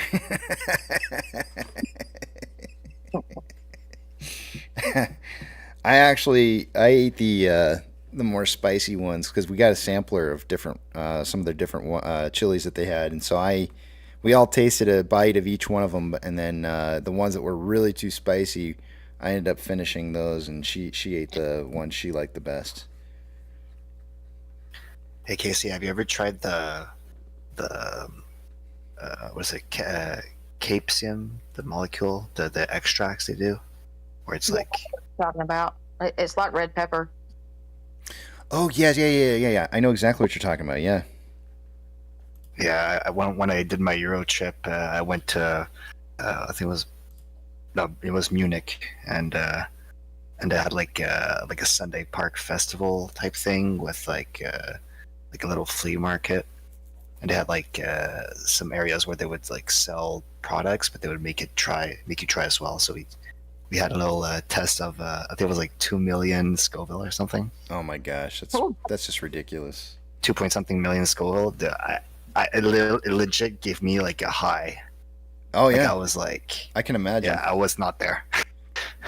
I've seen a similar festival where they had a chili cook-off, and the TV news crew was interviewing gentlemen about how hot his chili was.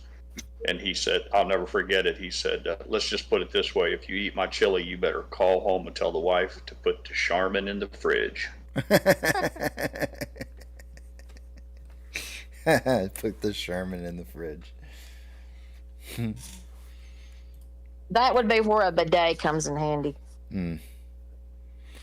Yeah, I was just watching a video, I think last night, about somebody was there's people are starting to talk about now, like toilet paper having like a lot of chemicals, formaldehyde and whatnot in it that you shouldn't be using. Well, I'm going to tell you, you don't know what you're missing if you do not have a bidet. You know, they're pretty amazing.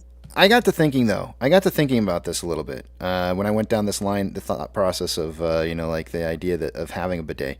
Who teaches you how to use it right? It comes with a manual.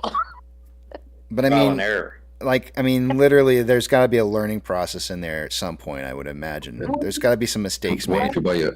What if you buy a used one with no manual?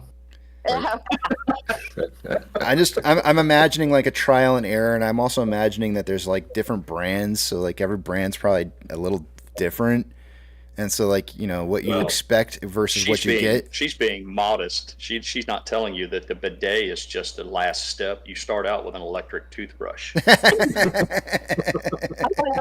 one of those too. So the one I got, my daughter has one in New York, so that made me want one because they're pretty neat. So I got one like she has on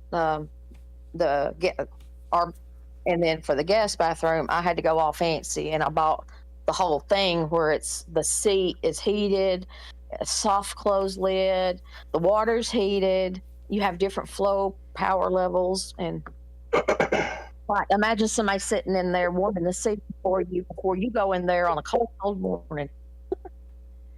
Yeah, see, I'm just like, I don't know. This all seems like very too planned for me. I don't know if I can ever do that. Just make it right. I just don't want to go through the whole training sessions. There was no training session. Oh.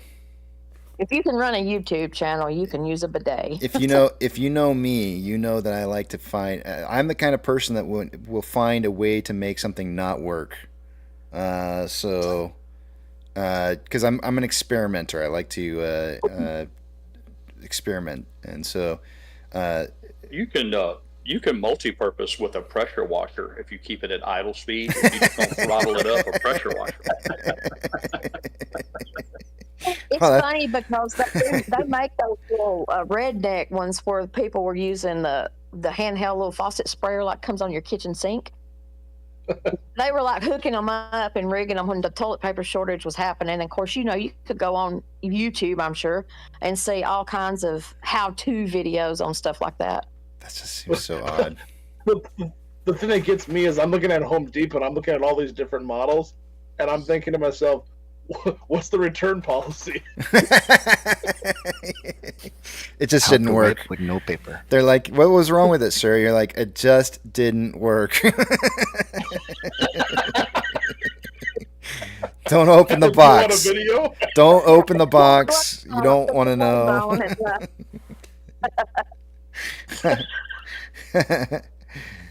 You don't want to know. Don't open the box. It's a return that doesn't get replaced on the shelf. So this one I got, it was just expensive, so it has warranty because it's not mechanical. So could you imagine having to return? Tech, you got a hot mic, man. Okay, sorry. Yeah, no problem. Say again now. I said the one that I got it's electric, and there's a lot of stuff in there that could like tear up, I guess. Oh my gosh! Could you imagine? Yeah, electricity and spraying water onto you at the same time. That sounds like a great recipe. Get them to honor a warranty with that, and having to send it back to them. I don't. Where do you get it? Where do you find an outlet near your toilet? Well, my bathroom is kind of small, so I bought like a 8-foot power strip cord thing that's heavy duty for stuff like that, and I run it under the cabinet and then up the wall to the plug. So, oh, man, that sounds like an accident just waiting to happen. I can't think of Like if your toilet breaks in some way or another, and like you're just standing there, and all of a sudden water's hitting you in the feet. I mean, it literally seems like the perfect like movie scene where somebody's standing there in the puddle of water, and the next thing you know, the electric thing like hits the floor, and you're thank God for GFI or whatever it is, circuit breakers. You buy the XL model, for the upgrade. It comes with a little generator. You use it to rest your feet on like an ottoman.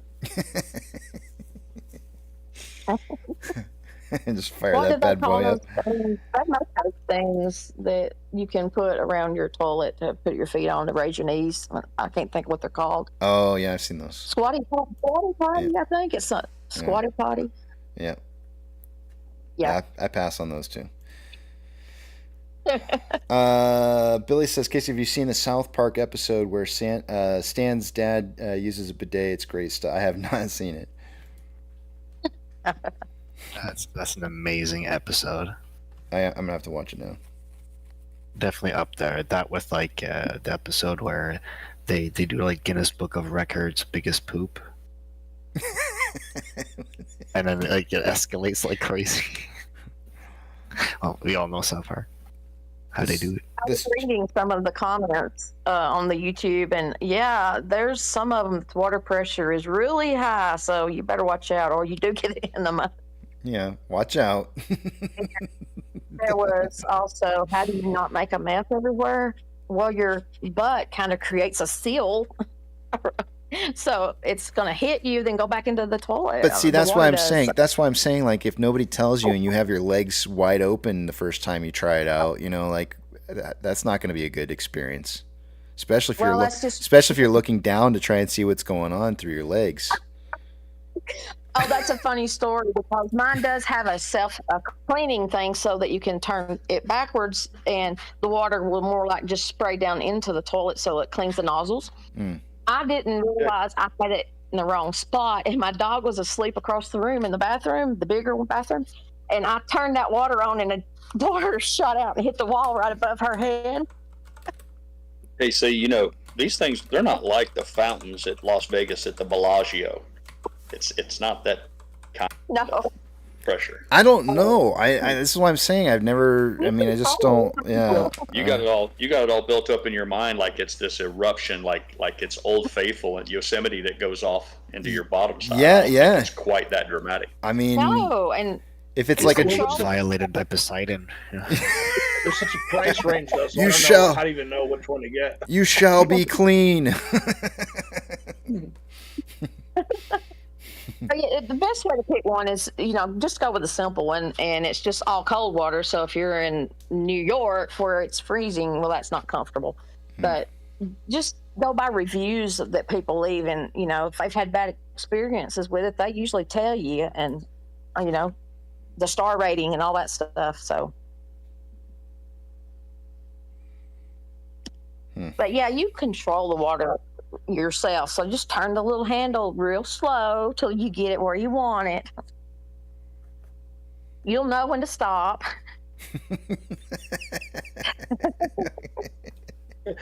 Curious, do you guys get introduced to this at like hotels, or where do you? Yeah, she said she saw it at her daughter's house, or that's where she used it at daughter's first. house? Yeah, her daughter's house in New York. Right. It's a New York thing. So. Well, it's a European thing, really. It's get down to it. Very, very common in Europe. She bought it herself and put it on there. So when we went to visit her, that's how I got introduced to them, and we liked it so much that we thought, well, heck, you know, we got to have it. And now I don't like to have to go somewhere else or whatever if there's not a bidet. So, but you know, you got to do what you got to do. Yeah, that would be the other part that would be a little upsetting to me. Like, imagine getting used to like you know, having your usual, and then like not having your usual. You know what I mean? Yeah. You have a trusted partner? Could you substitute like one of those super soaker squirt guns? If you had a. I guess what I mean. I guess what I mean is like when I go out to. I'm not a huge Pepsi fan, right? And so whenever I go out to eat someplace and they don't have Coke or Coke products, I'm really kind of upset because it's like I want my usual. You know, and so I almost would just rather ask for water. Like, I just will bypass. And so would that be? Because I guess I'm a very ritualistic kind of person, or habitual type of person, or something. A kind of weird person, right? And so I'm just wondering, like, does that mean that I'm just going to uncomfortably walk around for the rest of my life in general public, not being able to use restroom because I'm just like too. Like, it doesn't have my bidet. I can't use it. But like someone said, it's a necessity to have. My husband likes dude wipes. That's the brand name, and that's really weird. But like baby wipes or something. You got to have stuff like that handy because you never know when you're going to get stuck in a bathroom in town where there's no tissue. See, I've never had that problem. I've never had that problem. The water, someone's asking about, is the water cold? And talking about the heated, the one that I got that's fancy is heated water as well as cool, whichever you prefer. And it does have a dryer and a remote. So, yeah, we're living the good life. Toilet paper being referred to as mountain money. I've heard it called mountain money. I've also heard it called moon tape. So I'd be interested if anyone else has a suitable substitute for the nomenclature. Well, before we do that, but Frank says, and I have this question in myself. Says, serious question. How do you dry? Well, the face towels. Those decorative face towels that hang on the wall. Those real decorative face towels. Well, I do have toilet paper in there, but you just don't have to use as much. And that's the thing. But how do you dry? So you dab. Are you telling me this is drying with toilet paper? Yeah. Oh no! Oh hell no! No, I can't do that. No, that's not happening. That will never happen. No, I mean you use the water and you get cleaned, and then you're dripping, obviously. So you just take some tissue, toilet paper, and just dab. Nope. What? Nope. But she says she has a dryer too, though. Nope. It's got a dryer on it. So what's up? I'm not. Toilet paper and water don't mix. They don't mix. So is your poop dry completely or something? No, but I'm just saying no. Well, this is uncomfortable. It's not water. That's for sure. Take everything away, and then there you got a little moisture left, so you just use the toilet tissue. No. And dab. No. The moisture away, or you just go wet if that's what you want. Yeah. Oh, you know what just made total sense? Damn, if Home Depot sells these, they should totally have them in their stalls as advertising. Yeah. And they don't do they? No. Yeah, man. Sham wow. The shamming. Oh my gosh. I'm serious. I would at least have one toilet with a bidet for advertising in a Home Depot. I mean, I used to wonder, like, you know how they always used to talk about, like, poop particles. If you keep your toothbrushes out in the open, then poop particles are likely getting on them. I'm going like, how in the hell would that ever happen? Now I'm starting to understand how poop particles would get on your toothbrush if you use a bidet. It's starting to make a lot more sense. It's starting to make a lot more sense to me now. How this is a possibility, because it's starting to like this when you start introducing water into this equation. It starts getting everywhere. But if you water, like an atomizer, yeah, like a shit fog. Yes, exactly. Now I understand. I get it now. I understand how that's when possible. You pee in a toilet bowl full of poop, it does the same thing. Like standing up, just bubbles and like I never do that. I always flush first. That's sacrilegious. That is totally sacrilegious. I flush just because of that. Yeah. You numbers. Flush.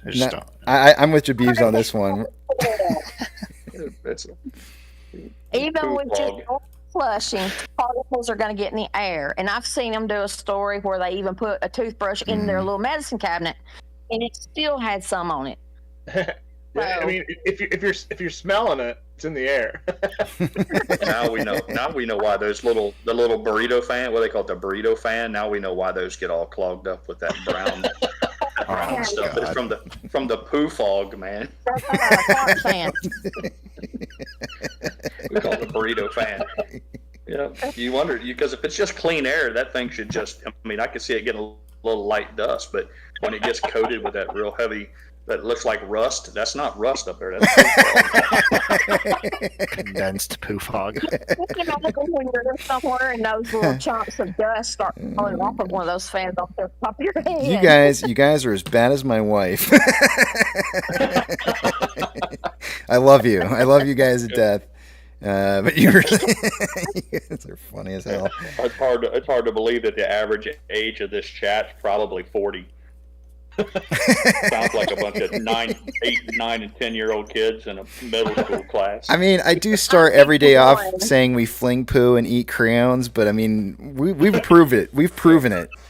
Duly warm. We actually do. It's not just duly warm. Yeah. Yeah, it's literally.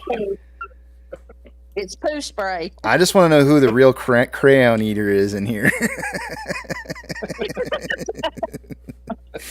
Because nobody's admitted to that yet. Everybody else is admitting to poo flinging, but nobody else is admitting to eating these crayons. So I want to know, who is that crayon eater?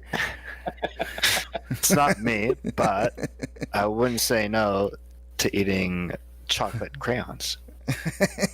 Or crayons. And then claim it's normal crayons. Oh my gosh. He is so late this morning. Yucca, welcome. Good to see you. All right. How's it going? Let's do this. These numbers. You missed it. Again, another break? I never said break. I said numbers. All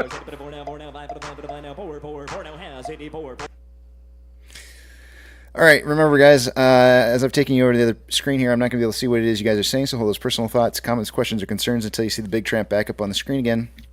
Let's see what we got going on. I cannot read to you guys the NordExchange.com as this website is not reporting, and also Doug's came in and said that his secondary reporting site is not reporting as well. I'm sure they don't want us to know exactly where all the shares are moving to right now. Well, there might be something unusual going on, or maybe, who knows, whatever. It is what it is. We're not getting any reported numbers today, that's for sure.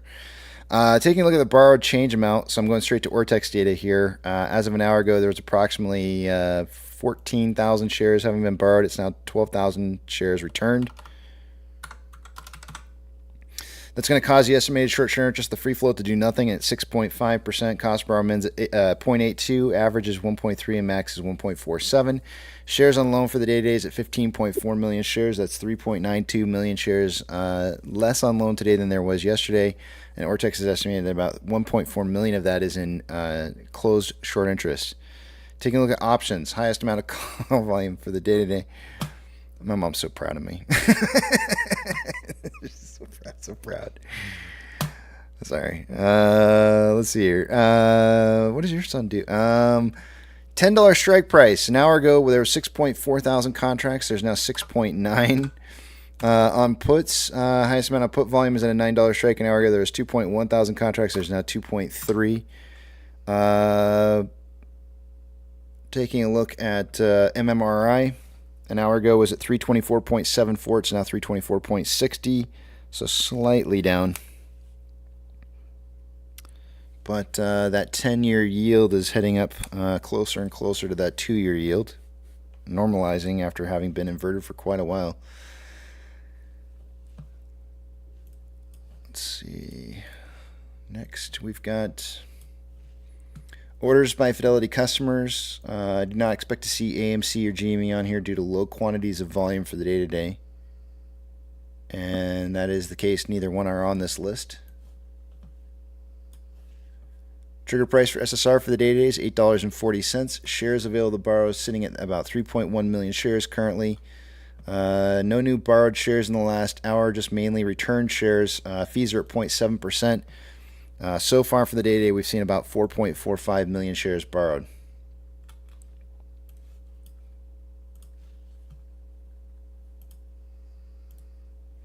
Big, actually, whoops, I skipped something. NASDAQ is down 1.81. Dow Jones is up 0.07. S&P 500 is down 1.01. We have 3,928 decliners.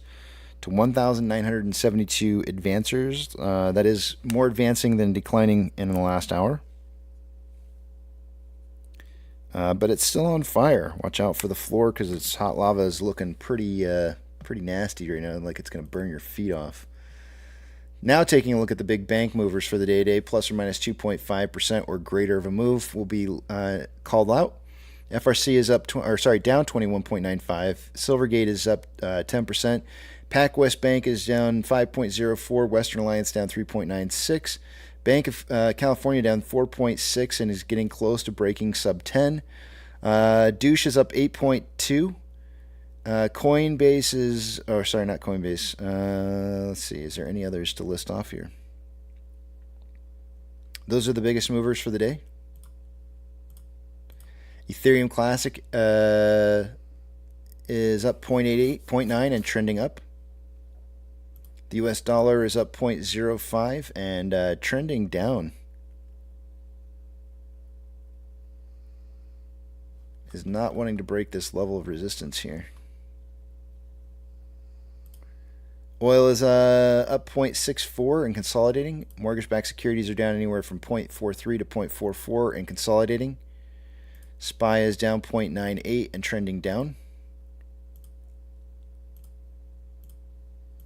VIX is up 4.85 at 19.89. It was about 19.96 or almost breaking 20 when it halted earlier this morning for approximately 20 minutes or thereabouts. We'll see what happens again when it approaches that 20 point mark. VBR is down 0.89 and is consolidating. VB is down 1.2 and trending down. Tesla is down 0.29 and trending down. Amazon is down 4.8, trending down. Cinemark is up 0.78. Wow, that was one hell of a tail on that candle right there. It's trending up. Doge is up 2.04, trending up. Bitcoin is up 2.89, trending up at 34.9K a coin. GME is down 2.03 and kind of consolidating currently. HYMC is down 0.35, consolidating. NCMI is down 0.83, consolidating. HUD is down 1.88 and consolidating, and AMC is up 0.43 and consolidating. Inflow versus outflow for AMC for the day today, about $200,000 more outflow than inflow. 6.17 million shares traded so far for the day today after 157 minutes worth of trading, putting us on a pace for 15.32 million shares traded by the end of the day today. I suggested somewhere between 10 and 30 million shares, and did say that it would probably be on the low side of that. On a 4-hour chart, we have currently more buying pressure than selling pressure than RSI 49.57, which is average. On a 1-hour chart, we have more buying pressure than selling pressure than RSI 49.46, which is average. On a 30-minute interval, more buying pressure than selling pressure. The divergence on the vortex indicator currently occurring. RSI is at 49.01, which is average. And on a 5-minute interval, there's currently more buying pressure than selling pressure than RSI at 54.95, which is slightly above average. Now with that, I yield the rest of my time back to the back of the big tramp.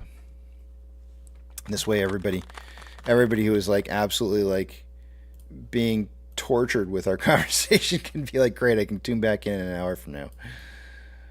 Woo-wee. Lord, it's a damn shame what the world's gotten to. That's what I'm saying. You know, that Frank, that was the perfect question to reaffirm the idea. Because I mean, I was literally starting to go like, maybe that's what I get Melissa for Christmas now. You have reaffirmed for me that that is not the route that I want to go. I pass.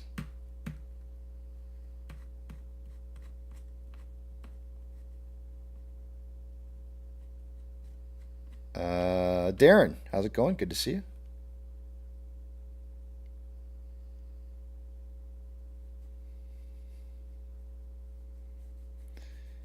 Somebody says,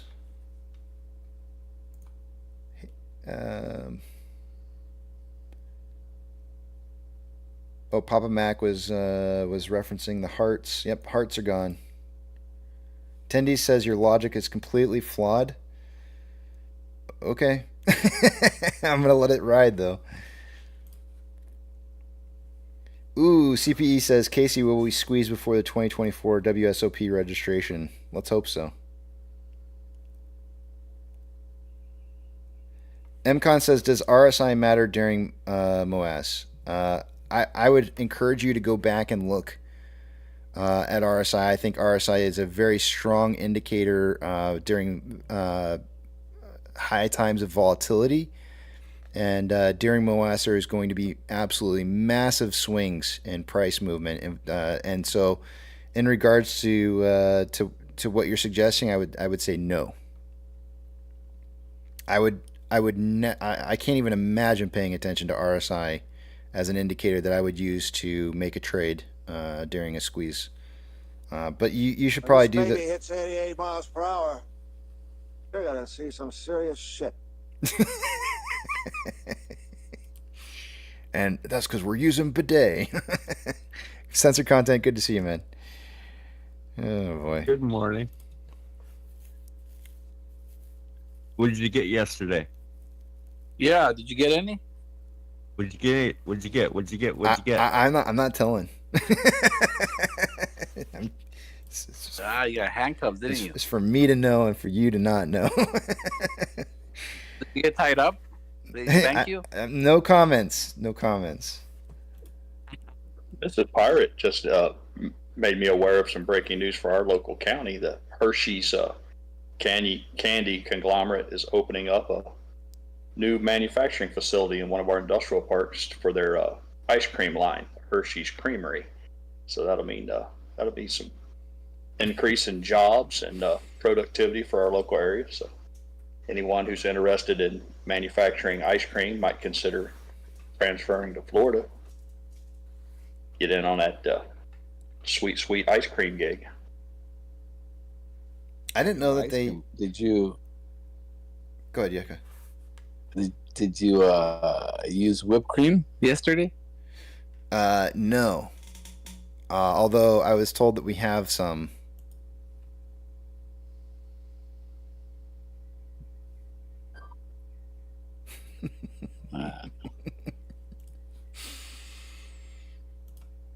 I don't know how old it is. It's apparently been sitting in there for a while.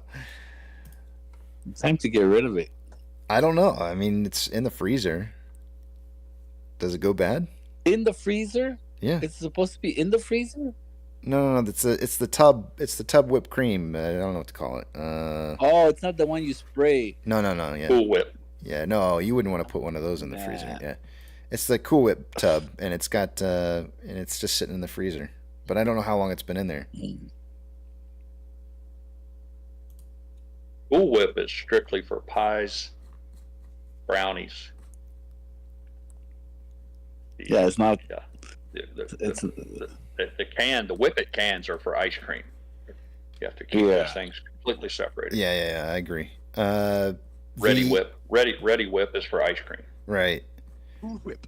The thing is I did make some pumpkin bread yesterday. Oh, that was the other part I forgot to mention to you guys. I made pumpkin bread so that when she walked into the house, it smelled like pumpkin bread.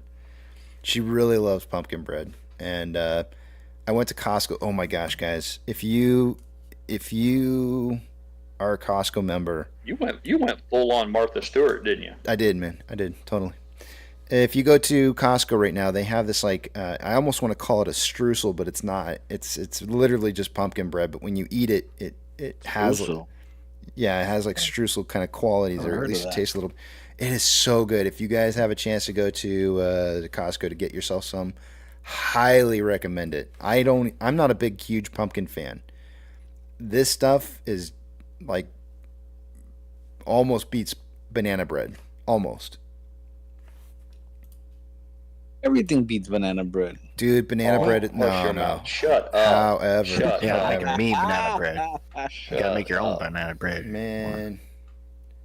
Some chocolate. What? You name another kind of bread that beats banana bread. Tell me another. Give me one. I can think of one. There might be one other, but it is almost. Bread. No, not even close. Carrot bread? No. Sourdough bread, man. No, sourdough bread is good. You can't even. It's like in a category all of its own. You can't even compare it to cakes because it's not a cake. Yeah. You can't compare it to breads because it's not a bread. It's a standalone. It stands out among its peers. So you say you might. So is it not even a pie? What is it? Just bread? It's It's banana nut bread. Yeah. You can't It is even. its own category. It's a Right. category of one. It's so good. Yeah, banana bread is really good. I'm gonna make Yep. some. I mean, I definitely do use green banana, like plantains, to make banana bread. Didn't work out. No, don't do that. Don't do that. No. Yeah, I would chop them thin and I would actually fry them. And this is the best way to do it. If you really want to make some really good banana bread, let them ripen out to the point to where they've got the black spots that you don't want to eat anymore. Absolutely. And then when they get to that, let it go just a little bit longer, and then take them and throw them and mush them all up in a. If you want to blend them up, you can. I think you can just mash them up with a fork. But you want them to have that like 2 weeks, you think? perfect. You want them to just be that like perfect smushiness to where it's almost like there's no way in hell I'm eating that. Like pudding. Almost. Generous amounts of nuts, generous amounts of these nuts, and then it also has to be a little wet. Yeah. A dry banana nut bread is a felony. Yes. It has Always to be a little moist. Always undercooked. Tiny, right on the edge of gooey, right on the very edge of. Yeah. And what you want to do is after baking it, you want to cover it to keep the moisture in. And should we blend it with some avocado in there? No. What the hell are you making? No. I think Yuka needs some cooking advice. I feel like I need to like come over to your place sometime and show you how to cook up some banana bread, and you just probably won't ever eat it.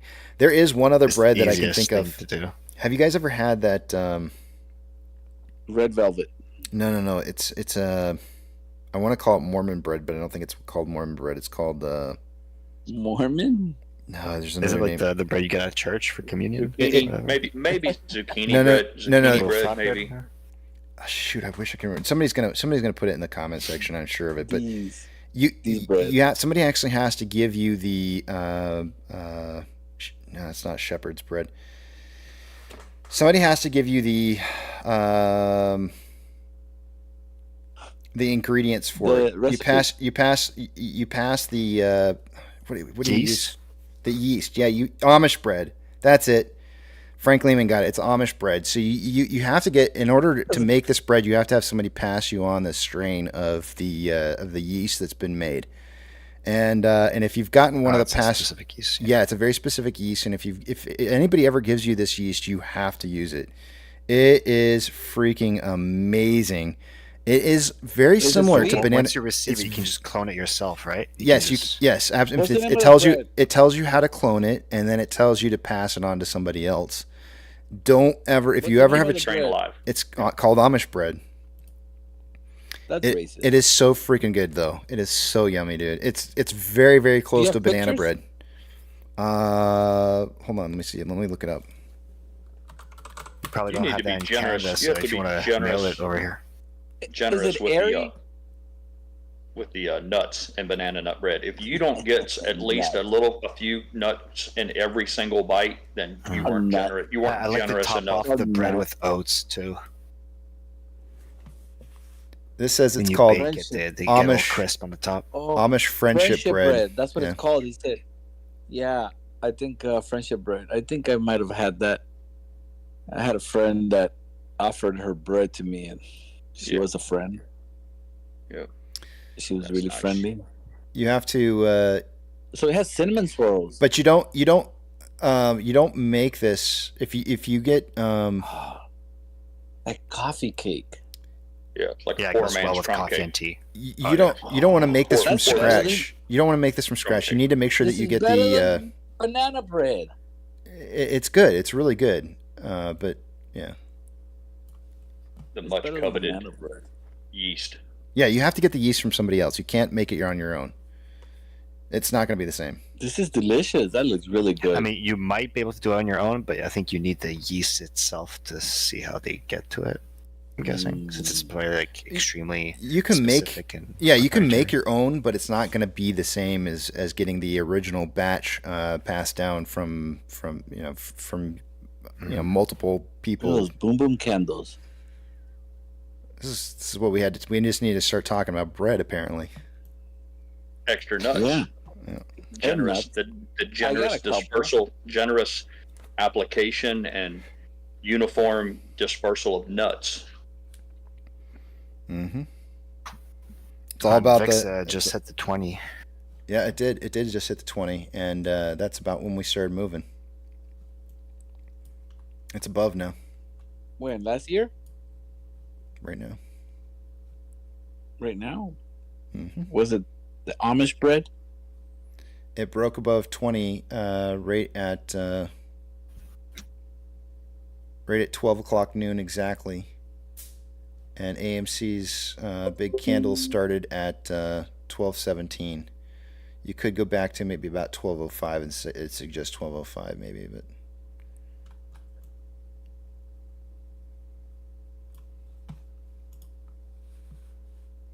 But yeah, that yeast, you have to get the yeast passed to you. If somebody just tells you to go make it from scratch, it's not going to be the same. I think I tried. Can you buy this bread? No. Do they sell it at the store? No. I know, man. I know. If you live close to, I bet if you live close to Amish country, they have some of those little, they're essentially little grocery stores where they sell unpasteurized milk and cheese products and all that stuff. If you live close enough to one of those places, I'll bet you could snag a loaf. Probably. Or even the yeast. They might offer you the yeast. All right. Orange fruit loaf is amazing. I've never had that.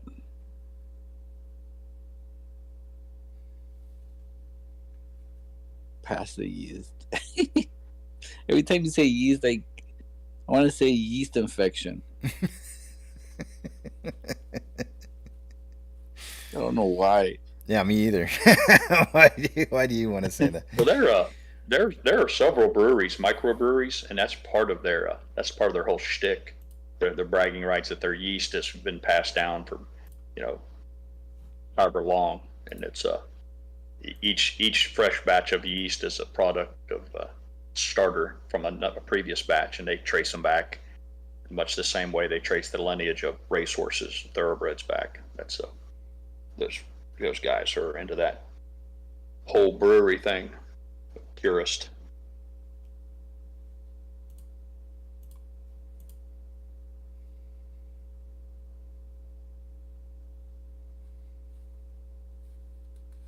RDH says, sourdough starter, I can make you some. I love sourdough. Sourdough is one of my favorite sandwich breads. Yep. Vastly superior to a rye. I like rye bread, but I'd step on a rye to get to some sourdough.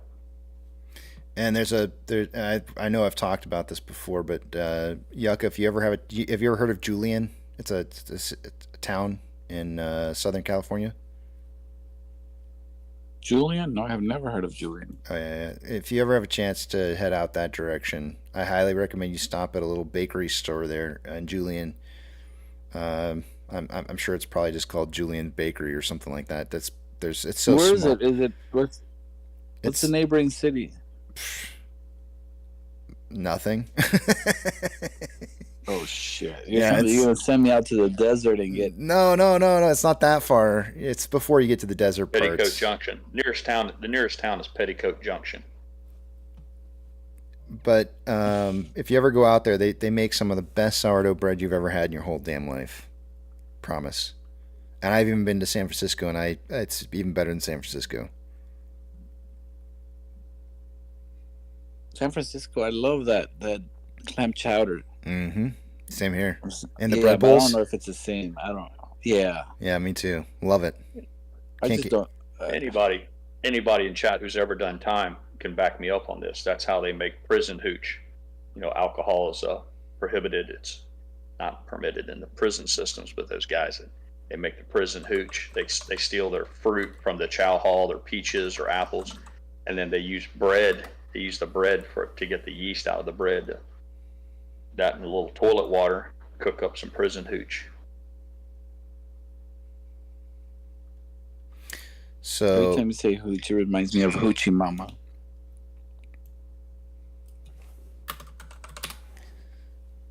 Yucca, just I'm looking it up here so you can see it. What are you looking up? Hoochie Mama? So the name of the place I'm talking about is Julian Pie Company, but they make bread too. And if you ever have a chance, and I'm gonna show you on the map real quick here where it's located. So I don't really want to make any assumptions as to where you're at, but here's Irvine up here, Irvine, right? And it's kind of like northeast of San Diego, right? So it's if I zoom in on this just a tad bit on the page, it's like hanging a right from Escondido and heading out. Looks like they've got a Julian Bakery over here too as well, but I don't think that's the same one. You want to go to the Julian Pie Company, which is over here, and it's in Julian, which doesn't even show up on the map. That's how small Julian is. But yeah, it's in Julian, and that's the place you want to go. And they make bread in there, and it's really good. But if you're ever heading down, because whenever you bring it up, people think it's a person. Yeah, it's in the middle of nowhere, Casey. I that's what I told you. But it's not. See the desert? For Julian? Do you see the desert? Do you see the desert right here? Yeah, and I see the border. Yeah, it's not that far though. It's before you get there. Okay, so wait. So it's where is it? Is it where it says Julian Bakery?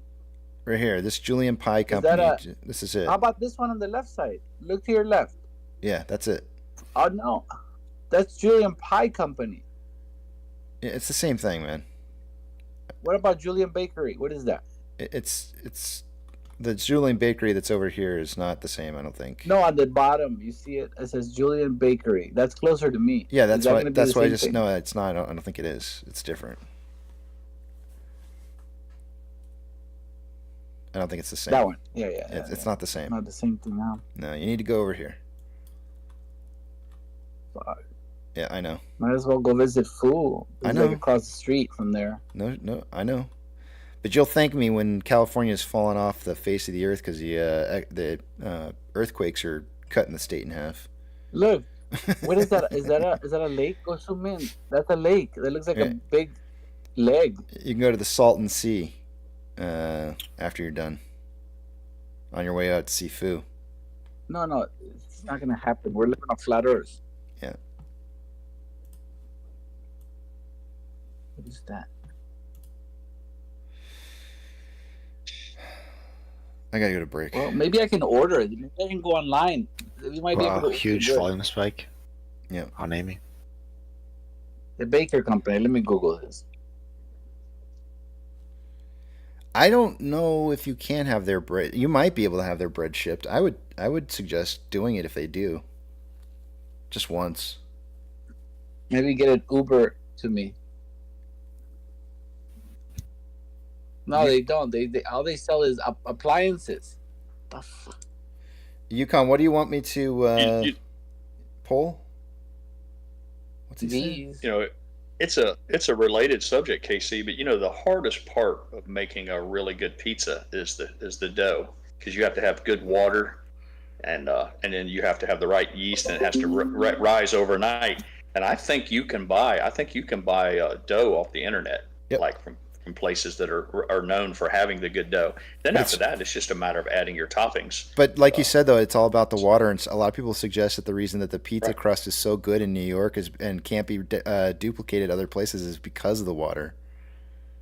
The water is so contaminated. I think you can buy the dough that's already had the water. It's already been activated and it's already started to rise. Okay. And I think it comes to you pre. You have to hand toss it yourself or roll it out with a rolling pin.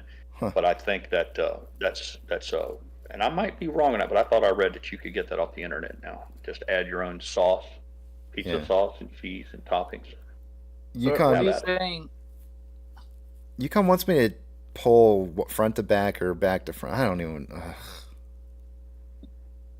I don't know. That seems. Come on, man. We want to know front to back or back to front. All right. I want to know too. You have to add pinch. You have to add pinch in there because some of us don't prefer the smear method. Some of us like the pinch.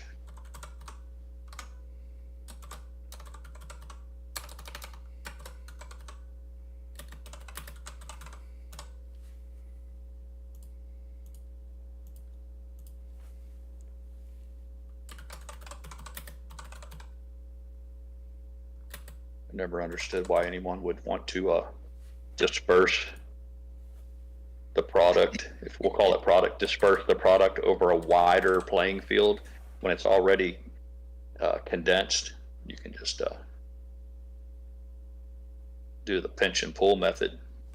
All right, I'm going to break. Add butter. What? I'm going to break. I gotta go eat some. I'm gonna go. Oh my God! Was it the front to back?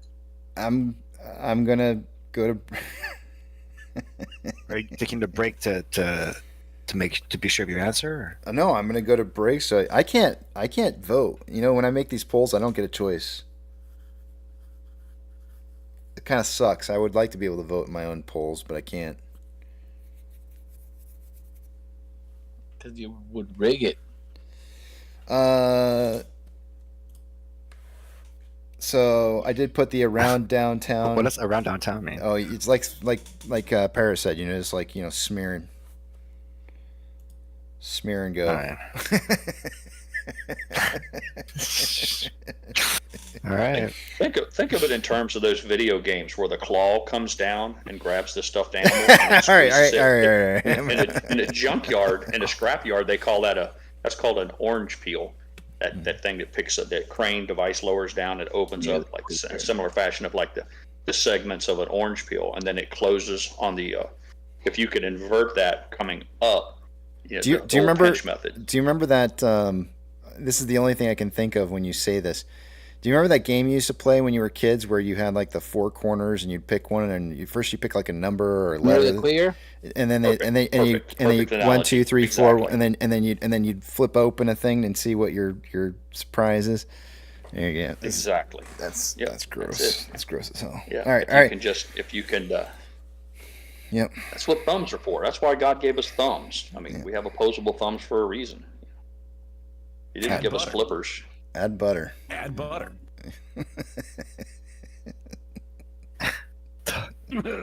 You should try my meatballs. Oh yeah, Torbjorn. All right, I'm out. I will see you guys later. I'll be back at 12:10. Hurry back. All right. I can't take it. I'm sure some of you can't take it. There's so much wrong here.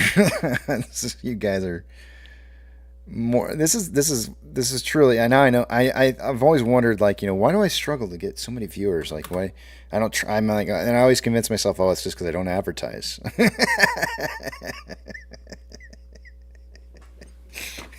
Casey, why don't you get more viewers? I don't advertise. You know, that's the whole reason why. That's not the reason why. Oh man. We all know why. It takes a special kind of person to be here. That's why. It's like family. All right, I'll see you guys later.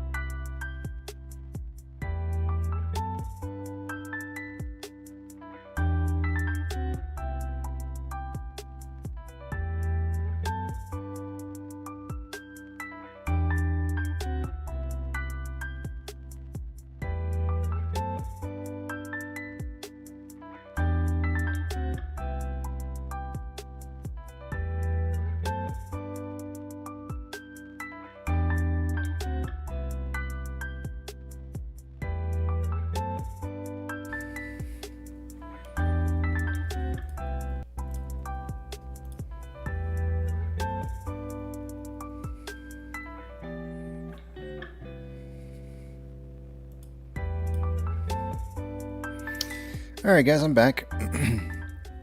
Let's take a look at our numbers here and see what we got going on. One of the first things, before I do, I just want to take you guys to a couple different tweets that I found interesting while I was on break. I didn't have a chance to go over my messages, most of my personal messages here, so I missed out on probably some stuff. But the two tweets that I retweeted out, which I thought were kind of interesting, the first one was, what the what? Is anyone else having issues with the SPY options chain? I was watching for an entry point and the prices froze for 5 minutes, and I think it was more like 20 minutes. And then they said restarted my machine when the machine, and then the 420 and 419 strikes are missing. I'm walking away now. This was AU79 Hunting on Twitter. And so yeah. Let me just show you what it is that they posted. There's the screenshot of the 418 to 420 spread and nothing showing up on 419s, it looks like. And then here's I guess where it was previously, where there was a 419. Oh no, now there's a 420 missing on this page here. Anyways, interesting stuff going on there. The other one was Zero Hedge posted this, saying refis increased 1.8% after falling 9.9% in the prior week. Who is refinancing at 8%? My response to that is people who have maxed out their credit. That's who. The people who would be most inclined to perhaps pull out, refinance their home and pull out some of the equity would probably be anybody who's maxed out their credit. Just guessing.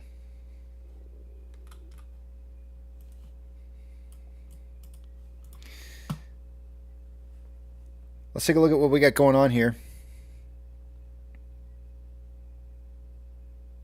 We've had nothing but a drop in price since I left. I'm going to take you guys over to the other screen, and we'll take a look at the numbers here and see what's happening.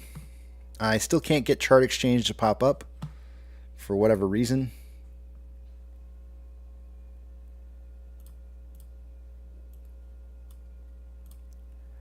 Give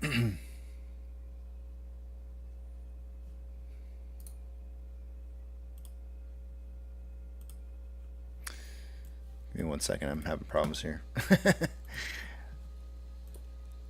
All right, there we go. Starting with,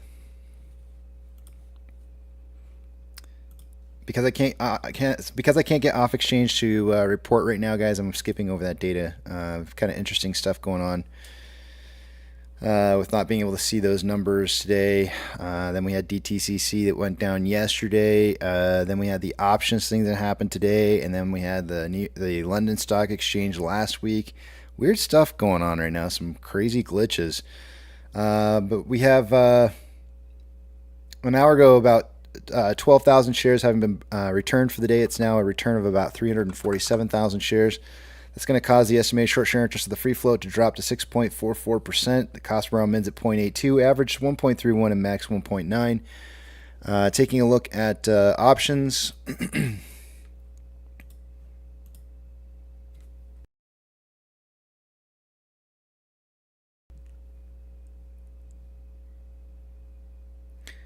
Highest amount of call volume.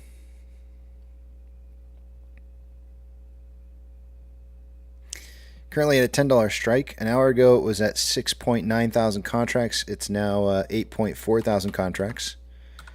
And on puts, highest amount of put volume is at a $9 strike. An hour ago it was 2.3 thousand contracts at that strike. It's now 3.4. Market's still suggesting a closing price between $9 and $10 by the end of the day. MMRI an hour ago was 324.6, is now 327. We'll just call it flat even 327. You can see the 10-year is getting even closer to the 2-year. I'm wondering if that's going to be like a countdown timer. Orders by Fidelity customers. AMC and GME I do not expect to see on this list due to the fact that we've had low quantities of volume. We are not on the list. SSR trigger price is at $8.40. Shares available to borrow showing up at 3.1 million shares. Nothing but returns so far for the last few hours, and fees are currently at 0.7%.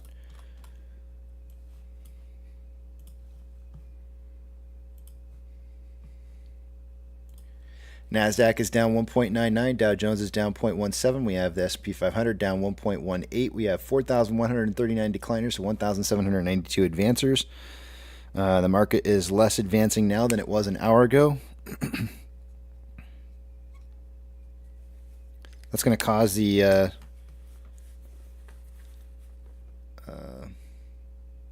that's going to cause me to say, watch out for the hot lava floor, because it's looking nasty, dirty, and going to burn the crap out of your feet. Taking a look at the big bank movers for the day today, plus or minus 2.5% or more will get a call out. FRC is down 26.59. Silvergate's up 10%. PacWest is down 3.83. Western Alliance down 4.12. Bank of California down 2.94. The Juice Bank is up 7.85. Coinbase is down 3.69. Bank of America. Oh no, not reading that one. Let's see here. I think those are the biggest in the movers. Ethereum Classic is down 0.49. We're seeing a dropout in price movement here. It's trending down now. The U.S. dollar is currently heading up at 0.2. Looks like it wants to try. It finally did break that level of resistance, and it's heading back up for a retest one more time of one more time. I don't think I've played that song. 106.53. We've seen multiple touches of that point, never quite getting a breakthrough of it. So maybe we'll see that here pretty soon. I suggested earlier this morning that it might be a little bit further in the future here, but maybe like the end of the month. But oil, actually, let me go back here real quick here. Oil is up 0.8 and kind of trending down currently. Mortgage-backed securities are down anywhere from 0.83 to 0.86 and trending down. SPY is down 1.18, trending down. VIX is up 8.54 at 20.59. It's going for that run again. VBR is down 1.09 and trending down. VB is down 1.59, trending down. Tesla is down 0.34 and trending slightly down. Amazon is down 4.93, trending down. Cinemark is up 0.62 and starting to curl over and trend back down again here. Doge is up 0.17 and trending down. Bitcoin is up 1.78, trending down at 34.5K a coin. GME is down 2.64, trending down. HYMC is down 1.86 and trending down. Looking like it's starting to consolidate a little bit. NCMI is down 1.24, consolidating. Hood is down 2.04, trending down, and AMC is down 1.29 and trending down. Inflow versus outflow for the day today, approximately $1 million more outflow than inflow. 8.15 million shares traded so far after 230 minutes worth of trading, putting us on a pace for 13.81 million shares traded by the end of the day today. I suggested somewhere between 10 and 30 million and did suggest that we would be closer to that 10 million side. On a 4-hour chart, we have more buying pressure than selling pressure with an RSI of 46.1, which is slightly below average. On a 1-hour chart, more buying pressure than selling pressure with an RSI of 44.53, which is slightly below average. On a 30-minute interval, more selling pressure than buying pressure with an RSI of 40.74, which is below average. And on a 5-minute interval, more selling pressure than buying pressure with an RSI of 36.78, which is below average. Let's see if we got news on the VIX yet here. Nope.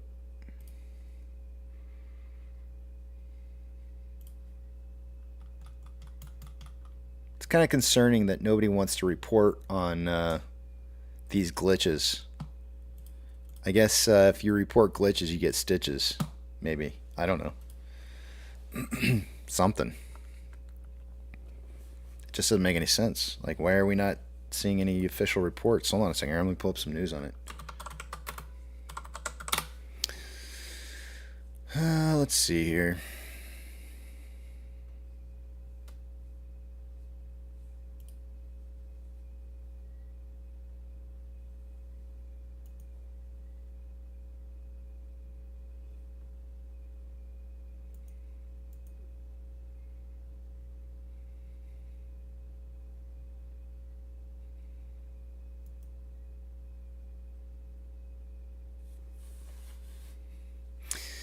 Here's why India's VIX surged over 11%. India's fear gauge index, this is 6 hours ago. India VIX surged on Wednesday as concerns over geopolitical tensions and rising rates in the U.S. Negated. Hold on a second. I got to click on the actual article to read it. Negated support from domestic earnings. India VIX surged 11.6 to touch the intraday high of 12.1, the highest since October 4th.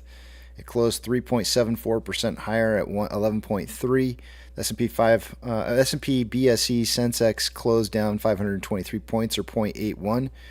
Let's see here. While the NSE Nifty 50 ended 160 points lower.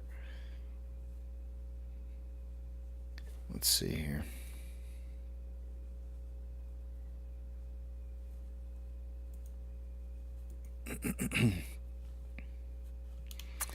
That's India's VIX, though, not ours. Let's see here. I don't see any news. Yep. Glitches equal stitches, apparently, in the media world.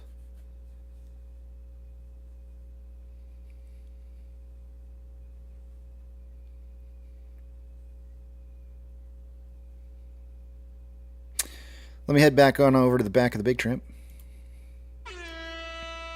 And they're off. Looks like we picked up Manjit in the last hour. Manjit, how you doing?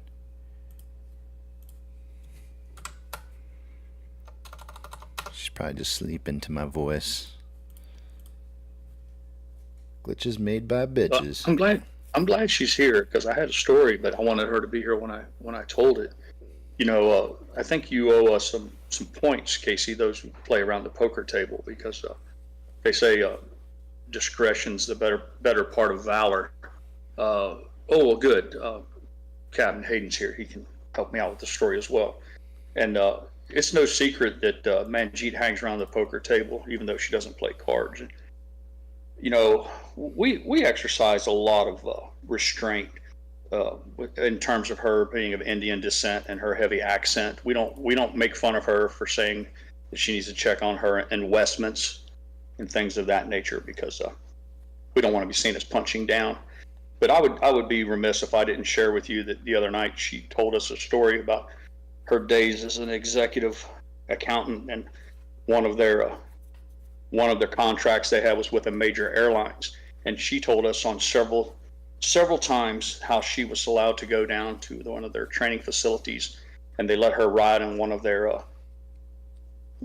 stimulators, and she called it stimulator not once, not twice, but 3 times at airlines. So I just thought I'd share that while there was just you and me and Hayden here. I wouldn't want everyone else in chat to think that our little Indian girl would switch the word stimulator for simulator. But more importantly, none of us made fun of her, not a single person, and I think that's to our credit. You do realize, I wish I would have been there. You do realize that's why they call it a joystick. Well, like I said, so for those out there who think we don't have any boundaries or lines, you know, and that we're not culturally appropriate, that should show that's proof right there that we know constraint. And now there's a silver lining. We took her aside and schooled her on the error. And now she knows that there's a difference between stimulator and simulator.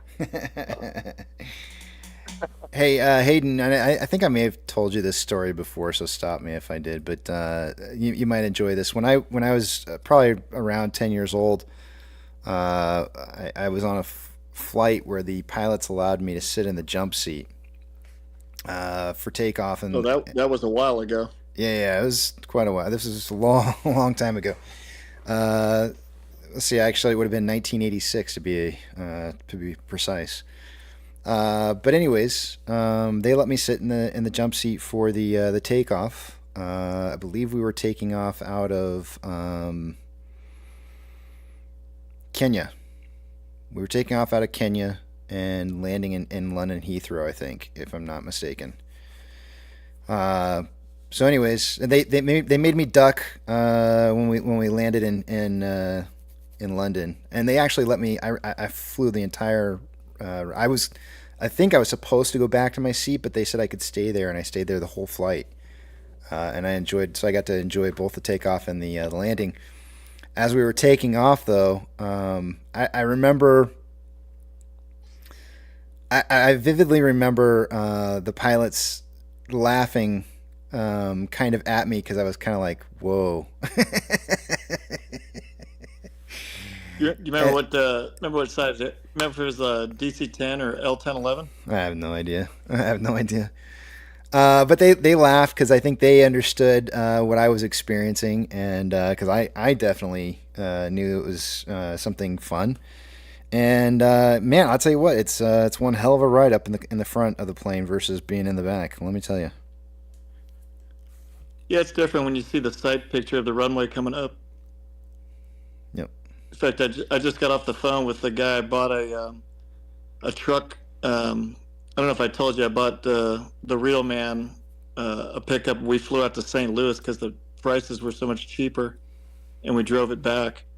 And he was talking about he hates going to Vegas because he says the worst landings he's ever experienced are going into Vegas. And I said, well, that kind of makes sense. You know, it looks kind of steep because the runway's really wide, and you're coming over the hill where the lake is, so it's kind of a valley look.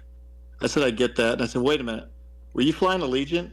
He said, no, Southwest.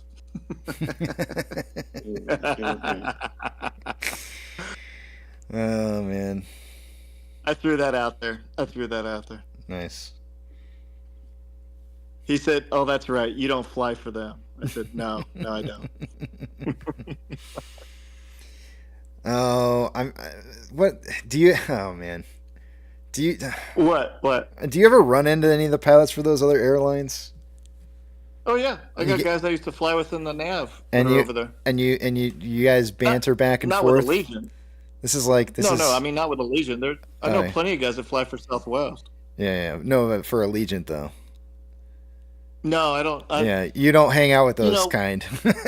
That's what I kind of thought. To tell you the truth, a lot of the military guys when they got out, by the way, does it sound like an echo when I'm talking? Tiny little bit. Are you in the bathroom? No, it sounds fine. No, I'm in a crazy hotel in Cleveland. It used to be apparently the teachers. It's a federal building that they turned into a hotel. It's really crazy. There's a couple federal buildings around, and then there's the one I'm in. And they took over the property and made it into a hotel. It's really cool, but it's a big room, and it just sounds like it's echoing inside the room. It is a little echoey, but not too bad. Yeah, it's a huge room. It's like all stone building. It's crazy looking. But a lot of the guys that come out of the military, you were only going to put in for the majors, you know, your standard United, American, Delta, and a lot of guys when I was, you know, this is 20-something years ago, a lot of guys were not going to put in for Southwest because back in those days, you had to have your type rating on the 7.3. You had to put in the money to do what the other airlines do for you. So a lot of guys didn't want to do that. And then back then we had still Northwest. Who else was out there? Spirit really wasn't on the map, and Allegiant wouldn't have been on the map. Frontier, a lot of the guys wouldn't put in for the smaller airlines. They were just looking for the majors. So no, I really don't know a lot of people that went to those airlines because most of the guys I knew went to the majors. I feel like it's. I've met guys at parties though. Yeah, I was just gonna say. I feel like the. It's like a. I don't know what to call it. It's like your varsity, team, and those guys are JV. Some guys, you know, a lot of the guys that are civilian only, you know, they're working their way up the chain, so they might be flying for, you know, the regional jets, the RJs, the smaller ones you see at the airport, and then maybe they get a job with, say, Spirit. I'd almost say to the point, you know, JetBlue is kind of a major now, but it wasn't I'd say a decade ago. You know, they were just like a lot like Southwest and Allegiant. You know, they were flying just one model of plane, and then, you know, they've got buses and those Bombardier jets. So, but now there's a lot of airplanes now for JetBlue, and even Alaska to a point. You know, they were just the West Coast shuttle flight. You know, flying Boeings. So yeah, I just knew guys that they would work their way up to the bigger airlines. You know, I mean, if you're going to fly far, you know, United's got really big planes, and American was always, you know, a really big airline too, and Delta was actually always the third airline. You know, they were the good old boys out of Monroe, Louisiana. You know, they started out as crop dusting, and then when the Airmail Act started, they were one of the early ones, and then of course the operations moved to Atlanta. But yeah, I don't know a lot of guys that are from those smaller airlines. I guess you'd say smaller regionals, but flying bigger airplanes. Not that I, you know, would shun them. I'd make fun of them as much as an Air Force guy. Yeah, that's what I kind of am detecting. Here it comes. I mean, somebody had to go to the number 2 flight school in the world. What the hell? Oh my God. I mean, somebody had to leave some jobs open for those guys, you know. Do you when they start walking up, do you roll your eyes and just kind of like do you kind of give them like the whole attitude of like oh my God, do I have to talk to you? No, I mean, you know, those guys almost like they're a lower IQ or something. You're just like, oh God, not you these. Know, not to. Yeah, I mean, you know, I do that to most Air Force guys. You know, so. But poke the bear. Poke the bear. But you know, it's you know, it's like you know, not to dwell on what happened with Horizon the other day, but you know, we have all sorts of people, you know, that commute, you know, to go to their base wherever they're flying out of on the jump seat. So Did you see meet people from all sorts of different airlines? Did you see the Twitter post by somebody who had the correction, the day after correction label posted on Twitter? No.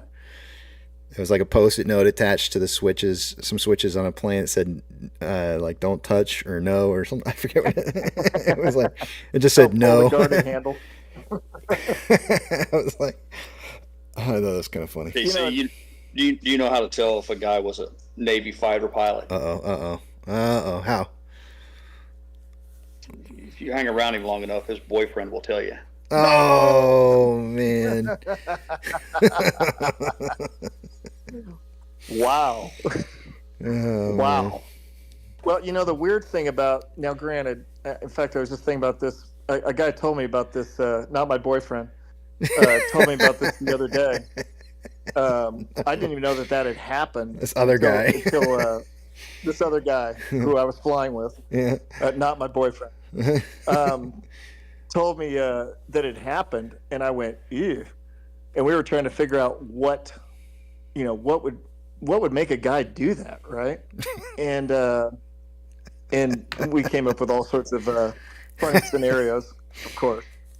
But when I heard it on Fox, you know, that it was, you know, he was experimenting apparently with psilocybins, I went, well, it makes complete sense, because, you know, of all the incidents you see, and I'm actually leading you into another thing on here. You know, of all the incidents you see people on YouTube with their phones, what is it? It's always something that has to do with alcohol, and you put your foot on their seat or your bag on theirs that's up at altitude, and they go crazy, right? Well, you know, you're up at 35,000 feet and the plane's pressurized, but, you know, it's not sea level. And I saw the other day, I saw like 6,700 feet, I saw 7,000 feet. And, you know, so there's not as much oxygen. These guys are already juiced up before they get in the plane. Who knows what, taking a psilocybin, and if you took too many, what the lack of oxygen, you know, and this guy was obviously susceptible to it. It's a shame that, you know, it happened to him. But, what a tragedy, and worse that he tried to pull that number off.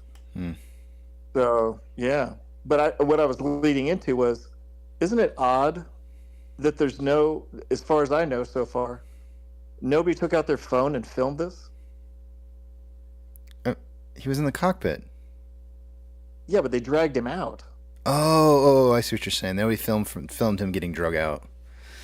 Yeah, in fact, I think he even said, somebody said that they put flex cuffs on him in the back of the airplane. So he went to the length of the airplane, but nobody took out their phone. But they'll find a reason to film anybody fighting, whether it's bad mouthing the flight attendants or a bag falling out. I mean, I haven't taken the time to do a search for it. But if indeed it doesn't exist, I would agree it's conspicuous by its absence. Here's what's more. No. I'm gonna put some thought into this and explain to you why I think that might have been the case. You board onto the plane and you see usually a pilot will be there greeting as well as a flight attendant. What are we supposed to call them now? I forget. Flight attendants? Flight attendant. Along with a flight attendant. And you usually see behind the pilot, I tend to do this. I don't know if everybody does, but I tend to look into the cockpit as I'm walking past by, and I see, usually one guy's sitting in the chair, the other guy's standing there greeting you as you're getting on, or sometimes they're both sitting in the chair. But you see two people in there, and you go like, oh, you make a mental note. There's two guys flying the plane. It's a good thing, right? In this particular case, I'm thinking maybe a lot of people probably walked onto the plane and saw the two pilots in there, and maybe they saw the third guy. Maybe they didn't see the third guy. Who cares, right? All of a sudden, you see the door come flying open, and you got one, maybe even two pilots dragging this other individual out of the cockpit.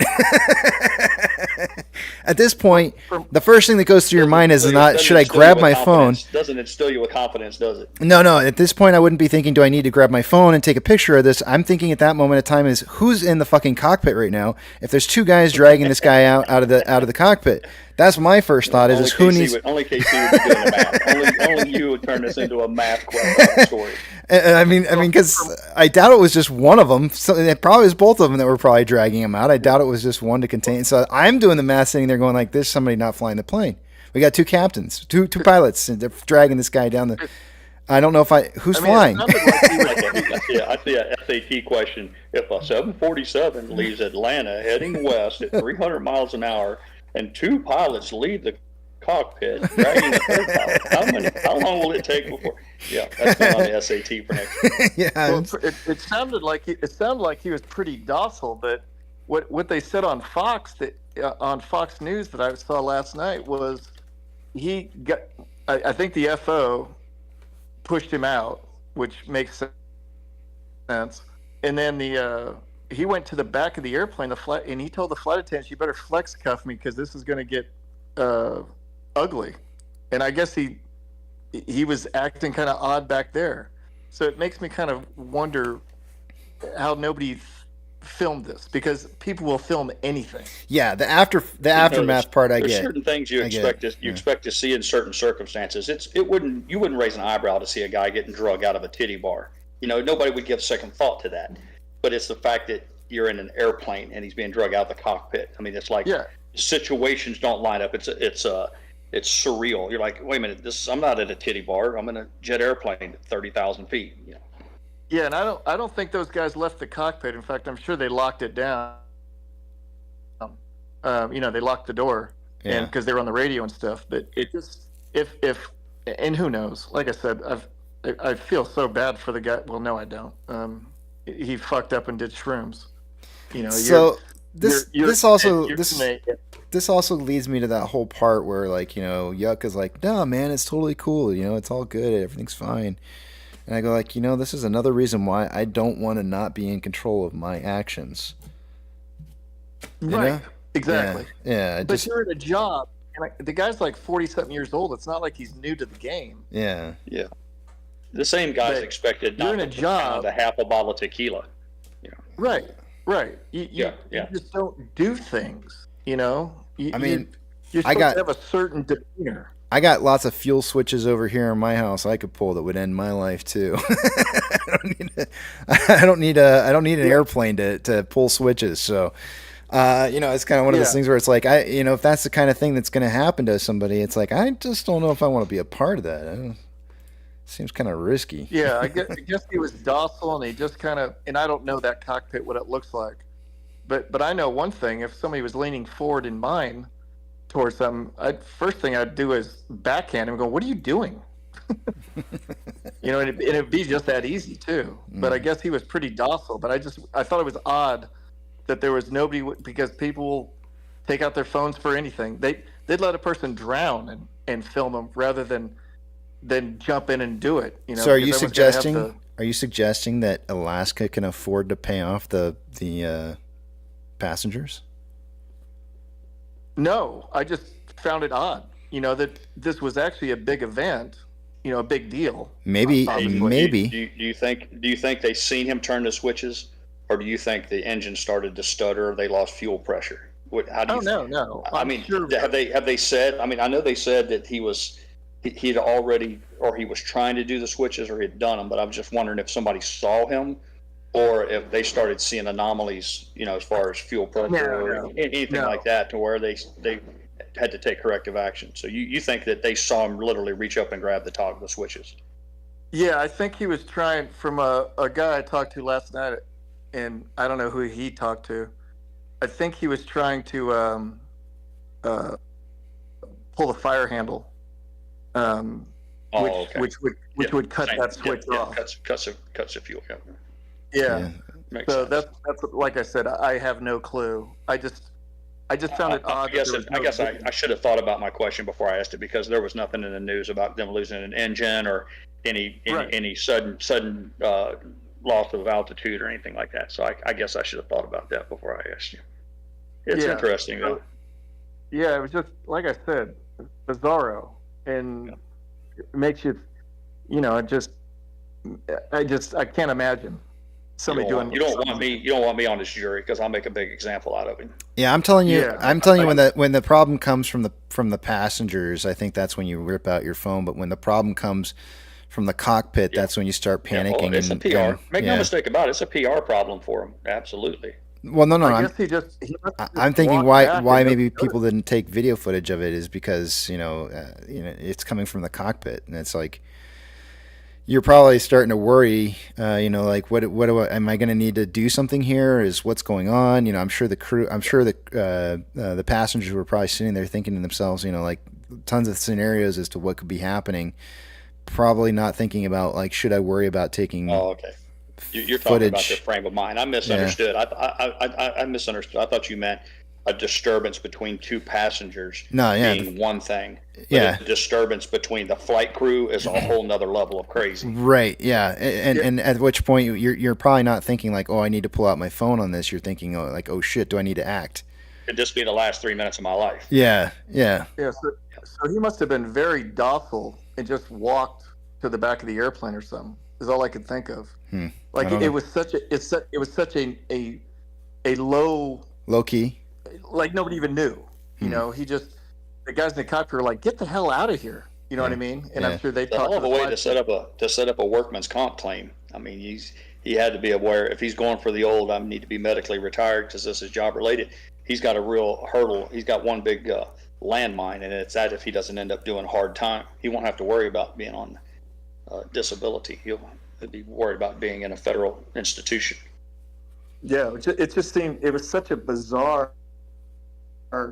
I couldn't even believe I heard it, and then there was, I was waiting then to hear the, it's all over YouTube, and I saw nothing. I went, what a bizarre situation, just bizarre. The fact that a guy did that, and even weirder, nobody noticed.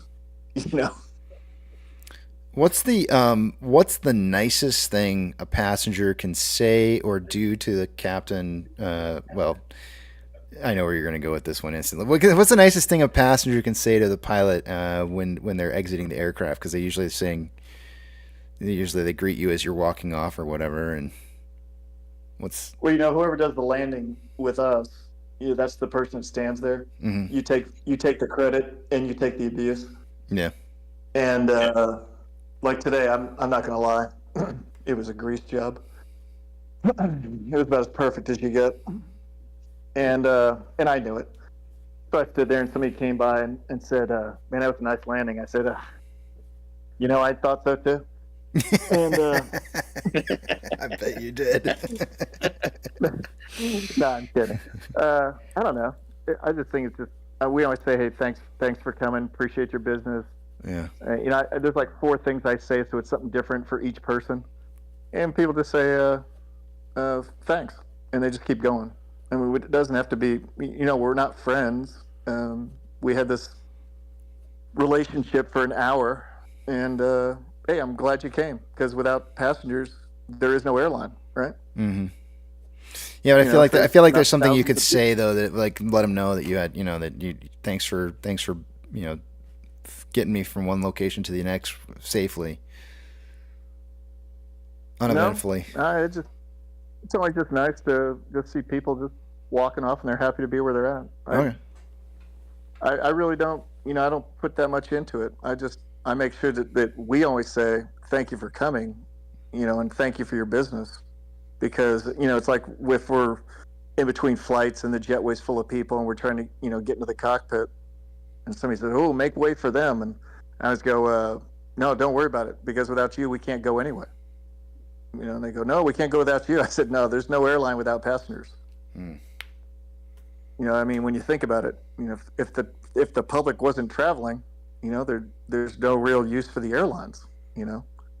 So no, we're the bus drivers in the air, and I'm just glad that the planes are full. Has anybody ever pointed to your shirt and said you spilled a little something on your shirt during the flight to see if the pilot would fall for it, and they could do the whole up the face thing? And do the right up the head. Yeah. Have you ever had Oh man, Casey wants to do a Three Stooges bit. No, I've never had that, but I can tell you the exact thing I would say is, you don't want to go, do you?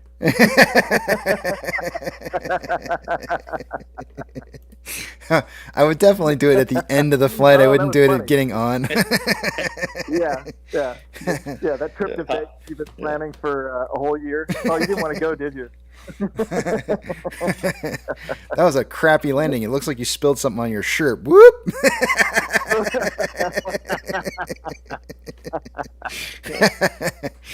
That seems like that would be a pretty good one. I like that one. Yeah, next time somebody does that to me, I will not look down. Now that I've heard that, I'm ready for it. Or it would be kind of funny. You could say something like, "Hey man, your fly's down." You'd say that to him, and then just walk off the plane. If it wasn't for the negative repercussions for his career, there's so many things he could do funny about it as they were leaving. I'm gonna do that. He could say stuff like, they'd be like, great landing." He could be like, "Man, I'm surprised because today's my first day. I was driving a garbage truck yesterday." That's right. Shit like that, or just any number of things. Like, "Me too, dude. Man, I was hammered last night, and I had to have a little hair of the dog this morning." There's so many things that you could say. I'm gonna do this on the end of my next flight. I'm gonna have this shit ass eating grin on my face, and I'm gonna glance down at the guy's crotch like once or twice before I walk up to him. I'm gonna lean up real close to him and I'm gonna say like, "Hey man, your fly's down," and then just walk off the plane. That'd be perfect. I can't wait for my next flight. I don't know when that's going to be, but I can't wait for this. Barn doors open, man. Your barn doors open. I always do enjoy when I had somebody say, your hangar's open. Yeah, your hangar doors open. Your hangar doors open. It's got a jumbo jet in it. Yeah. Wouldn't want your hang glider to get out. That's right. I've had people go. I had this one older guy, and he was eyeballing me the whole way up the aisle, walking kind of slow. And he looked up at me and goes, "When you went to old pilot school, you must have taken 2 scoops of that landing course." I started laughing at him.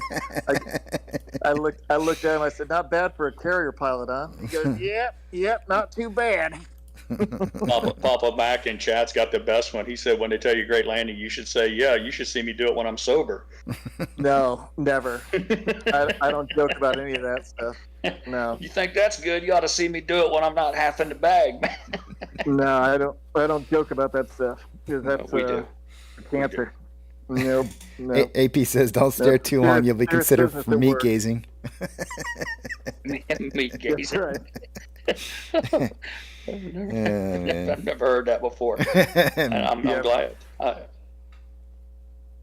But yeah, it's no, I can't ever, it's like I always say, it's always nice when people are just happy they're where they want to be and happy that they were on my airline. To tell you the truth, because it's nice being full and knowing that everything's going good. That's all that matters. That's all that matters. Yeah. Otherwise I can't stay in these fancy hotels and listen to the channel. We're exactly at my price prediction for the day today at $9.11. We'll see what ends up happening for price close, but we're right on target for what I put out there for a prediction right now. Wasn't didn't you say SSR was 850? Not SSR. Yeah, it's 840. Max Payne. Oh, Max Payne is 9. Yeah. It looks like with the price movement that we've had for the day, we've tracked almost nearly right back onto where price movement was from last week, overlaying on top of each other. So if we were to have like a sideways close trading day today, that's going to be right around that prediction that I had. It's kind of crazy how that works out. Almost like somebody was manipulating it. Yeah. Kind of strange, right? Strange. Crazy. Yeah, it's crazy. I saw the picture of Kenny G's compound that he's building. Dang. Yeah, we're gonna have a nice property in the future, right? Ooh, yeah. Man. We're gonna be set. That pool was the size of a lake. We're gonna be set, man. Jay Midra says SPY is looking scary. Let's take a look at it real quick here. SPY is at 417. It's not looking great, that's for sure, but I'm kind of expecting a little bit more than this. It's down 6.52 from Friday's close. But it's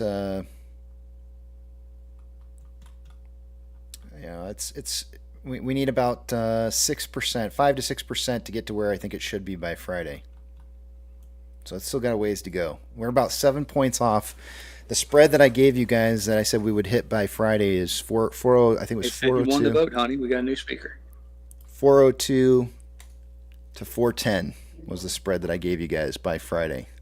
So we're about 7 points away from seeing that be the case. Any thoughts on why the Bitcoin is up like 30% in the last month? Yeah, it's fear. I'm pretty convinced it's fear. Everybody's trying to tell everybody it's because of the ETF, and I don't think that has anything to do with it. I think this is you're watching worldwide fear of market collapses around the world, moving their money out of those markets and into what they think is a safe place to go. I'm reading that book about Sam Bankman-Fried right now, and I can't remember the name of it. It's a white book with that kind of a multicolored front. Wow. You see, I put it in chat earlier. I don't think you were here yet, Captain, but he announced today that he will be testifying in his trial. The amount of money that people just spilled upon a guy that couldn't wear a pressed shirt nor pants, just cargo shorts and a shirt. Mind-boggling. I don't know how you got so much money being so stupid. Billions. Yep. Gave him billions. Yep.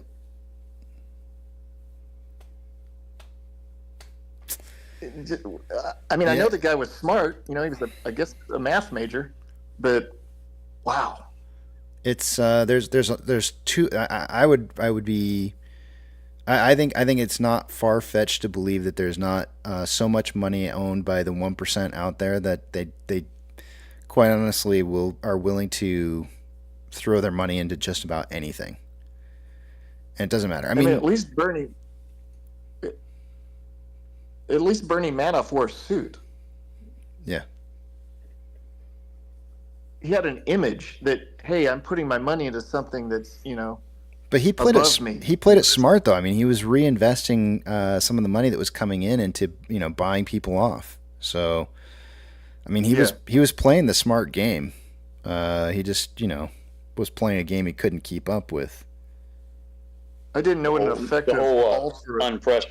unpressed shirt thing. That was all part of his shtick too. That was the whole part of the whole persona that he put forward. He was the young hip thing, the hipster. I don't conform to all the societal norms as far as executive dress and all that. So that people wanted that was appealing to a certain class of people. They felt like he was, on that cutting edge. I don't want to go so far as to say woke, but I think you know what I'm getting at. Is like who's the Facebook guy, Zuckerberg? Him and his hoodies. He's a billionaire and he still wears hoodies. Sure. But I'm at the part of the book right now where he's supposed to go meet Mitch McConnell about something. So he had a suit that was just balled up, but he didn't have shoes because he was told to wear a suit, but they didn't tell him to wear shoes. So I guess he was just going to go in there barefoot. Right. There you go. Just bizarro. Real quickly, doctors. And I didn't know what an effective altruist. I didn't know what that was, and that was his whole thing, was to be an EA, an effective altruist. And I still don't quite get it. I guess it means make a whole bunch of money but give it away.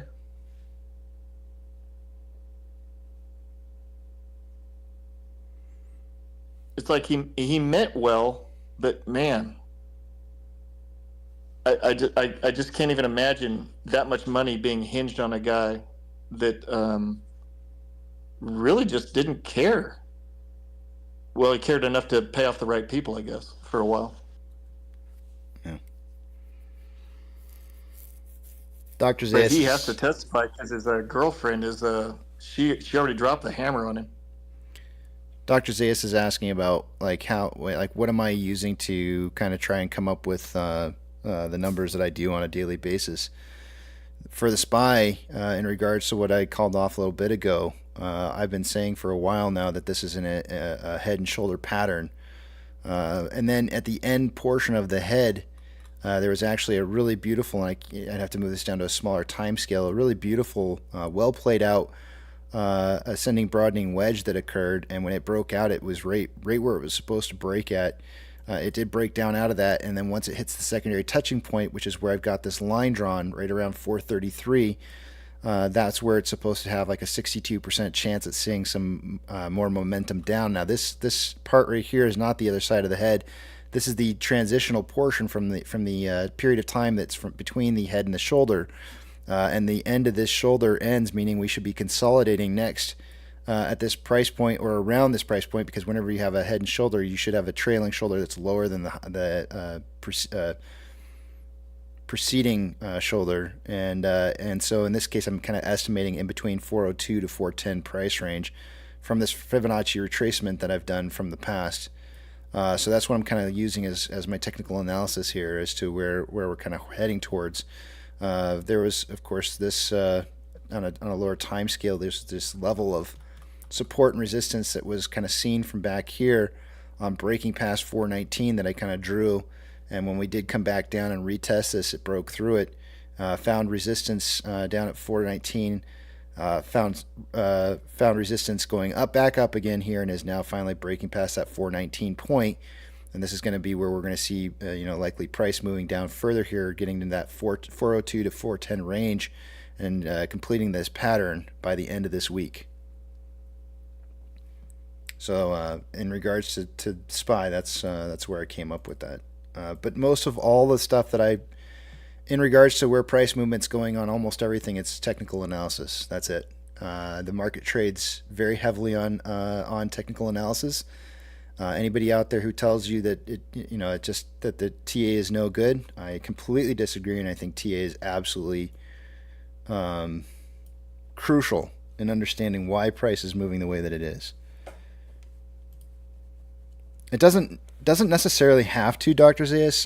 It can be inverse. AMC can be inverse to the SPY. But in regards to where price movement was going for today, and me guessing around $9.11, it really had to do more with the idea that we're following last week's price movement, and that's it. And there really isn't anything to it more than the fact that I think that that's what we're doing. We're basically completing out the same portion that we have. They're buying time right now.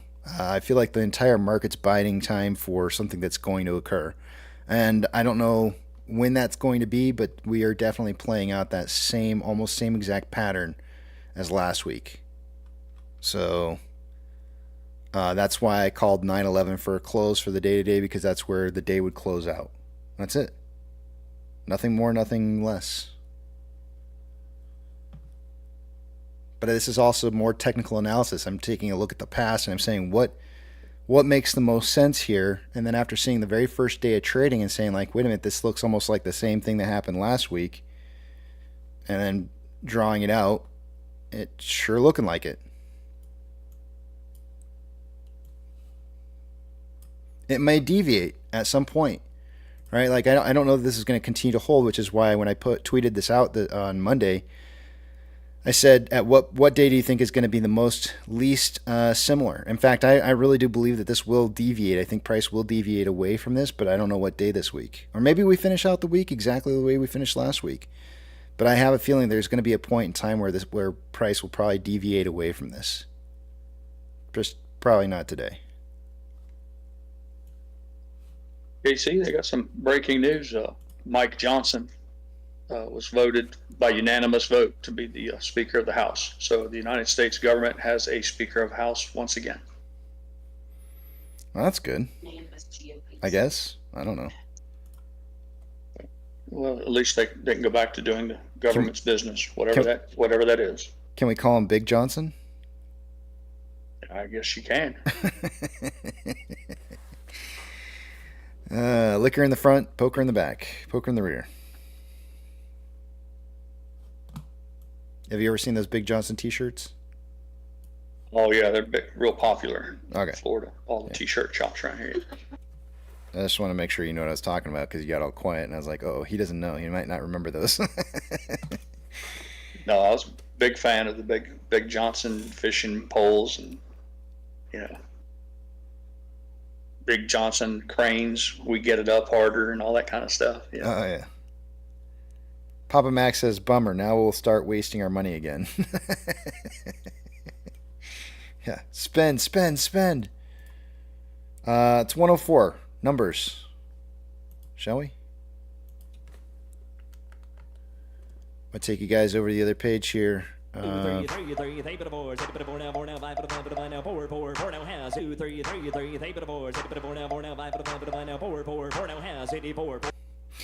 Hey, real quick before I go into the numbers, did they happen to mention what day they think that he'll be testifying on? Just out of curiosity.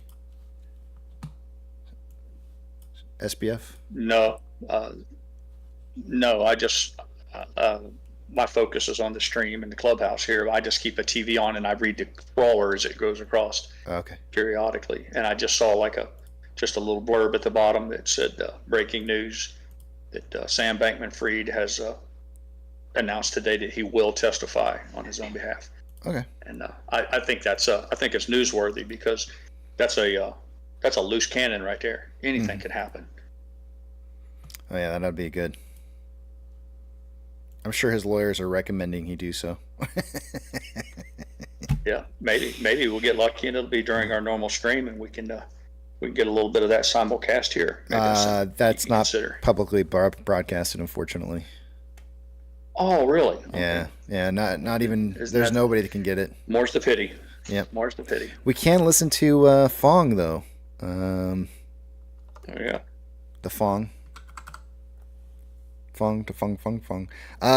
Borrowed change amount for the day was 347,000 shares having been returned as of an hour ago. It's now 422,000 shares returned so far for the day today.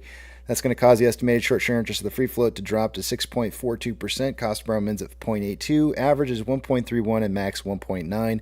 Shares on loan for the day today is at 15.4 million shares. That's 3.92 million shares less on loan today than there was yesterday. And Ortex is estimated about 1.4 million of that was in closed short interest. I still can't get any information on Chart Exchange today. Taking a look at the options, highest amount of call volume is, let's see here. As of an hour ago,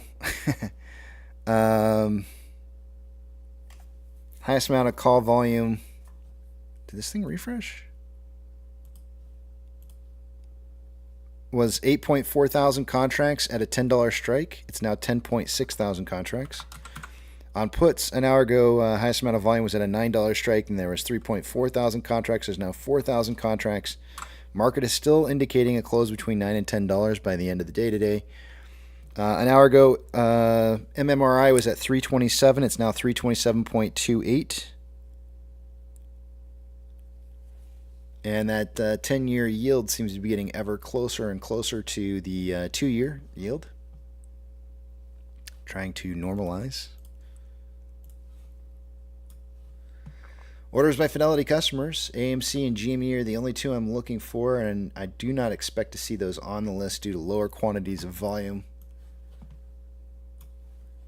Trigger price for SSR for the day is $8.40. Shares available to borrow is at 3.1 million shares.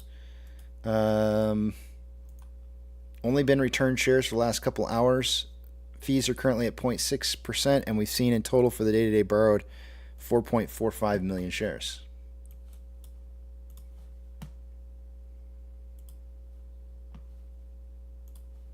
NASDAQ is down 2.31. Dow Jones is down 0.28. S&P 500 down 1.39. We have currently 4,166 decliners to 1,789 advancers. The market is just ever so slightly more declining than advancing. It's like almost dead ringer for what it was an hour ago. Almost as if the market's trading sideways at this point. Big bank movers for the day today. We have anything plus or minus 2.5% or greater, I will read off. FRC is down 26.59. PacWest is down 3.18. Western Alliance down 3.79. Douche is up 7.46. Coinbase down 3.67. And those are the biggest of the movers.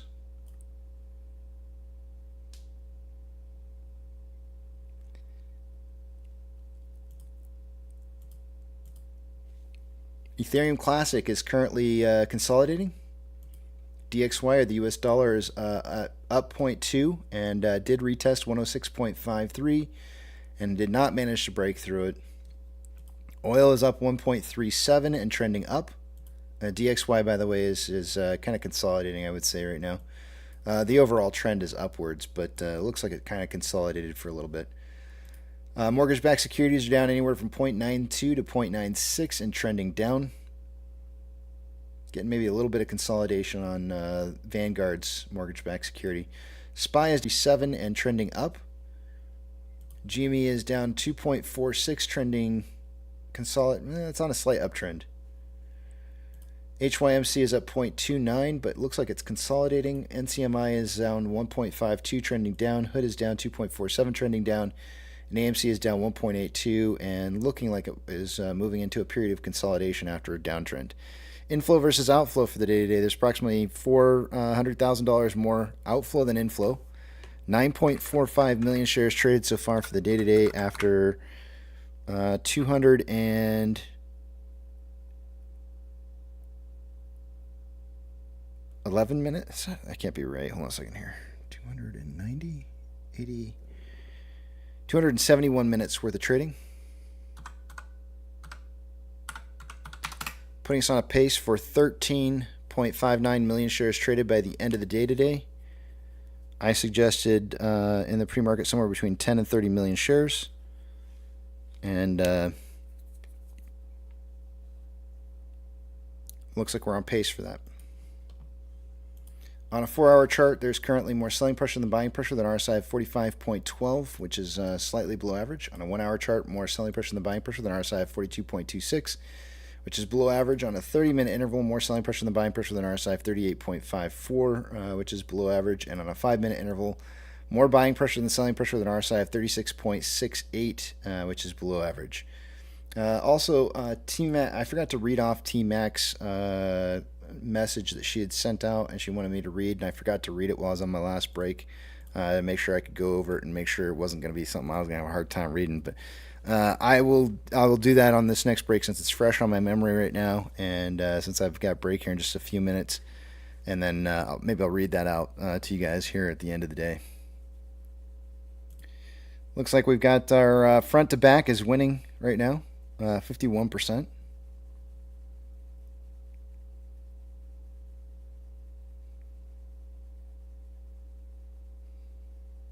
I was also a little disappointed that the only feedback that I got on that vote was that no wiping was not an option, and I felt like somebody, if anything, should have said, like, where the hell's in out?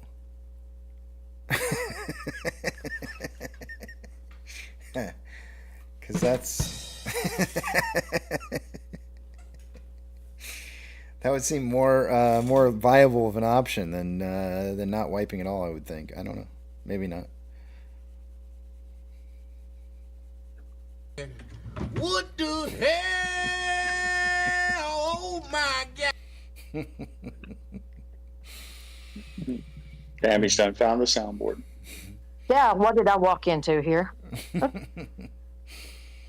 Oh, Tammy, you did that?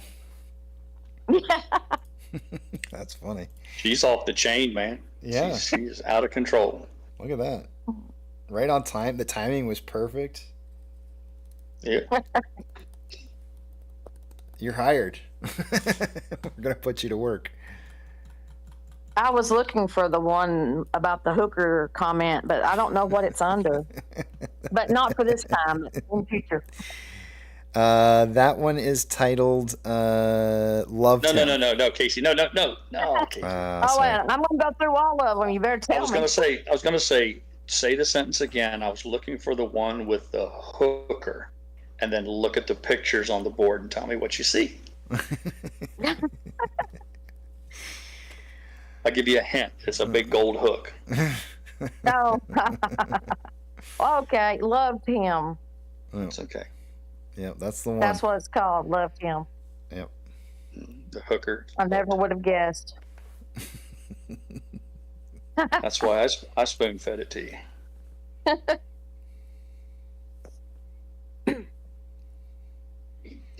Nana says, when did this stream turn to poop? Oh, that was my fault. That's all right. Sorry about that. Well, it was more about the cleaning than it was anything. Right. But I brought up the bidet stuff. If we can reach one person, we're like a philanthropy organization. If we can just save one person, if we can reach one, then our efforts are not in vain.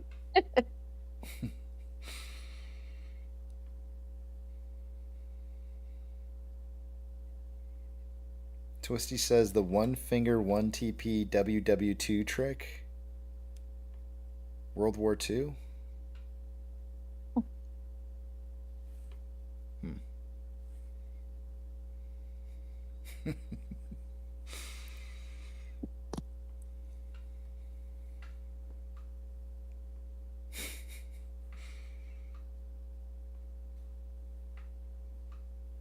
I actually got the reference. He's talking about I shouldn't say this because it's going to make it appear that I know far more about wiping asses than I should, but here I go. It's about using one sheet of toilet paper to wipe twice, and the protocols, and the methodology behind that. And go ahead, fire away. Ask me why I know it and all that shit. But nonetheless, I'm with you, Twisty, and I got the joke. I'm actually just gonna pass.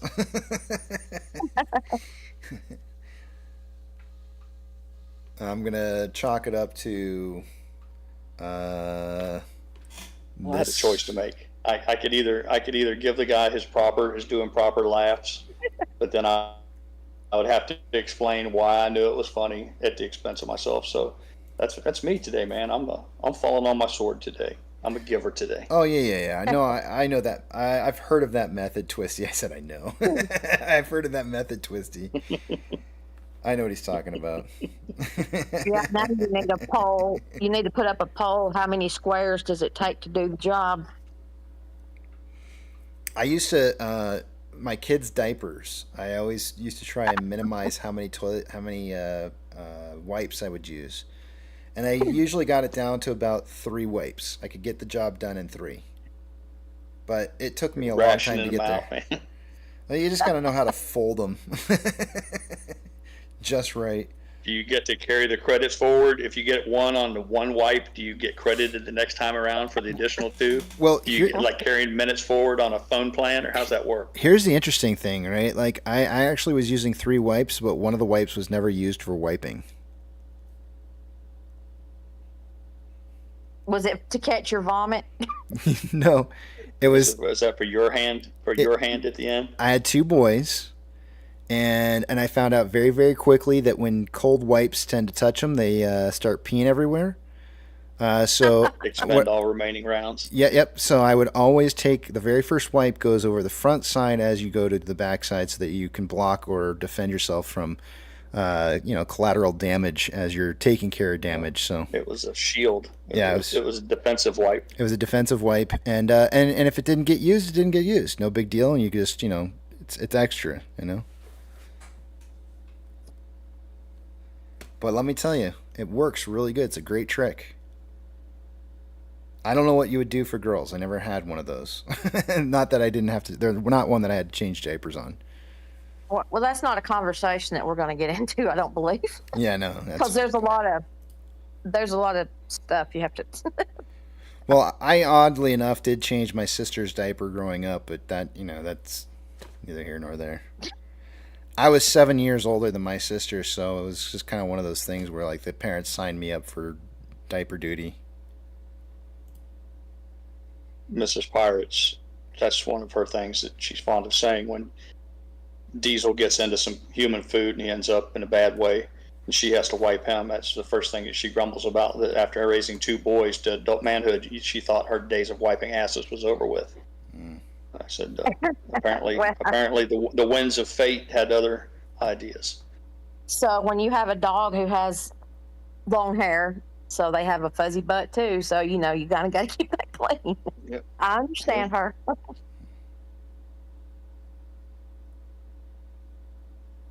long as you don't want skid marks all over your tile and your carpet. It's so funny to watch. Different dogs have their own style of doing that. Most of them just sit and scoot across, but not mine. She sits. You know what a sit and spin toy is? Yeah. Oh, nice. Yeah, nice. She wore like a whirling dervish, one of those whirling dervishes. No. I've never seen a dog do this before, but she'll raise her back legs up, and then she'll use her front feet, and she'll just spin in a circle. Very unique.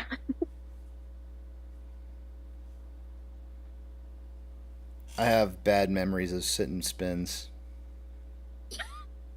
Yeah. I never cared for them either. I loved them, but I got beat up every time I tried to use one. My parents didn't know because I couldn't communicate with them to tell them that this was happening. But when I was really, really, really super young, they used to take me to daycare to this lady's house, and she was a grandma that would watch me and her grandson, and her grandson was like twice my age. I was probably like 2, and he was probably like 5 or thereabouts. And I always wanted to use his sit and spin that they had in the kitchen. And every time I go to sit on it, that kid would come over and he'd beat me up and then sit on me. And I would just sit there and it was humiliating. It was terrible. I was just constantly getting beat up all the time because I would try to use his toy, and my parents had no idea, and I had no way of telling them. So I would just get beat up all the time. I had no idea. Well, as long as the hookers loved you. That's right. But those hookers, they sure did love me. They could tell a beat up kid when they saw one. JC, as a kid, did you have an occasion to ride one of those merry-go-rounds, the steel ones that they used to put in the old time playgrounds? Big around, like 12 foot in diameter, all steel with wooden seats that would spin around. Did you ever get to ride one of those? We did. Now they're too dangerous. I don't remember the wooden seat part. We never had wooden seats. There was just metal poles that you would hold on to. Yeah. Yeah. But we'd get those things going as fast as we possibly could until somebody come flinging off of the thing. And sometimes we would wrap our legs around the poles and hang off of it as it was spinning. Yeah. We had teeter-totters that must have been 16 foot long, 18 foot long, 9 feet on either side. Yep. You know, and a swing set where the chains were no fewer than 16 feet high. Yep. And you know, you take a picture of a 1972, 1973 schoolyard playground, and just imagine what they would think today. Or those slides, those metal slides, those 15-foot tall metal slides with like a 90-degree angle slide on a drop. hot July day, Yep. like sliding down a George Foreman grill. Mm-hmm. There was one of the comedians I was listening to one day that was actually talking about that versus he was babysitting his grandkid, and those little plastic slides they got now, it was like scooch wee. So, talking about the ones that we used to slide on were those really tall ones that you left your hide streak on it. Do you remember the monkey bars that Yes. it was like a dome? Oh, absolutely. Yeah, absolutely. and the kids would try to battle each other and to see who could knock each other off of it. Yeah. Yep. Yeah, that was the battle cube. Love that. That was a fun game. I mean, well, there was nothing better than having your buddy on the other end of a teeter-totter and have him up, I don't know, 6 or 8 feet in the air, big teeter-totters, and just step off of your end while you're on the bottom, so he free falls from that height. That was always fun. Yeah, that was a good time. Good times. Yeah. We had a seesaw, is what we called them. It was at home, and one of my that's what Mrs. Pirate called a seesaw. One of my siblings was on one side and I was on the other. Well, they did. I got off of it or something, but it went flying up and hit me in the bottom of the chin, and it drove my teeth, 2 front teeth, through the bottom lip. Oh. It was crazy. Yeah, it was crazy. Good times. It was fun. Yeah, good times. Yeah. You almost made me say "Roll Tide" just out of stupidity. Roll Tide. All right, I gotta go to break. I gotta read your. Yeah, I know. Yeah, wait, is Yucca in here? I feel like Yucca's in here. Yeah, I gotta go to break, and I will see you guys back here at 2:10. See you guys in a bit. Alrighty, guys, let me put up the message real quick here. And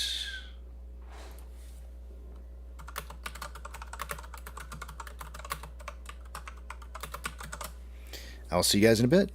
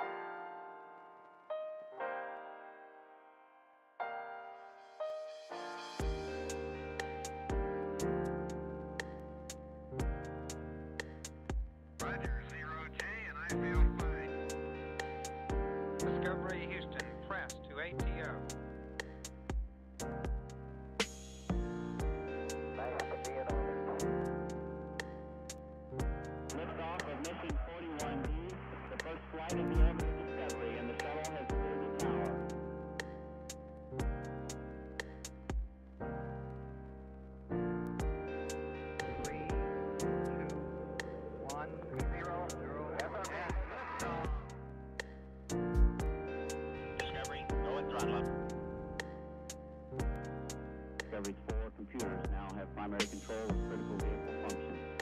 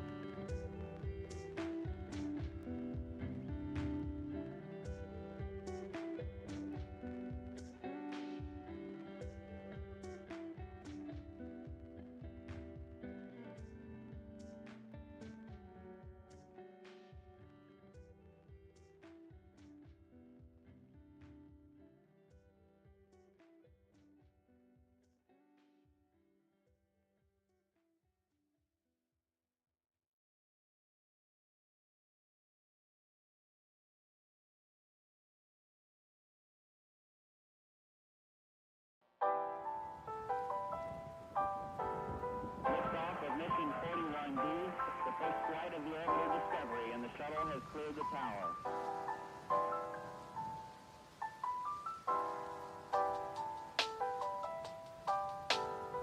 Every 4 computers now have primary control of critical vehicle functions.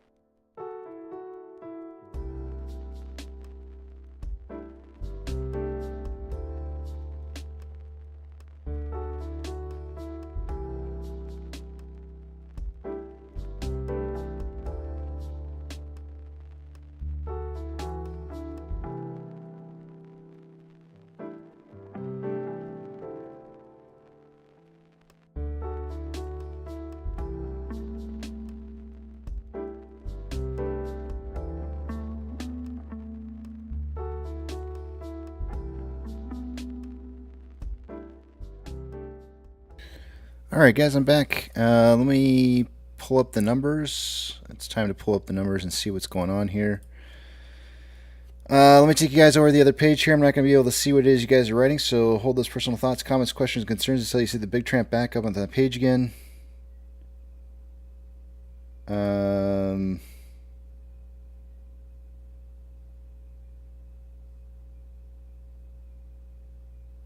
on a second here. I'm just reading through what you guys are saying right now.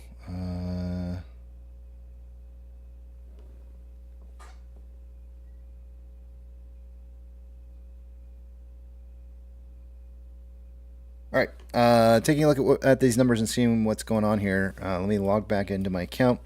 Remember, I'm not going to be able to see what it is you guys are writing until you see the big tramp back up on the screen again, so hold those personal thoughts, comments, questions, and concerns until you see that. Two-factor authentication.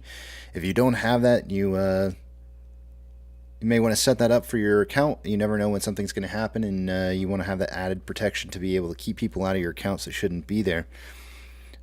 When you do sign up for that, if your broker allows you to put in a secondary device to be able to receive that access code, not a bad idea to set that up, as you never know when something's going to happen to your primary device and you need to receive that code someplace else.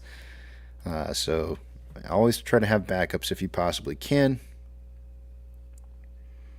I did have somebody this weekend, or I shouldn't say this weekend, but yesterday, it felt like a weekend for a day off, who Stephen Gopal reached out to me and said, bro, you're absolutely right about keeping an eye on your accounts.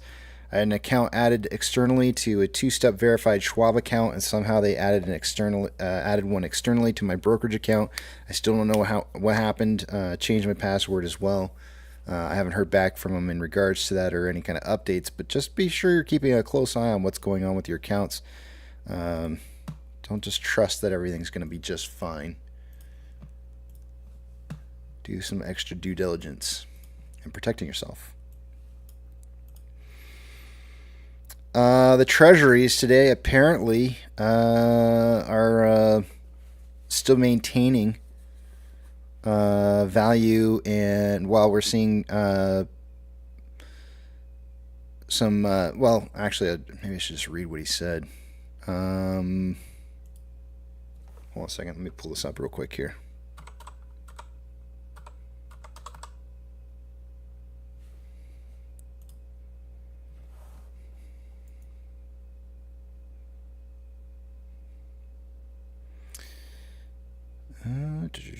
Where did it go?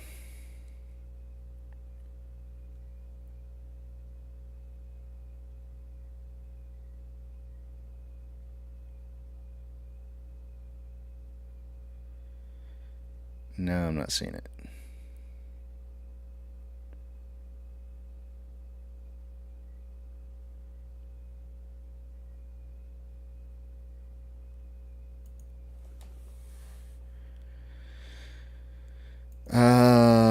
Let's see here. Well, looking at the USD, the US dollar versus the Japanese yen. Let me see if I can pull this up.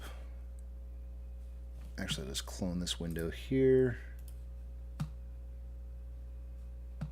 USD JPY.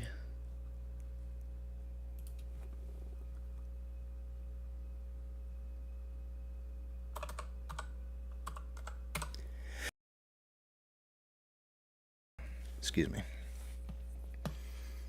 US dollar to the Japanese yen apparently has been increasing and breaking 150, which seems to be causing a lot of alarm here. Before I move into the rest of the numbers here, I'm just going to show you guys real quick. But the cause for the alarm here is essentially seeing this US dollar breaking that 150 breaking point. I think a lot of people are kind of concerned about where that's heading and what that might mean for us. If I take this back out to a daily,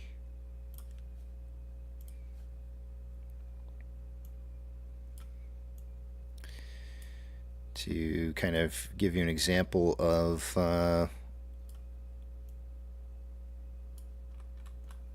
what we've seen from the past. Earlier in October, it hit 150, right around like the 26th of October. Actually, let me take this to a weekly.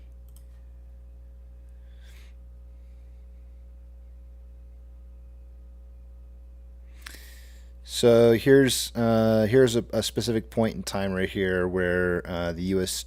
Dollar to the Japanese yen rose quite a bit in '98, but we're seeing numbers that we haven't seen since the '80s.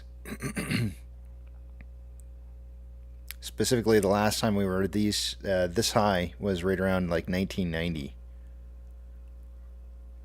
When the U.S. dollar is up, the market's usually down. So, seeing some significant activity going on here.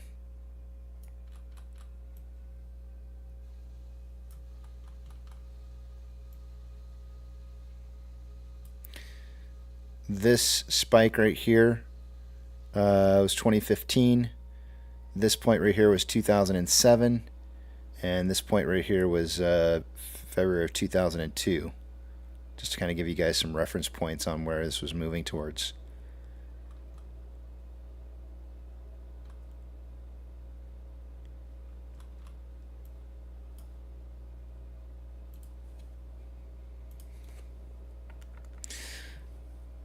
I heard Chart Exchange is back up and running again. It looks like I see the data now. So by this time of the day, I would expect to see about 66% going through off exchange and EDGX combined. We have 56.79% going through off exchange, EDGX at 11.36. The combined total, and that's 68.15%, or about 2.15% higher than I would expect it to be by this time of the day. CHX volume is 3,491 shares. Nothing unusually high there. GME CHX volume for the day is about 400 shares, also nothing unusually high. Taking a look at Ortex, as of an hour ago, there was approximately 422,000 shares having been returned. That is now 461.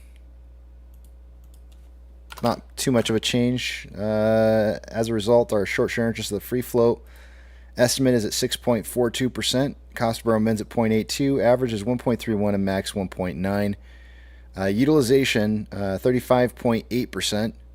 That's a lot lower than what we've seen lately, and I did talk to you guys about that earlier this morning. If you're kind of wondering about that, go back to the live stream in the first portion of the live stream, and you'll see me talking about it there.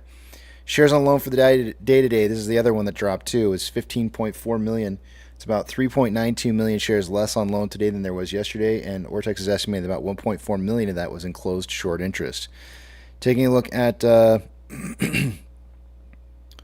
options, highest amount of call volume for the day today is sitting at $10 strike. An hour ago there was 10.6 thousand contracts. There's now currently 11.1. Puts, highest amount of volume is at a $9 strike. Where there's 4,000 contracts, there's now 4.3 in volume for the day. Market's still suggesting a closing price between $9 and $10. MMRI earlier was 327.28. It's now 327.53.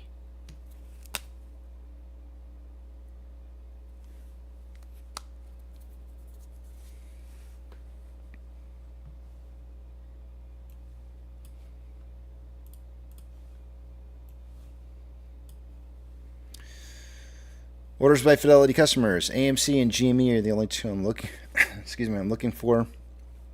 I do not expect to see either one on this list due to low quantities of volume today.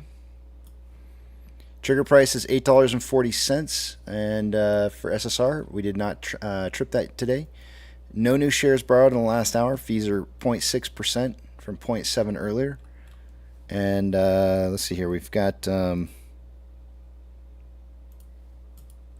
so far for the day today, we've seen about 4.45 million shares borrowed, reportedly borrowed by IBKR.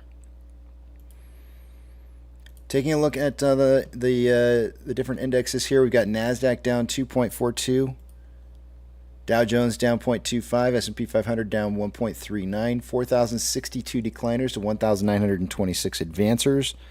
The market is more advancing than it was an hour ago.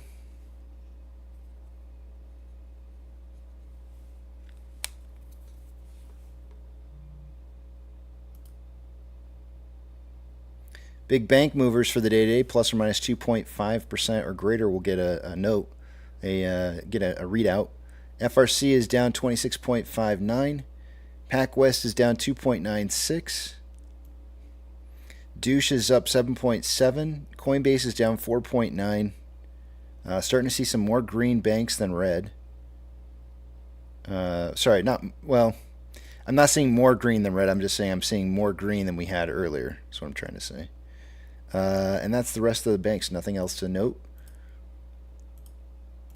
Ethereum Classic is down 0.97 and trending down. The US dollar is up 0.23 and kind of consolidating currently. Oil is up 3.36 and trending up. Mortgage-backed securities are down anywhere from 0.99 to 0.92 and trending down. And the SPY is down 1.39 and trending down. VIX is up 8.75 and consolidating at 20.63. VBR is down 0.99 and trending, kind of consolidating right now. VB is down 1.65, consolidating. Tesla is down 1.44 and trending down. Amazon is down 5.74 and trending down. Cinemark is up 0.72 and trending up. Doge is up 1.42 and trending up. Bitcoin is up 1.91 and trending up. GME is down 2.14 and consolidating. HYMC is down 0.93 and starting to trend down. NCMI is down 1.24 and consolidating. HOOD is down 3.11 and trending down. And AMC is down 0.7 but trending up. Inflow versus outflow for the day today, we have approximately $700,000 more outflow than inflow. And 10.88 million shares traded so far for the day today after 354 minutes worth of trading. Putting us on a pace for 11.98 million shares traded by the end of the day today. I suggested somewhere between 10 and 30 million shares traded, but said that I thought we would see the closer to the bottom side of that 10 to 30 prediction. On a 4-hour chart, we've got more equal amounts of buying and selling pressure with an RSI of 47.31, which is slightly below average. On a 1-hour chart, more buying pressure and selling pressure with an RSI of 46.83, which is slightly below average. On a 30-minute interval, more buying pressure and selling pressure with an RSI of 45.95, which is slightly below average. And on a 5-minute interval, more buying pressure and selling pressure with an RSI of 56.2, which is slightly above average. We got about 6 more minutes more here before movie trivia time. Today's movie trivia is going to be animated quotes, animated film quotes. I don't believe I have any repeats. Let me just look through my answers real quick here. Make sure I don't have any.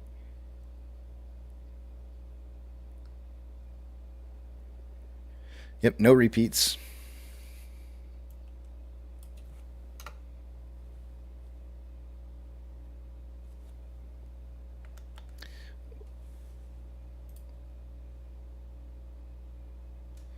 Albert says my inverse Jim Cramer ETF is printing. I'll allow it only because it's against Jim Cramer.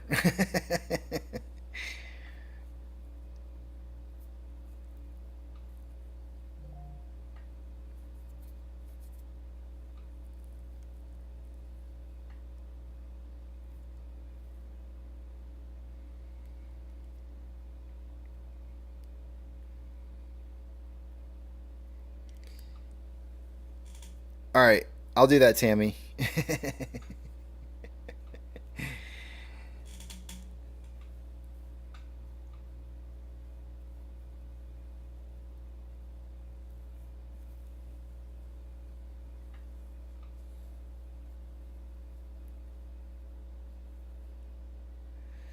My close prediction was 9/11. 9/11, I was kind of thinking it was going to be a little bit closer to the 9 side than the higher side of 9/11. So I'm a little surprised that we're at 925, but yeah, not too far off.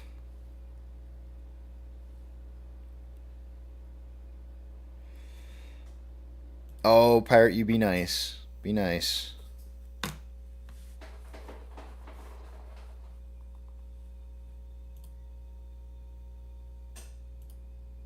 We got about 4 more minutes here, guys, before we take a look at the numbers. Or, I mean, take a look at the movie trivia. Sorry, my bad. Let me go ahead and put it in here. Hit live now or watch the chat for movie trivia questions.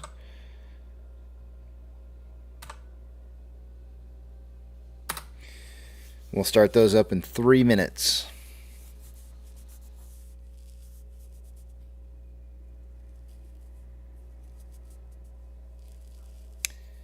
Kevin says, Casey, when do you expect the short interest to begin to go up to levels like we had before? Probably as price is running.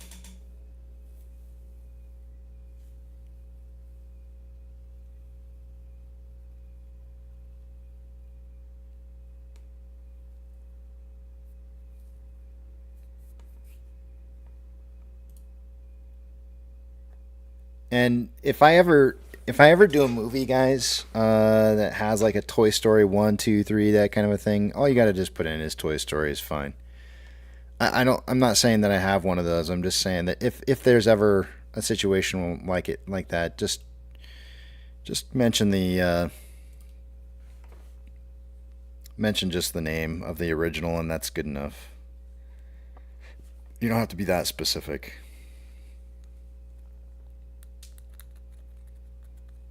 Exactly. Toy Story. Good enough.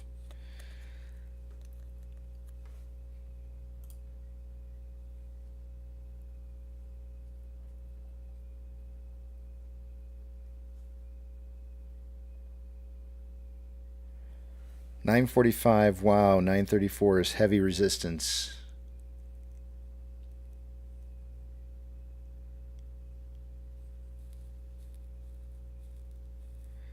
Yucca says, do I get a point? He said Toy Story. I haven't started the questions yet, so no. Actually, let me look at something real quick here. I will give you a hint. 1, 2, 3, 4, 5, 6, 7, 8, 9, 10. 1, 2, 3, 4, 5, 6, 7, 8, 9. Yeah, there's 10 questions.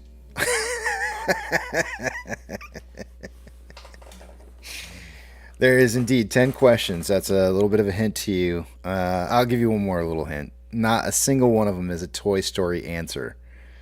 Not a single one has Toy Story for an answer. So if you put Toy Story in for an answer, you will be wrong 10 out of 10 of the times. I will give you that answer, that little hint. So are you guys ready? Ready to do this? It's almost 2:30. There we go. 2:30 just crossed over. Let's do this. All right, here we go. First question. Oh my gosh, it's so nice. No hearts. Oh yes, the past can hurt, but from the way I see it, you can either run from it or learn from it.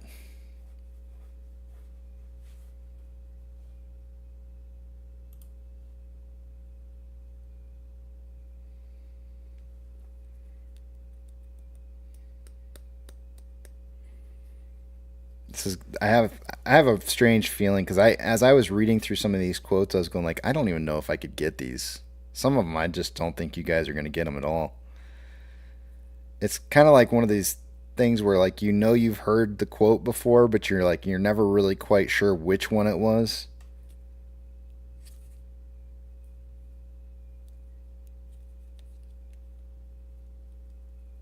Unless it's like completely obvious. Nobody's getting it. Oh yes, the past can hurt, but from the way I see it, you can either run from it or learn from it. The Lion King by Pirate is correct.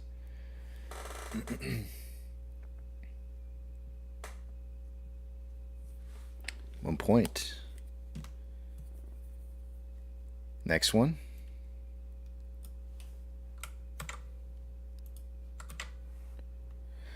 The things that make me different are the things that make me.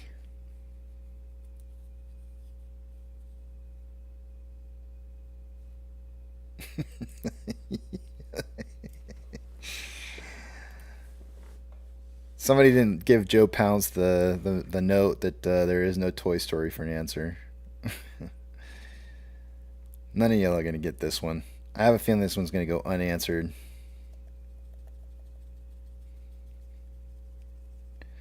The things that make me different are the things that make me. Oh, son of a gun. Pirateborn says Winnie the Poop. You're right. It's Winnie the Poop. Damn it. You're looking these up. I know you are. Pirate's on a roll today. He's got his computer all fired up and everything. Look at this guy go. You guys, you're going to have to work harder because he's nailing you on this. You're never too old to be young.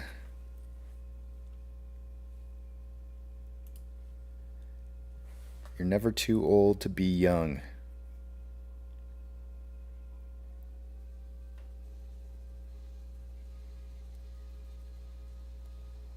I know you'd think Up, but that's not right. It is Snow White by Tendies Plus Plus for the answer.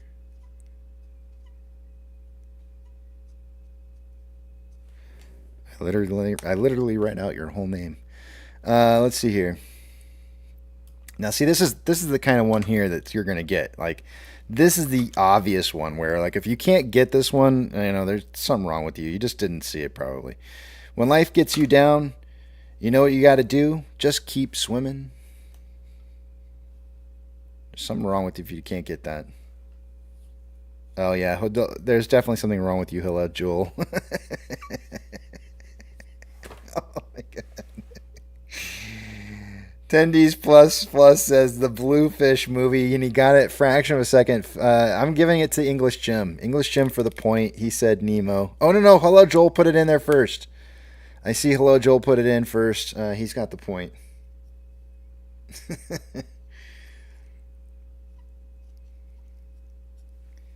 What the hell? Little Mermaid.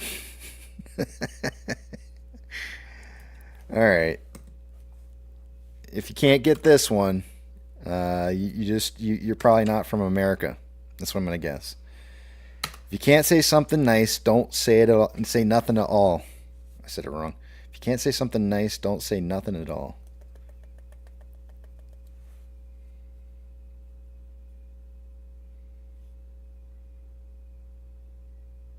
Oh my gosh. What the hell? Free Willy. Bambi is correct by Bob White. I say it like I'm disappointed. I am. I'm disappointed in some of the answers. I mean, they're just like, really? Shrek? All right. I guess. That'll do, donkey. That'll do. All right, next one. Anyone can cook, but only the fearless can be great. That should be a little bit of a hint there to you. You should be able to get that one because of the first part of it, maybe. Maybe. I don't know. Not Shrek. I'll give it to you, Hello Joel. Ratatouille is correct. It's hard to spell out. You don't need to be a spelling expert around me. It's fine. Hello Joel for the point. Yucca, you were really close. English Jim, you were really close. You guys were close. What the heck? Why did you guys all spell it almost exactly the same? How does that? Did your all's phone autocorrect you? All right, here we go. Next one. You can't focus on what's going on wrong. There's always a way to turn things around. You can't focus on what's going wrong. There's always a way to turn things around. I feel like I said it wrong the first time. I have not seen this movie. Save the stream. I gotta save the stream, guys. Hold on a second. Hold on. Oh, shoot. Inside Out is the correct answer. Hold on. Yucca. Yucca's the first one I see putting it in here. Let me just scroll back up. Yeah, Yucca's the first one. Inside Out. Give me 1 second. I gotta pause the movie trivia for just a second. Something's going on with my internet, and I gotta stop this from. Otherwise, I'm gonna lose you guys.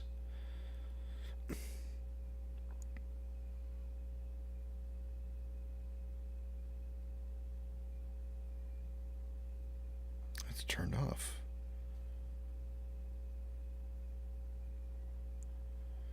All right. Hopefully, this will fix it. We'll see. Yucca got it. Yeah, you got it, Yucca. I'm giving it to you. Don't you worry. Holy crap, man. You're like worse than like a obsessive compulsive date. Let's see here. Next one. The only thing that matters is what you choose to be now.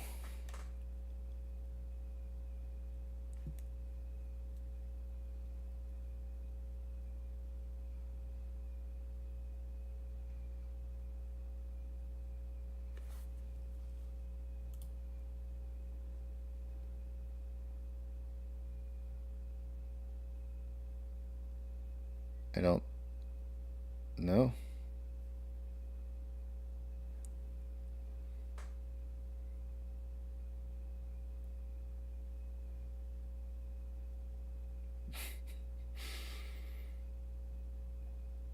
Kung Fu Panda by 10D++ is correct.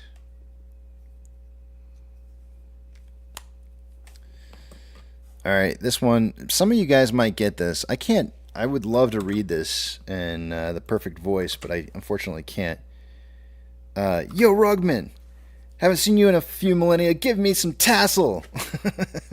I can't do it. I could try. If I listen to him, I could probably do it, but I can't without listening first.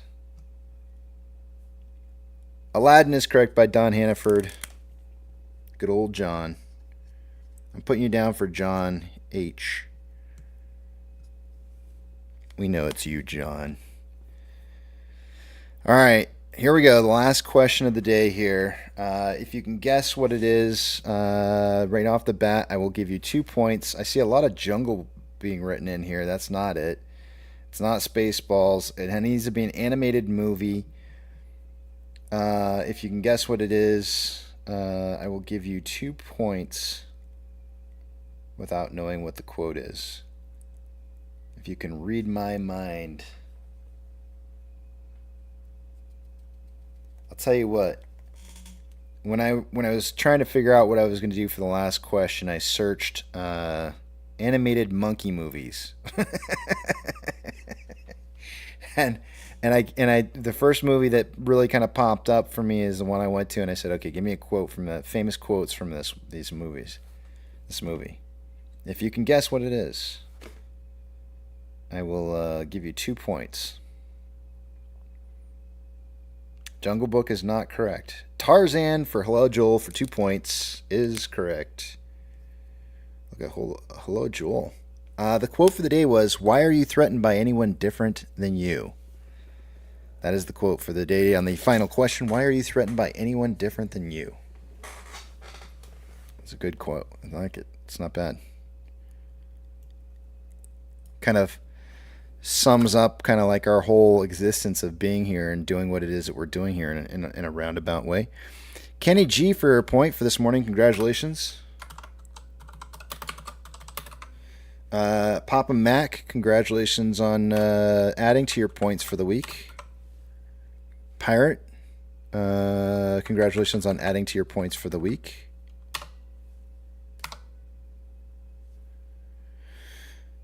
Tendies plus. Congratulations on your first points for the week.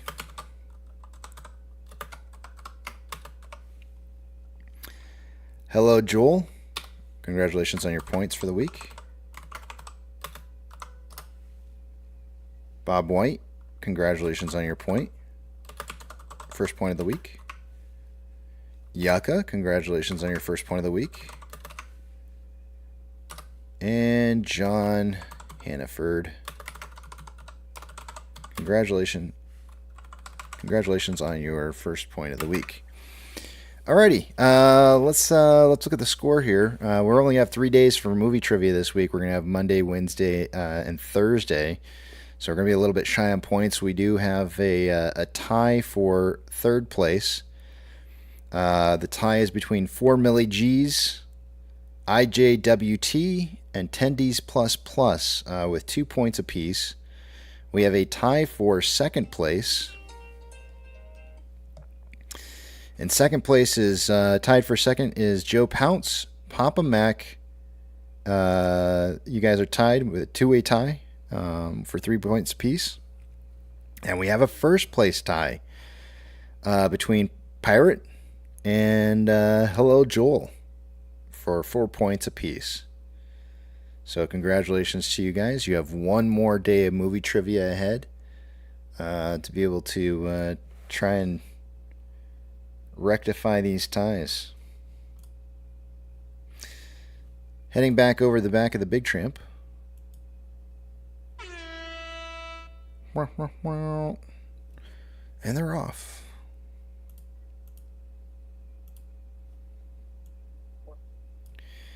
Yucca, I got a question. Yeah. I got a question What up? for you, man.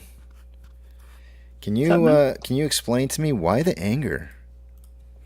Why are you so upset? I got a question. Where's the anger? Huh? Where's the anger? What do you mean? You're in the chat, like just ripping it apart, like just like screw you and inside out. You. I never said that. Oh, it's because you were freezing, so I was trying to put that in. I kept okay. putting it in. I'm like, no, I'm not angry, man. All right. Now I am. Now you're angry? Oh, you should be angry. You got it. You had the point. No, I'm not angry. I can never get angry. Could your daughter ever do anything that would make you angry? It's stupid. Yeah, but it's just stupid angry. It's stupid angry. It's not like there's no It's real just good a waste reason. of energy. Yeah. There's no need to be angry. It's just a waste of energy. That's the way I see it, but it's ridiculous. Jay Choa says, "Did I get a point for Bambi?" No, I don't think so. Pirate did. So nobody is wiping Inside Out? I guess nobody saw it.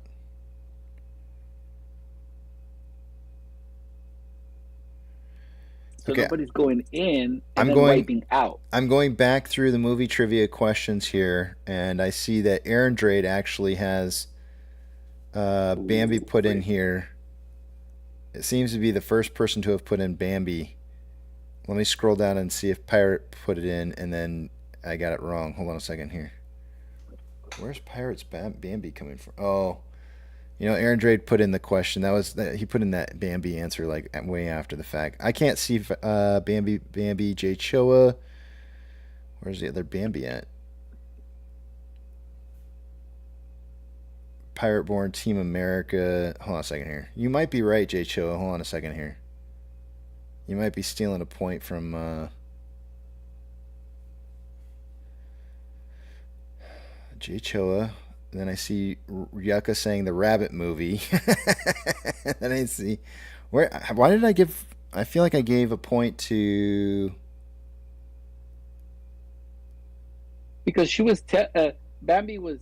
Isn't there a rabbit in Bambi? The little rabbit. Yucca, you said Rabbit first. Right? You said Rabbit. Then Choa said Bambi, and then you said Rabbit movie. But I'm not seeing. It doesn't matter. I see Bob White. Bob White was the first one to put that one in. He was the one that got Bambi. Bob White got that point. I see it now. I'm looking back up here and I see his answer. Rigged everything. Yeah, Bob White was the first one to put in Bambi. It may have shown up as you being first, J Choa, but it wasn't. Yeah, Bambi. Bob White collects Bambis. Yeah, he's a Bambi hunter.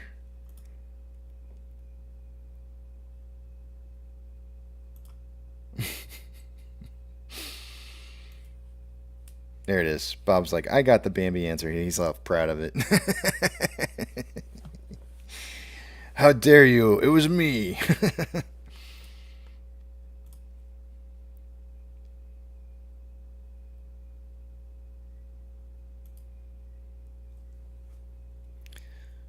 But Yucca actually did beat you out with the rabbit. He said rabbit. Which I actually would have accepted that as the first answer, but it wasn't the first answer. If somebody had just said the rabbit, because I mean that really was the rabbit that said that, I would have given it to you. It's all right. You don't have to give me anything. Well, it's good because you're not getting anything. Damn it. So, is anybody wiping Inside Out? Oh yeah, that's right. The movie trivia, or not movie trivia. The Wiping trivia. It's not even on there, so forget it. This I don't is know such how. a dirty You got to poll. go in there. It smells nasty right now. Yeah, it is a smelly, nasty, dirty poll. You know what? You know what this reminds me of? Thanks to Yukon. Yukon brought it up. This reminds me. You are a smelly pirate hooker. That's what it reminds me of. Rich said he might need to try it. Yeah. I'm glad that All Frank. right. God damn it. I'm back here. Casey, I have the legal department on the phone. I have HR and my local congressman. It was Finding Nemo that you broke me out of, not this Bambi nonsense. And hello, Joliet can kiss my fat ass. We're not tied. He knows as well as I do I'm ahead of him. You have 2 points for today. You got 2 points. I give them to you. Yeah. Hey, man, Frank. And everybody thought you were cheating too, and it was really just your wife getting the answers. Yep. Well, yeah. I mean, I'll be fair. We're a team here, but there's not cheating involved. It's just sometimes she knows and sometimes I do. So technically, I guess she should have the points, not me. But listen, I don't care about anyone else other than Frank. To be honest with you, if I get 1 point and he gets none, that's a win for me. You know what's going to happen? Frank's going to come in tomorrow and he's done this before. Gotten 5 points in a single day. Oh, he's done it. He's going to come in tomorrow. I don't know what I haven't decided what movie trivia is going to be for the category for tomorrow. But he's certainly done that before. Watch. He's going to do it. And you know what, quite frankly, to be frank, I almost want to give him a point right now just because he was the person, like, I mean, I'm legitimately like on the edge of like trying to decide whether or not I should get a bidet or not. And like literally like his question about, how do you dry yourself was enough to really just kind of like solidify definitely not going to go down that road now again.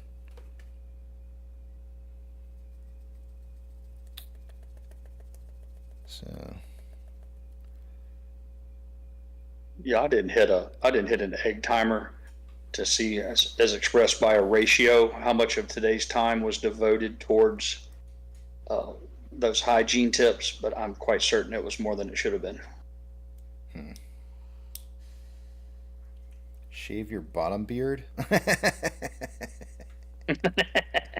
I like that. That's in keeping with the front butt.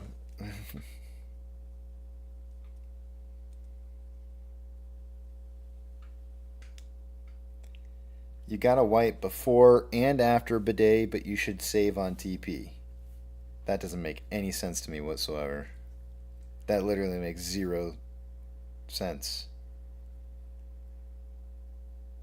I'm saying no. No, I'm not doing it. I'm not going down that road.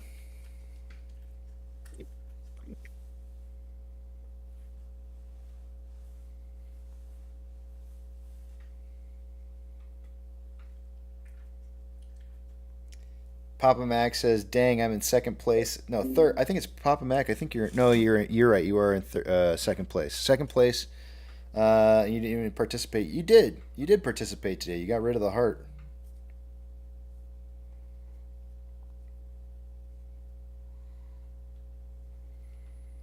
Kevin, isn't that what we want? I mean, I'm not disagreeing with you, but here's what you say back to that. If anybody's going to start pushing that, you say, like, isn't short interest closing a sign that we've won? So hopefully they do push that, because that then perhaps maybe more people will start investing.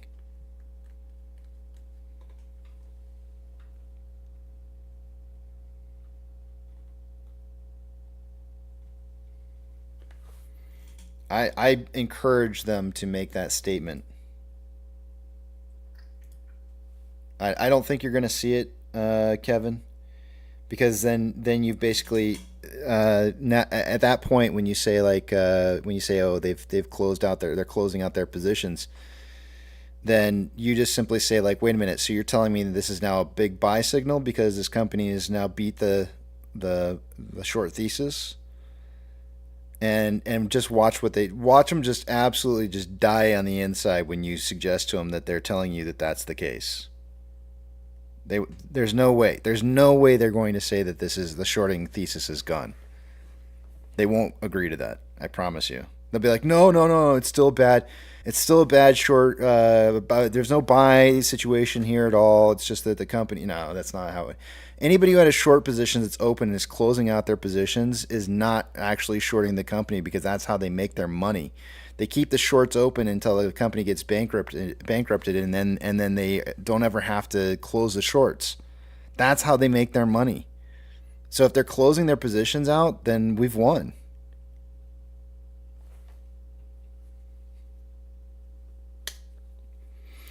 Well, if they're fortunate, they'll have some sort of geopolitical event or something in the market that they'll be able to point their finger to and blame, quote, I'm doing the air quotes with blame, the squeeze on, because so many of them have dug their heels in and painted themselves into the corner that it's impossible, it could never happen, that we were wrong. And there's so much tape out there of the talking heads on the financial shows, all of them. And there's they're going to need something to preserve what tiny shred of dignity they have left. Yep. So if they're fortunate. I don't think that they're going to do that, Kevin. I mean, I can feel it too, in regards to what it is that you're saying, you know, and with that being a talking point. But I dare them to go ahead and try and push that information, because I will scream it from the top of my lungs if there's anybody out there that says, you know, that the shorts are closing their positions. I'm going to be like, we win, game over, mic drop, it's over, done, we win. And I will plaster that everywhere. I will make them so publicly famous, it's not even funny. I'll show some benevolence. I'll even let them have off. I'll let them keep their excuse or their lame blame, whatever weak justification they come up with to say that they weren't wrong, but here's why it happened. So long as the check clears, as long as my account sees the numbers that I expect, I'll let them have that shallow victory of it was because fill in the blank. Yeah. Dog Mom, I've had that suggested before, like a summary for the day. What we learned, that's what they used to do on the radio, Bob and Tom show. Every day they'd say what we learned today, and they'd have 3 bullet points of what everyone took away from the show. Yeah. I'll tell you what, I'll consider it. The only problem is that, you know, with movie trivia, that takes me right up until about the last 15 minutes. If I do some kind of wrap up for the last 15 minutes of the day, which is probably how long it would take me to do, that means I never go back to the back of the Big Tramp when we don't have this like awesome commentary that happens at the very end of the day, which sometimes is some of the best commentary that happens throughout the day. So I don't know. I kind of feel torn on the idea of that one, because it's just kind of like, I don't know.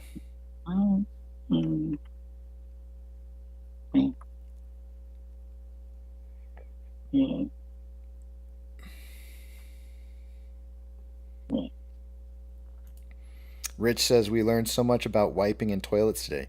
Yeah, and that's, you know, unfortunately for a guy like me, that's going to end up being the highlight. You know, I'm going to be like, and we learned today that if you wipe, if you use a bidet, you still end up wiping.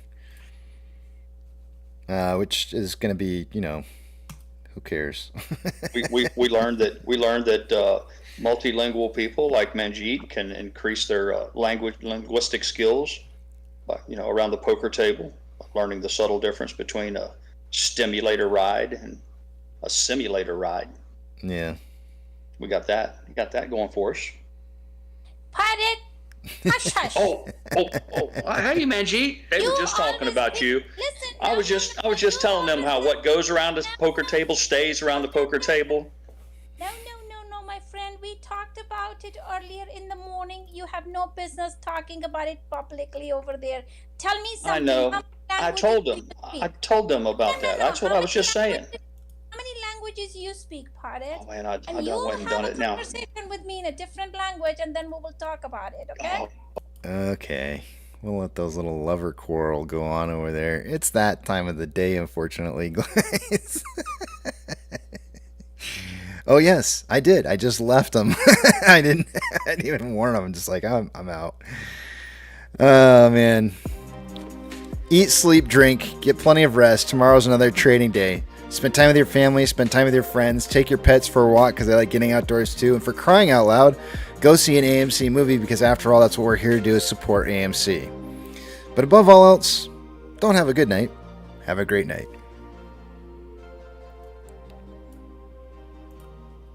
Beep beep.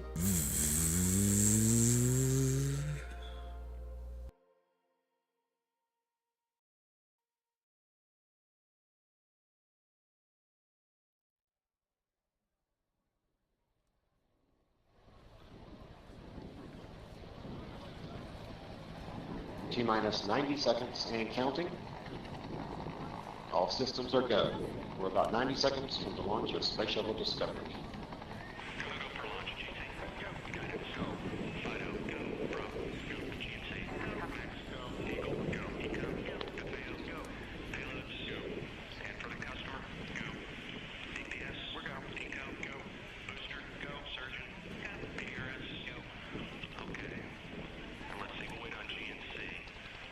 T-minus 60 seconds and counting.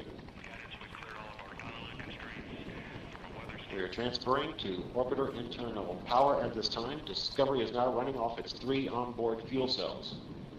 Coming up on a go for auto sequence start.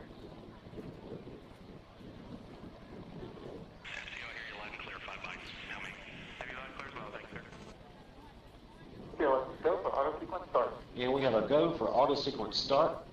Discovery's onboard computers have primary control of all the vehicle's critical functions. T-minus 17 seconds and counting. 15, 12, 11, 10, 9, 8, 7, 6,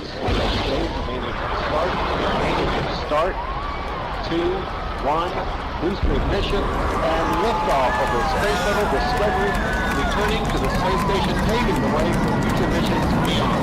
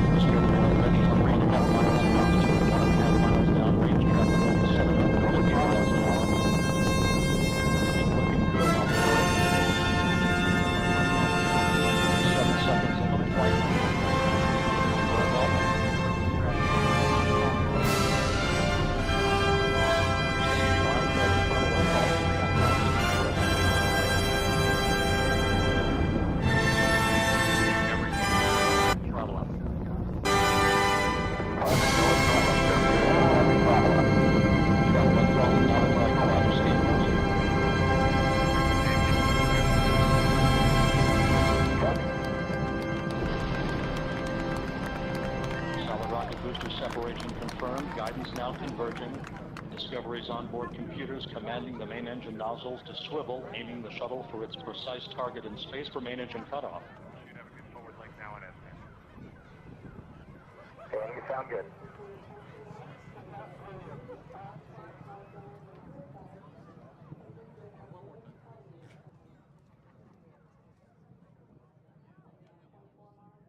Discovery Houston, negative return. Copy, negative return.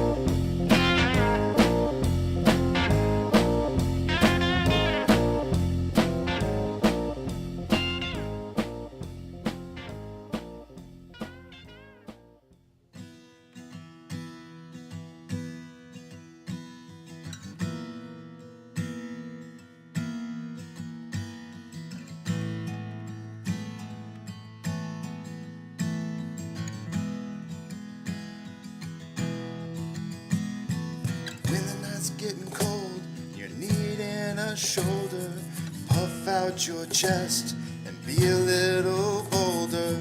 All we do is we buy and hold. There will be shills who wanna steal your thrills. There will be friends who hold till the end.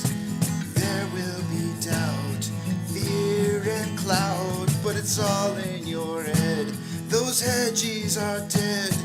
Panic and fear really are near, but it's not ours to own. We have shown that all we do is buy and hold. Oh, there will be shills who wanna steal your thrills, and there will be friends who hold till the end, and there will be doubt, fear and cloud, but it's all in your head. Those hedgies are dead. So when the night's getting colder, you're needing that shoulder, these apes got your back. We got each other. All we do is we buy and